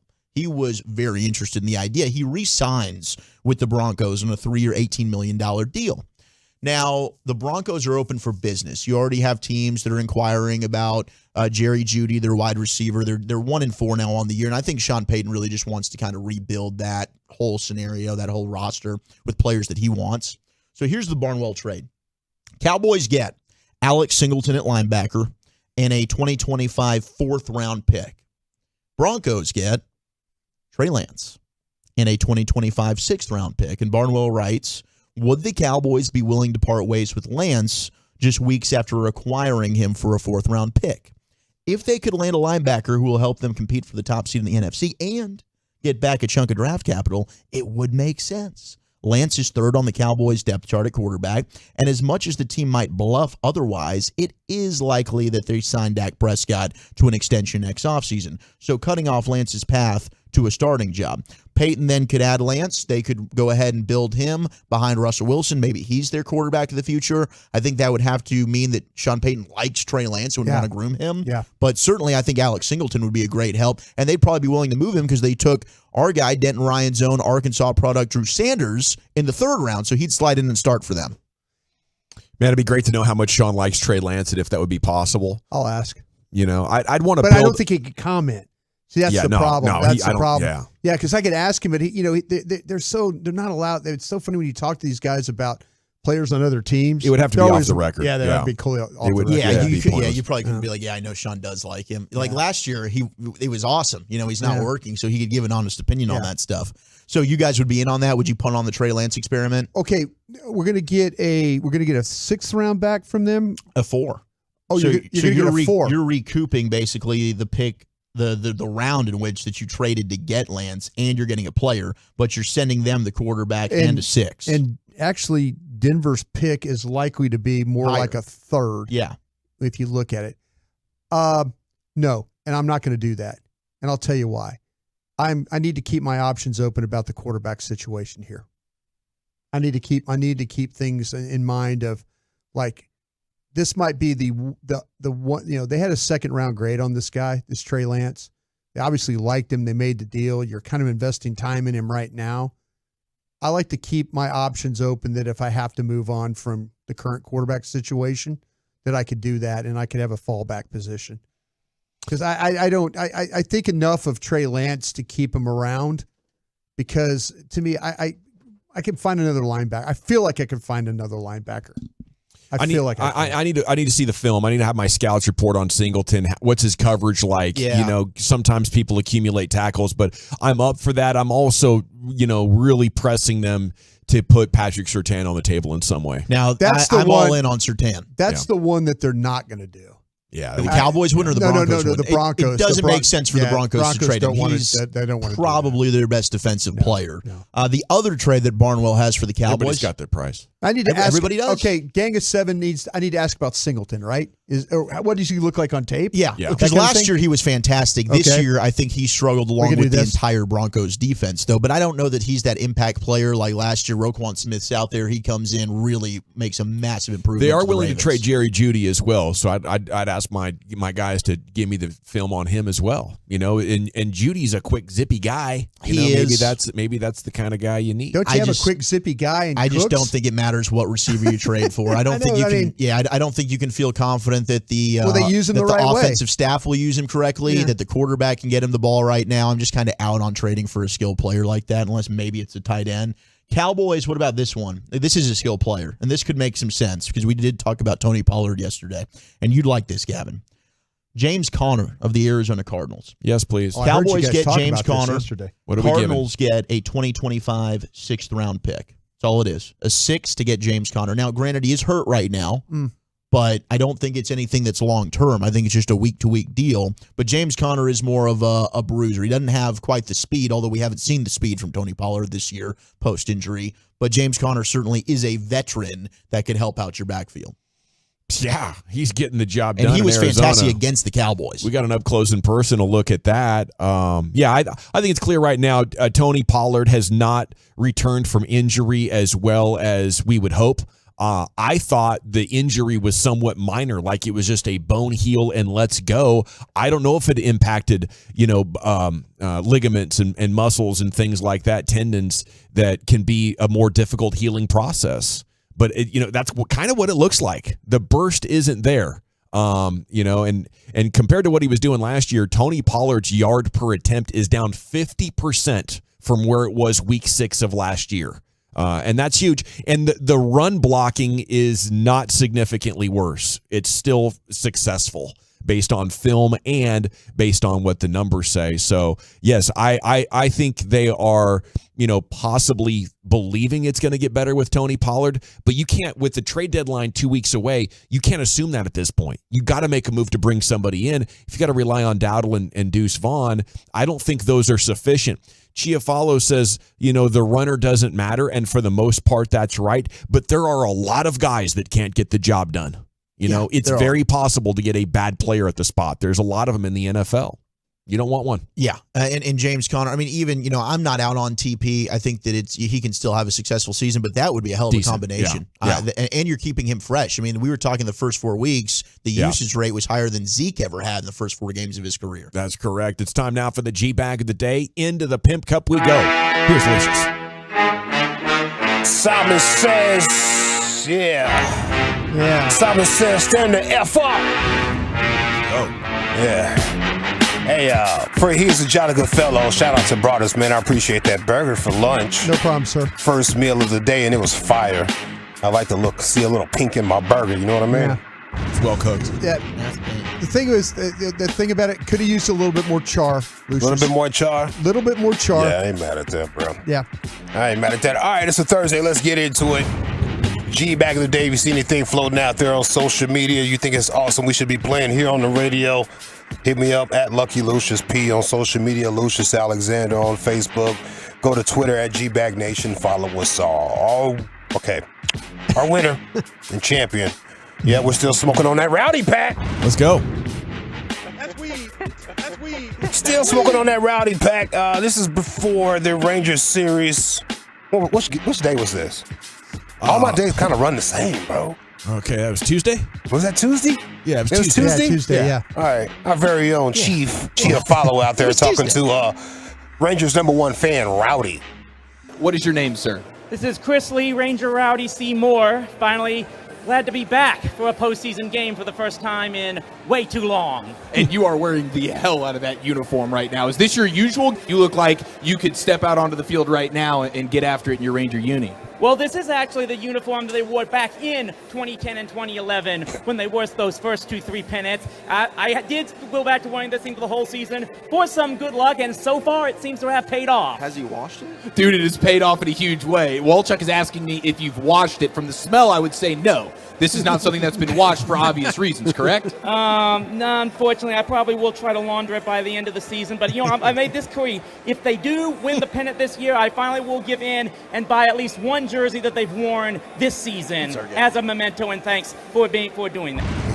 Yeah, he gets it. I love him, man. I do too. Just hearing him talk Rangers, Yeah. it's awesome. Excited. I texted Brian LaMartina last night. I was like, dude, Rowdy Seymour sighting at the ballpark. We got audio. He was like, epic. Hilarious. Let's see right here. Peyton from the RJ and Chop show talked to Rowdy as well out there.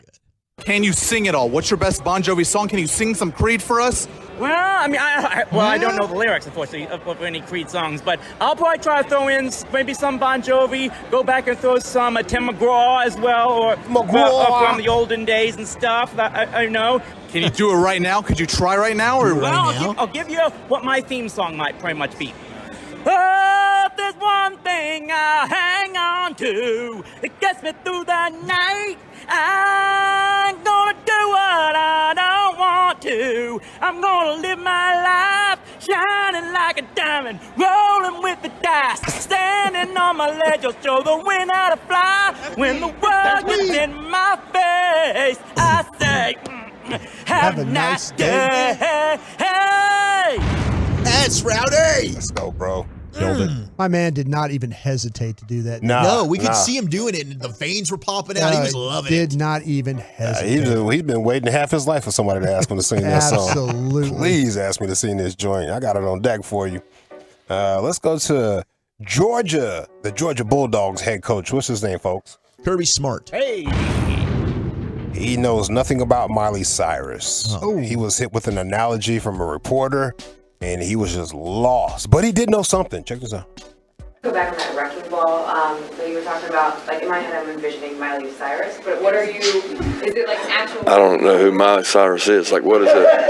What does she have to do with a wrecking ball? Well, it's all about wrecking ball. Huh? She came in like a wrecking ball. I know Eric Church wrecking ball. I don't know who no Miley Cyrus is. What's a Miley Cyrus? What's that got to do with a wrecking ball? I know Eric Church wrecking ball now. What the hell's that got to do with anything? Who let her in here? That's actually pretty good, Lucius. Let's see. Yesterday was a church day. Now, this is not church audio, but lets me know this is a sign of the times. The rapture has started. I'm out here agreeing with Stephen A. Smith. Here we go. Oh, my God. This can't be real. Stephen A. Smith takes some shots at Jason Whitlock, the human smoothie. Gosh, I don't know if you've seen him. That's amazing. The human smoothie. Stephen A. Smith takes shots at Jason Whitlock. I'm a Stephen A. Smith fan today. Damn. Now, there's a lot of people out there that want me to address other names. There's one particular person who will remain nameless, and I will not deny it. I think he's a fat, no-good bastard who I despise to the core. That is not Marcellus Wiley I'm talking about. It ain't hard to figure out who the hell I'm talking about. There's no need. I'm where I'm at. That particular individual is where he's at. And I'll leave it at that. And no, I'm not talking about Marcellus Wiley again. No, I'm not talking about them. They ain't fat bastards. Who are seeds of the devil. Wishing nothing but black folks harm. Yes. But I'll leave that for another day for when the time is right. When the time is right. Time is right. I'd rather you just say my name, bro. Just say my name. It's not Marcellus Wiley. Yeah, damn, Marcellus for no reason. Somewhere Marcellus is sitting there like, But what did I do? But he earned it. Oh, yes, he did. That's what you call a fraudulent slip right there. I got any more for you boys? Boom, boom, boom. Hey, hey. Hey, speaking of some Houston stuff, let's go to Kendrick Perkins. NBA on ESPN. Kendrick Perkins had a word of the day for Dylan Brooks. Okay. Word of the day, he should have practiced this word of the day before he did it on live television. Dylan the villain. Brooks led the league with 18 technical fouls last season with the Grizzlies. So, Perk, I think it is that time. We need a word of the day on Dylan Brooks. What you got? Monotonous, okay? That's the word of the day. That's the word of the day. You got it? Monotonous? Here you go right here. Pronunciation. Yeah, monotonous. Monotonous. Here you go. Dull. There you go. Hey, dull, repetitious. A person that's going to do the same thing all the time, Malika. Well, from now on, monotonous is motonous. That is how we are pronouncing it when we talk about Dylan Brooks. Kendrick Perkins. That's incredible. Yeah, we've all had the class with those athletes. Yes. They didn't care about it. Answering the question was totally wrong. Had a whole lot of athletes in my health class, which is, really scientific words that you have to say out loud. Yeah. Man, it's hilarious.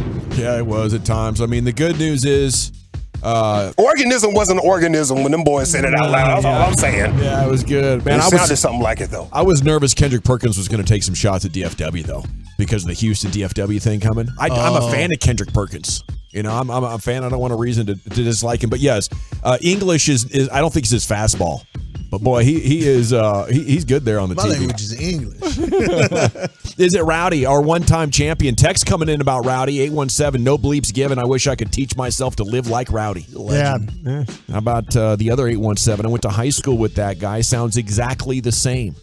And he's 55 now. It's crazy. The reunion's coming up. It's amazing. Real like Benjamin Button. Yeah, still got the same clothes on. I'm asking him on the Twitter X if he's going to be there next week. Yeah. We got to have a repeat performance from Rowdy. Maybe get a Rangers preview from him. I know he used to do a Rangers blog. Okay, when we got to vote. Is it our current champ Rowdy? Is it Kirby Smart, the Georgia coach? Is it Stephen A. Smith? Shots fired at Jason Whitlock, or is it Kendrick Perkins? I'll go with my main man, Rowdy. Lucius, how about you? Stephen A. Smith. I voted for Stephen A. Smith. Sign of the times, y'all. Hey, Get right. everything. Better get right with God. Wolchuk. All quality, but I got to go Rowdy. This is a 5-timer in my opinion. Brian. Yeah, those church boys should have never been knocked off. We're gonna line those church boys up. Yeah, I think the tornado guys. Yes, sir. Yeah. I agree with you. Along with the horse insemination dude. Yes, those two. For sure. You don't know what I had to do, man, to rock out. That guy's intense, man. He deserves it. Very intense. Let's go with Rowdy again. By a score of 3-1, still your G-Bag of the Day champion. It's Rowdy C. With his Rangers singing. Okay, where are we going with Krusty's Corner, buddy? Yeah, let's take a look at this Chargers offense. We'll do that next. Coming up Friday morning on Sean and RJ.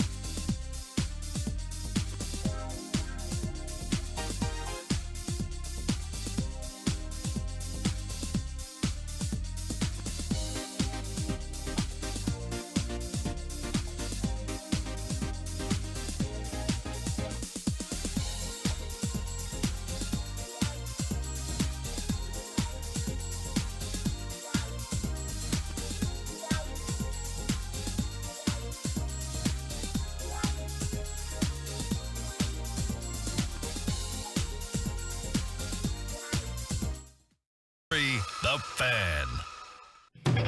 It's Classic Truck Month at Classic Chevrolet. Like you, grit runs deep. They're determined to get you the toughest trucks with the biggest savings. Over 300 new Silverados on the ground. Claim yours before it's gone. This is Texas. This is Classic Chevrolet. Find new roads. Yeah, well, thank you, Lucius. It is the G-Bag Nation here on 105.3 The Fan. And coming up at 3 o'clock, we'll have the NFL news of the day.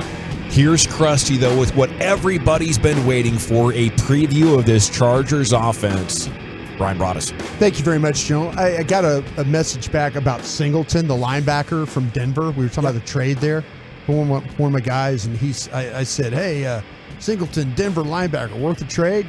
My guy goes, hell yeah. He's solid, instinctive, and he plays hard as S.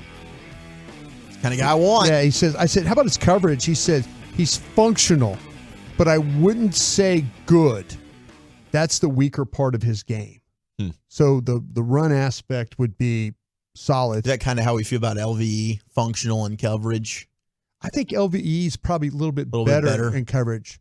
You're gonna they'll miss him. The thing I worry about is with this Charger passing attack, though, is if in fact that all these balls that this quarterback is having success, Herbert throwing into the seams. We saw what happened last week when they ran Kittle across and they lost coverage of him with a drop linebacker and the safety.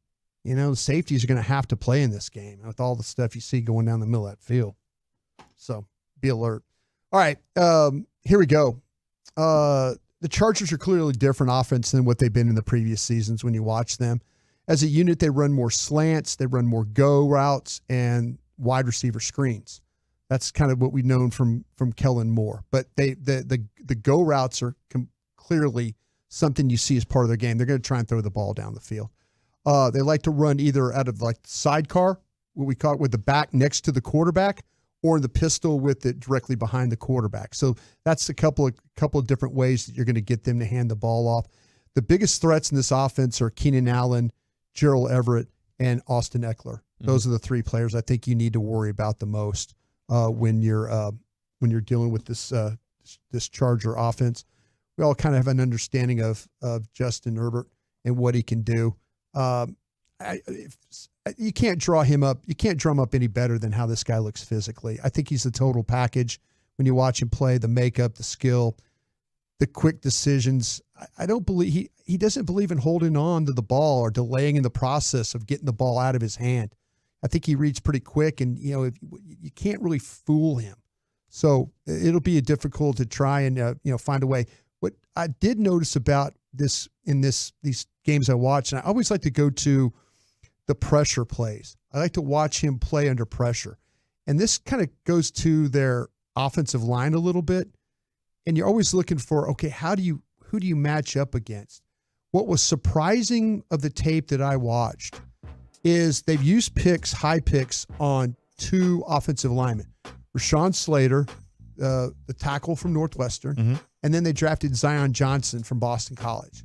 And they did it in back-to-back years. And both these guys play on the left side of the offensive line. Two guys I really wanted the Cowboys to get. Both, yeah. Yeah, absolutely. The Slater one, I was on that one too, and I was thinking about him and Bolton in the second round, the linebacker from Missouri. Would have been a hell of a combo. But they got Micah Parsons. Yeah, I mean, you're not regretting it. I'm just, I'm happy they got Micah Parsons. But I had a plan of drafting that I was going to try and draft Slater and Bolton, the 2 guys I was going to get. All right, so anyway, here we are. The thing with Slater on these pressure plays that I've been watching on the Chargers, he's been responsible for quite a few breakdowns. When you watch him play against the Raiders, it was, Crosby is a hard guy to deal with, but man, that was a problem for him. The Vikings, another hard game for him. Tennessee, another hard game. There have been breakdowns at this left tackle spot. I think the right tackle, Pipkins, is the worst of the group. But I was shocked how Slater was giving up pressures in these games. Yeah, that's stunning because I'm with you. Looking at their line, I figured the right side because I think Sawyer, the Georgia guy, I think he was a tackle that they kicked inside to guard. And he's a huge mass guy, really strong but slow-footed. Right, very slow-footed. You're absolutely right about that. So if we are going to keep an eye on things, the right tackle, Pipkins, is a guy that I think you can attack, but don't be surprised if they figure out something on Slater. Okay. He's just the pressure plays. He's no Trent Williams. Huh? The way when they drop back to pass, there were times where he was a little bit. If it wasn't for how good athletically he was, then because he was recovering, it was like so he does a good job of readjusting. Oh yeah, but he gets beat initially. But there's times where he gets beat, and now his guy's on the quarterback. Now that's a whole nother thing, by the way. That quarterback in the pocket, the Vikings had him sacked. And all of a sudden, he's bouncing off blockers and defenders, and he rolls out and he throws it like 25 yards down the field to Keenan Allen for a first down. When you get bodies to that quarterback, wrap him up. Don't think he's just going to go down because he's the quarterback. He's going to try and keep fighting to be able to throw the football. And when I mentioned to throw the football, I'm going to say this. Keenan Allen to me is, I don't know, maybe he doesn't, maybe he doesn't get enough credit. I don't know. I know there's people that talk about him, but maybe not in the way they should. I think he's their go-to guy. It's clear that when they throw the football, Keenan Allen's the guy they'd like to get it to. The quarterback's rating is 130.5 when he throws the ball to Keenan Allen. He's thrown 3 touchdowns to him. There's no interceptions that have gone his direction. The thing about Keenan Allen, he's so strong-handed as catching the football, but he cannot run out of sight. He's not going to kill you with, okay, he's just going to run by us today and we're not going to be able to keep up. His change of direction is still pretty dang good, though. Really isn't it? Good. It's really, really good. And it's the initial burst, and that's where he gains a little separation. But he's going to make contested catches. He's going to play inside. He's going to play outside. He's going to body up a defender. He's going to use the size to his advantage. We'll see what happens with him in the matchups with the cornerbacks here. That might not be one with Gilmore. Are you concerned with Gilmore? Because he's not a speed guy. Well, that's giving Gilmore some trouble. Well, he's not big. He's not a bigger guy, and I worry about him. I think on the other side, you should be okay. But I'm worried a little bit about them bodying up Gilmore on these routes and stuff like that to see if they can. Because Quentin Johnson's a big boy too. Quentin Johnson, we talked about him a bunch from TCU. He's a guy that struggles when they walk up on him. He's trying to learn how to escape, and he really hasn't shown that yet. Okay, in my last minute here, so I'd like to talk about Austin Eckler. Okay, there's a good chance he was dealing with a hamstring, and he's telling everybody he's going to play. He's compact. He's tough. If you play fantasy football, you know this. He finishes on the goal line. He's one of those guys. He's got that ability to see the hole, get through the hole. He's not going to finish a lot of runs just running away from you. Another guy, he's extremely tough. He plays with balance. What's happened, though, is that Kellen Moore doesn't throw screens to him or anything. They don't throw him the ball. You know, it's one of those things where they don't use him in the passing game as much as you've seen. You know, there's been a couple of times they try and get to him, but there's not that screen game anymore. And so we'll see. After Kellen saw what McCaffrey did on the screen in that San Francisco game, I wouldn't be surprised if they try and throw one to Austin Eckler for old time's sake. But that's just not Kellen Moore's way of attacking. It's more wide receiver screens than running back screens. So, but this guy is when you get him going, when you get him around the goal line, he's a tough guy to bring down. This offense has big play capabilities, but the guys they have are extremely tough. I don't think they have the really explosive players, but they're really, the quarterback's super accurate. The wide receiver's big, or they're big. The running back around the goal line's difficult, but keep an eye on these offensive tackles. That might be a little bit of a place you can make some hay there. Thank you, Brian. Thank you. Krusty's Corner every afternoon at 2:40 here on your home of the Cowboys, and every week he has been previewing the opponent on Wednesday, the defense, and on Thursday, the offense.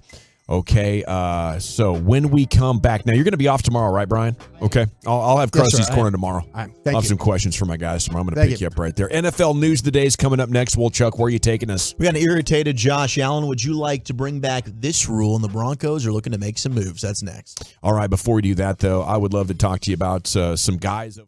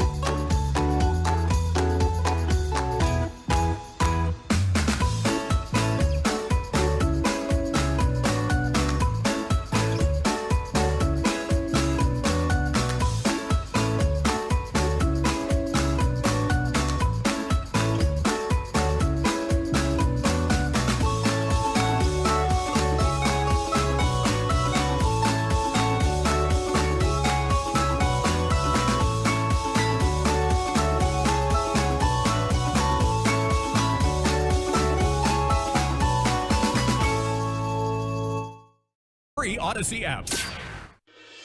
From our fan studio, secured by DFWsecurity.com, you're rolling with the G-Bag Nation on 105.3 The Fan. Welcome to the Nation. It's hour 2 of the G-Bag Nation on 105.3 The Fan. Hope you're having a great day.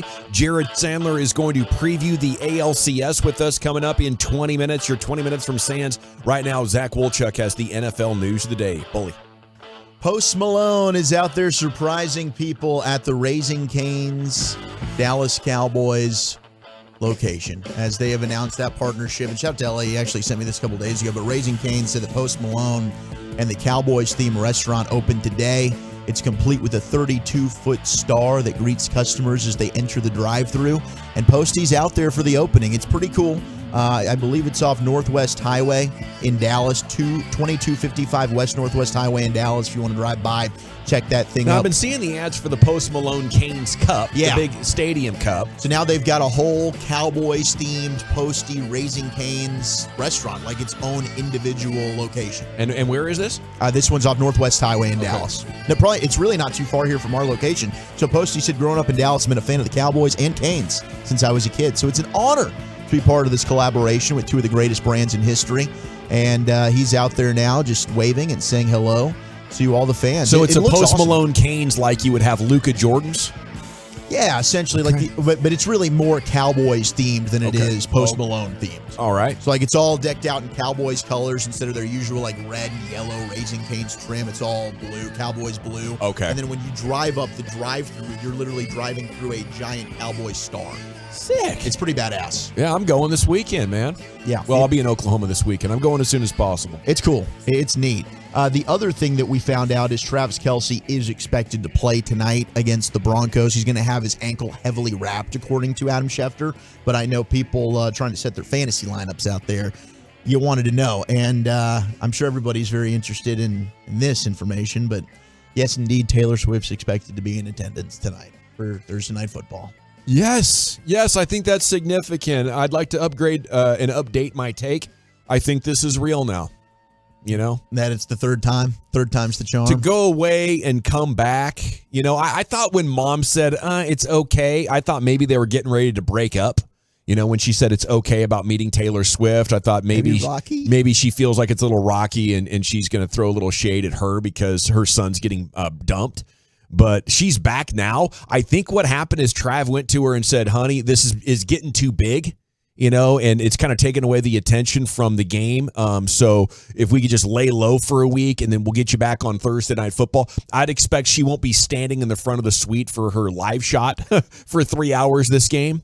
But I think this is part of the scale back and the reintroduction now. I'm just part of the stadium instead of the main attraction. She wasn't there last Sunday, so the NFL sent that, hey, big head text. No. We checked the numbers.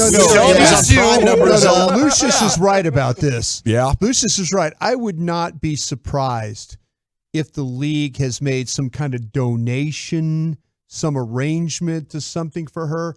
Because we've talked about prime numbers. We'll send that private jet in a suite. Yeah. She's got a movie dropping this weekend. Exactly. I think it drops tonight, right? Exactly. Yeah, got to get the numbers up. See, You're right. This is where it's the only game in town. It's that Thursday night. We've all kind of complained about, well, the games aren't any good. And tonight's probably going to be a stinker. It is. My guy Sean Payton is probably not going to get it done tonight. Well, I know it's an AFC West matchup, and we'll see if Broncos. So you're going with more coverage tonight. I think what's happening is the league has asked her to try and draw eyeballs to the Thursday night package for sponsors and everything like that. They're going to have her running out with the Chiefs. Yeah. She's at the coin toss. She's leading it out on the field. Holding the flag. She's on the horseback, you know, with the feathers and everything on that. Yeah. Throwing the stake through the ground. Exactly, yeah. I think the league saw Chief the Cowboys Osceola play last week and said, man, they might not be able to get us those ratings by midseason. We need Tay-Tay back. Dude, anything to bump those prime ratings, man. They need them because those games are stinkers. There's something going on here. She's going to get free movie promotion tonight on Oh, I Prime. bet. And they're already having happen. to make more screenings. I mean, the theaters are already selling out for all of those things for her concert that's going to be shown in It's insane. The Taylor Swift hype is just crazy. And I know She's a businesswoman, we'll too. always get texts like people don't care. I get it. True football fans, you probably don't. But this Taylor Swift audience is booming right now. It's unbelievable. It's like nothing I've ever seen. Yeah. 40 to 60 mile per hour. That's TMZ right there. Yeah. The messy zone. The messy zone. Yeah, it is the messy zone. We got severe weather that possibly could be in Kansas City tonight. They're calling for 40 to 6 mile per hour winds and hail possibly for Chiefs Broncos as well. Hell yes. So weather not going to be good for this matchup tonight. We had Josh Allen. Who does hail favor in a football game? I think hail always favors. Do we play in hail? The Commanders, probably. Probably the Chiefs in any way, shape, or form in this matchup. Yeah, I would say that Pat Mahomes will find a way to just throw that football through 40 to 60 mile per hour winds. He can chuck that thing over a mountain. It doesn't matter. But hail, that's kind of I don't think we play in hail, do we? No. We don't play in hail. Do we? I mean, I know lightning we won't. We won't play in lightning. But we're not going to play in hail? I don't think we're going to let the crowd get hit by hail. Or the coaches. No. Yeah, we probably hail's usually very temporary. We can run in 2 minutes. We're running back We'll out. be back out. And lightning often accompanies it anyway, so you'd be out of there. Does hail terrify you just for the fact of your car? Yes. Every time. I'm thinking, damn it, this is why I need a cover or a garage. Yeah, I'm with you. This Canes My is dad looking- used to love it. Hail? Yeah. Time to get a new paint job or something on that joint. Oh, there you go. Bust that front window out. Yeah, so look what happened. Not my fault. Yeah. How much you estimate there? Hello, Allstate. I got a roof you need to come look at right now. You're looking at the Canes. It looks badass, doesn't it? Yeah, this Canes is great. It's cool. Where's it located? I'm Northwest sorry. Highway and down. I'm It's sorry. honestly probably right by your. It's probably by your doing, place. Yeah, I was doing Gang of Seven stuff. Sorry you can about probably that. drive by it on the way home if you want to check it out. Oh, do we still only have 2 items? I mean, the inside looks like a club. Look at that. Yeah, pretty much. That's good. You got your chicken strips. Kind of looks like the airport. You know when you go to the airport, that cowboy club at the airport? Yeah, I think it's you cool. walk by, oh, here. In Love somebody- Field. Do they have that at the airport for the drive-through? No, Oh, they that's don't. the same thing at the club there. At The Miller Lite. Miller Lite Club, yeah. Dude, it looks cool. Josh Allen's not happy with the critics who are, making a big deal about Stephon Diggs, again, getting animated on the sideline. He was asked about it today. Josh Allen gave his response to reporters. I mean, yeah, but, he was – I know a lot of people are throwing different ideas of what he was mad at on the sideline. He was mad at himself for running the wrong release on a route, so – He's a competitor. He's a fiery competitor. I'm tired of hearing all this nonsense from people because there's a lot of guys in the league that have that same fire that don't get talked about. But he's a lot of our juice on the sideline. Making sure that the offense is staying up and as energized as possible, and we feed off of that. So for better or worse, he's up in guys' faces, and he's making sure that we have as much juice as we need, and he supplies that to our offense, especially in times when we need it. He doesn't get the burn that he deserves there, and frankly, that kind of ticks me off when people want to say stuff about him. But we'll keep that all that internal here.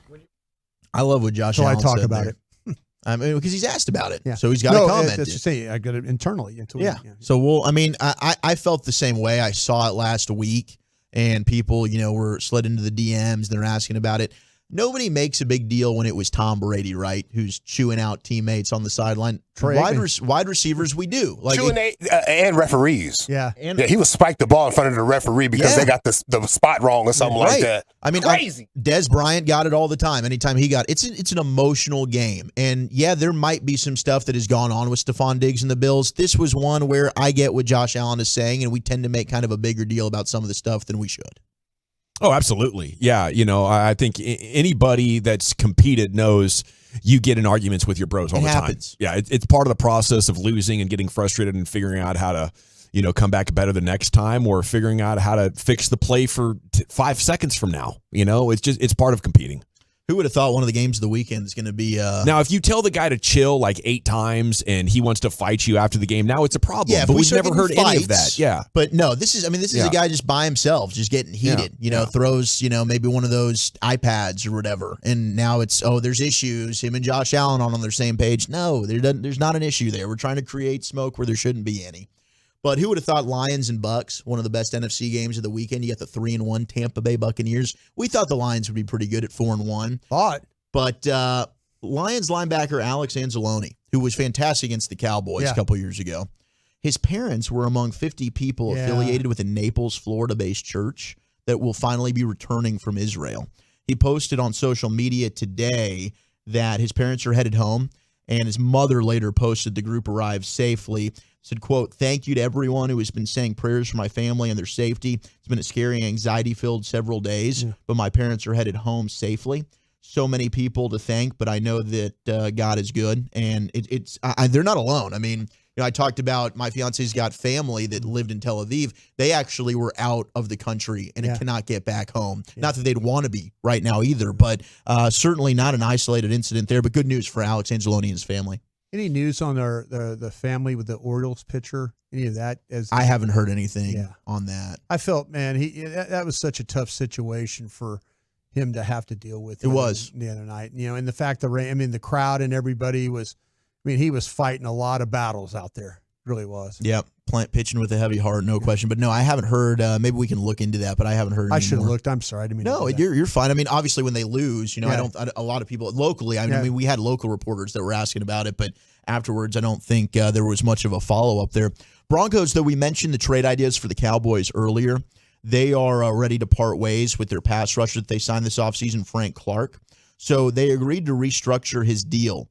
So they're giving back $1.686 million in guaranteed salary, making his contract a little bit more attractive on the trade market. What they'd like to do is similar to what the Broncos did with Randy Gregory. Instead of just outright releasing him, and now he can go sign with the Chiefs, whom he played with, or whoever, whatever team wants him, they'd like to eventually flip him to get a draft pick in return. So Frank Clark out there, I know we always look at this through a Cowboys lens. I don't know if they'd be looking to add another pass rusher. Seemed like no with the Randy Gregory situation, but Frank Clark will be available, and I'm sure a team will trade for him here very soon. I'll tell you what, your pass rushers might be really important in this game or games coming up because Micah Parsons is going to have to play off-ball linebacker. Maybe that opens up. Yeah, maybe you are more interested. And I know they want to get, Fowler and Sam Williams more snaps. Yeah, Will told me one time, I asked him because of that. We were talking about adding edge rushers. He says, no, that's the one area that we're pretty solid. But that was the start of the season. Yeah.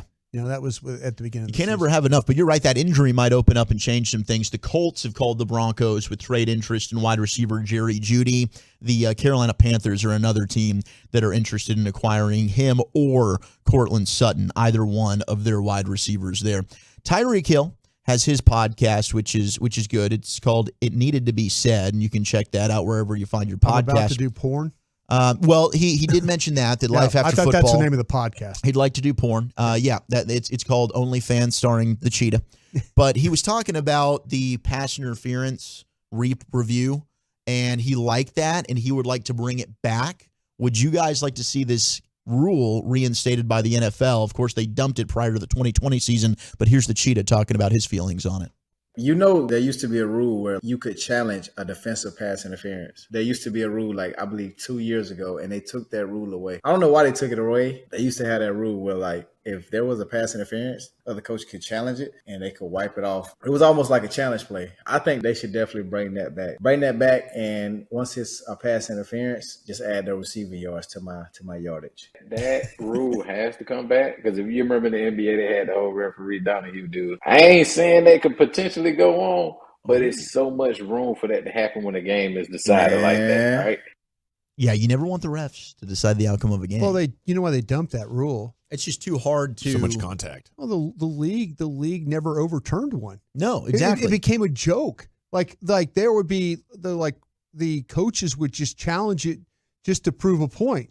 Okay, fine. It's, and then the referees, no, we're not going to overturn that. It never was. It seemed like it was too hard of a play to review and say indisputably. No, they were being stubborn. They were being way stubborn. They were being like, you're not gonna look over our shoulder. No, you're not gonna check our work. He was referee ego. That's it. I remember Jason Garrett the one time he said, I'm just going to challenge this just to see.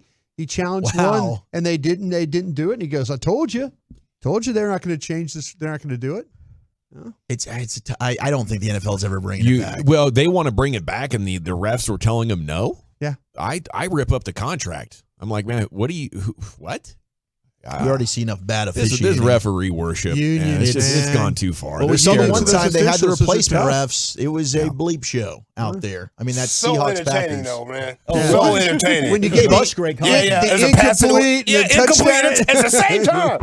That was amazing. It was unreal. Two dudes standing right next to each other. They gave completely opposite signals. It was great. What a freak show TJ Watt is. He's not going to miss any time despite tearing multiple ligaments in a dislocated finger that he has. He's like, it's not a big deal. I'll be out there. I'll be playing. He's dealing with a variety of different injuries, but TJ Watt continues to be just an absolute badass. He'll be out there playing. And the Jags are hoping to avoid jet lag. They seem like they've got the travel to London and playing in London down. They were there 2 weeks. Played back-to-back weeks. I think they won both games. They did. And now they're flying back. But Doug Peterson said, man, the jet lag's real. And he's just hoping that everybody's kind of got their body clocks back in time for their Sunday game. Doug, what are you doing, man? You think he's setting up for an excuse already? Yeah, that flight from Jacksonville to London, it's not like he's going Jacksonville to L.A. L.A. to London. Trevor Lawrence, I'm getting tired earlier in the day. I'm waking up earlier. Oh, gosh. What's going on, Doug? Yeah. Thank you, Wolchuk. Jared Sandler joins us. We'll preview ALCS coming up next in the G-Bag Nation. If you're looking for somewhere great to watch it,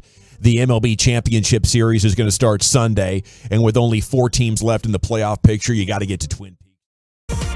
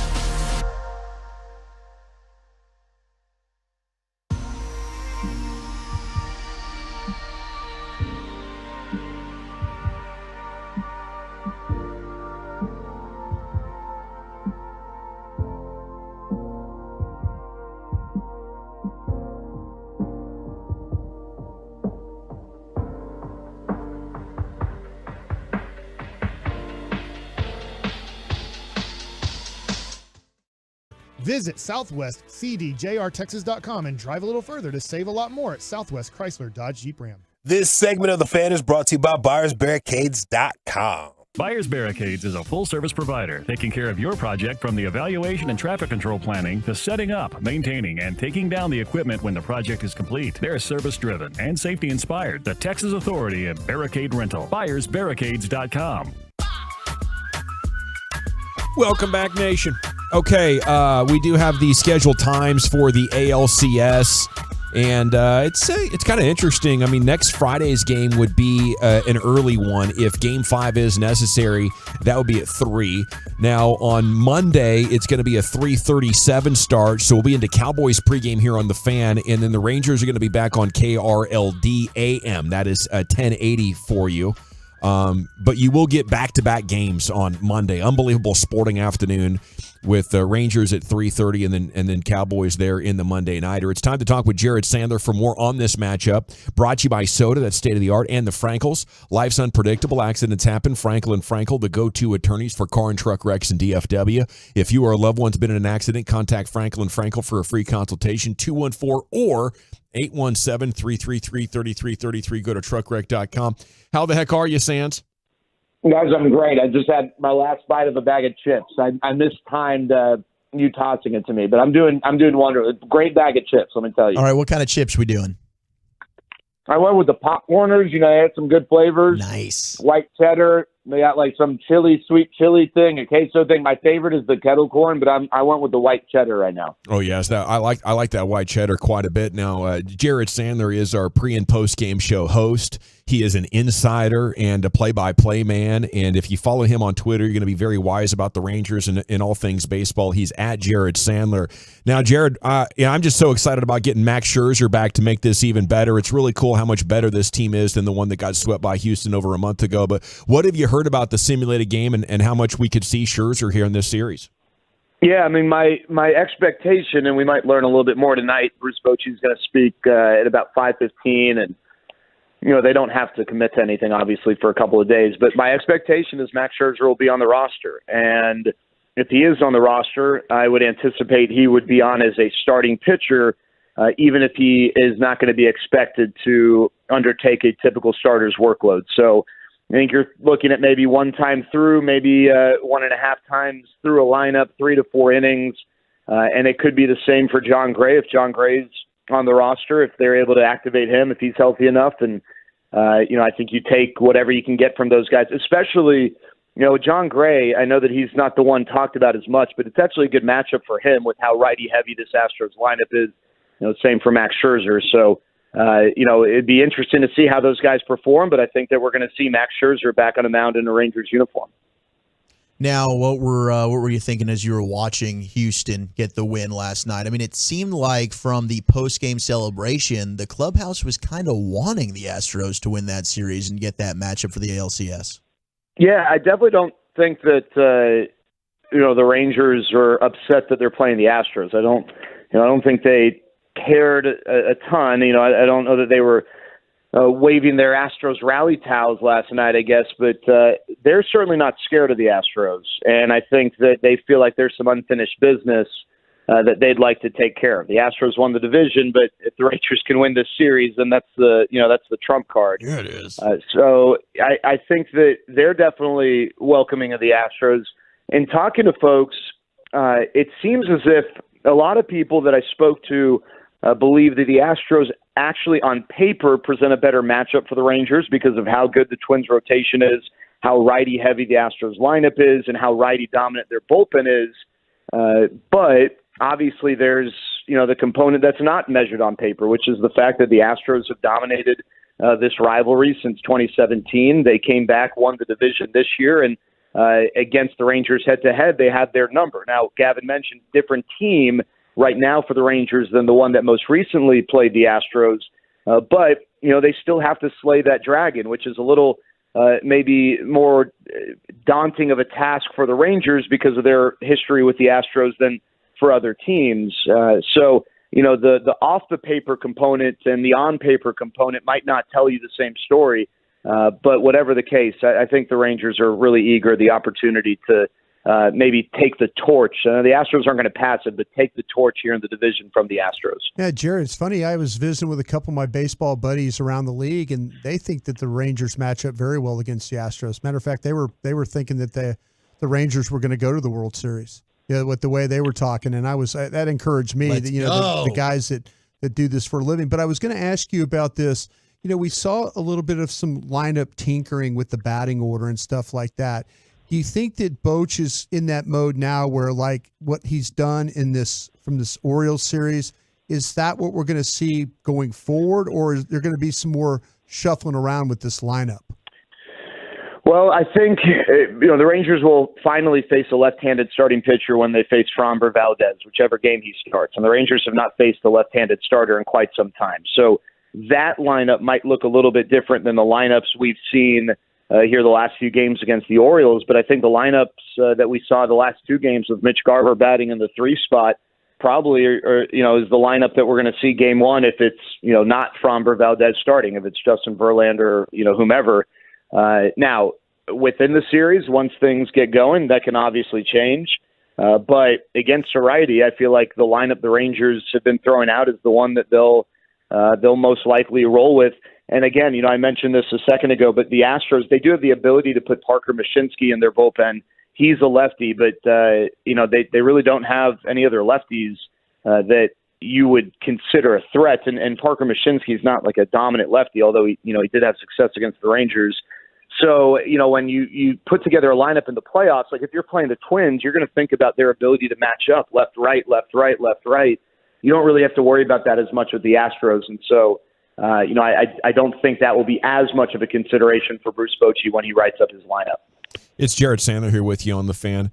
Has there ever been anything as close to how steep the gravity is here with the Silver Boot series with the ALCS? I mean, I'm thinking of 2015 taking the division from them, and they just took it back from you, but you weren't eliminated. Yeah. Right. I mean, this is like 10 times bigger than anything we've seen in this rivalry, isn't it? Yeah, no doubt. I mean, the 2015 saga is essentially what already unfolded here in 2023. So, as you mentioned. So, yeah, I mean, this is the biggest chapter of this rivalry, and I think it's great. Obviously only one team's going to win, and that team and that fan base is going to enjoy that chapter more than the other side. But this is a rivalry that I think will continue to exist even if Major League Baseball realigns. You're not going to see the Rangers and Astros on other sides of the fence again, like the beginning of these two franchises' histories with the AL and NL split. And the passion, the emotion, we've talked about it. Rivalries in sports are a good thing. Some people are, why are you getting so worked up? Hey, sports passion, sports love, sports hate. I mean, all these things are good and healthy. And as long as you realize that once you take the player out of the jersey, there's no reason to hate these people individually. But if you don't, if they're the villains in this superhero story. As we get set for this series, that's great. That's a good thing. I think this is good for baseball. It's certainly good for baseball in the state of Texas. And I expect a very passionate, emotionally driven series with storylines already, right? Because of some of the things the Astros said about the AL West being theirs, and the Rangers having the division taken away. I mean, there's already a lot, and then it just seems like the Astros more than any other team, they're the most disliked team in sports. We build this stuff up as fans, right? I hate the Spurs, hate the Rockets, but mean, how much did Michael Finley really hate the Spurs? I mean, heck, he ended up playing for them, right? And the Cowboys Eagles, yes, as fans, that's a huge rivalry, and then Micah Parsons maybe has feelings about it, a certain way and whatnot. But at the end of the day, these guys hang out and everything. But because of the cheating scandal, there are people in baseball and in every clubhouse that they want nothing to do with the Astros, and they want to see them lose every game. That exists in every clubhouse. And you think of a guy like Corey Seager, who was a part of the World Series that the Astros won with the subject of the cheating scandal. I'm sure it hits him a certain way, and other players as well. So this is going to be a fun series for sure. Is the biggest advantage that Houston has clearly in the bullpen for this series? They definitely have a stronger bullpen. I don't know. I think you could say the Rangers have a stronger rotation. Framber Valdez just hasn't been that great here recently. Justin Verlander has, it seems like, ticked up a bit.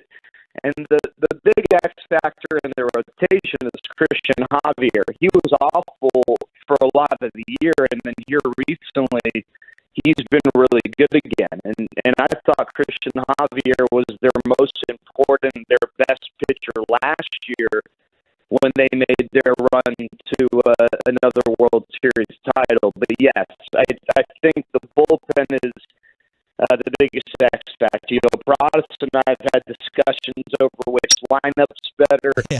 I think you can make an argument for both lineups. They're both very good. The rotation, I think, for the Rangers is better. And I think the bullpen for the Astros, at least based on what they did during the regular season, is better. Though, you gotta give the bullpen for the Rangers props. They've posted an ERA just a touch over 2. And the one thing with Max Scherzer and maybe John Gray being back in the mix, perhaps that opens up Andrew Heaney to go from, a piggyback starter role to a high leverage reliever role. People are wondering, well, what are you going to do with the role as Chapman? And if it's not him, then who? To me, the next most likely candidate is Andrew Heaney. But if you've got him in a role in which you need him to be a multi-inning piggyback guy, then makes it a little more difficult for you to use him, say, for one inning in the 7th in a given game. That could open things up for Andrew Heaney to be a contributor going up against a stretch in the Astros lineup in which you're likely going to have within a span of 3 batters, both Yordan Alvarez and Kyle Tucker, 2 left-handed hitters. Well, Jared, I'm proud that maybe some conversation I had with you actually got, I was worried about that lineup 1 to 9. I thought maybe the Rangers were better, Well, hey, it's tough to say that they're not with the way that they're going right now. Yeah. Rolling into the series, I think they are. The thing that impresses me about the Astros lineup is the discipline from their best hitters. And that's something the Rangers have, right? But it's just Yordan Alvarez doesn't really give you an inch. Kyle Tucker definitely doesn't give you an inch. And when those guys get to 2 strikes, they are still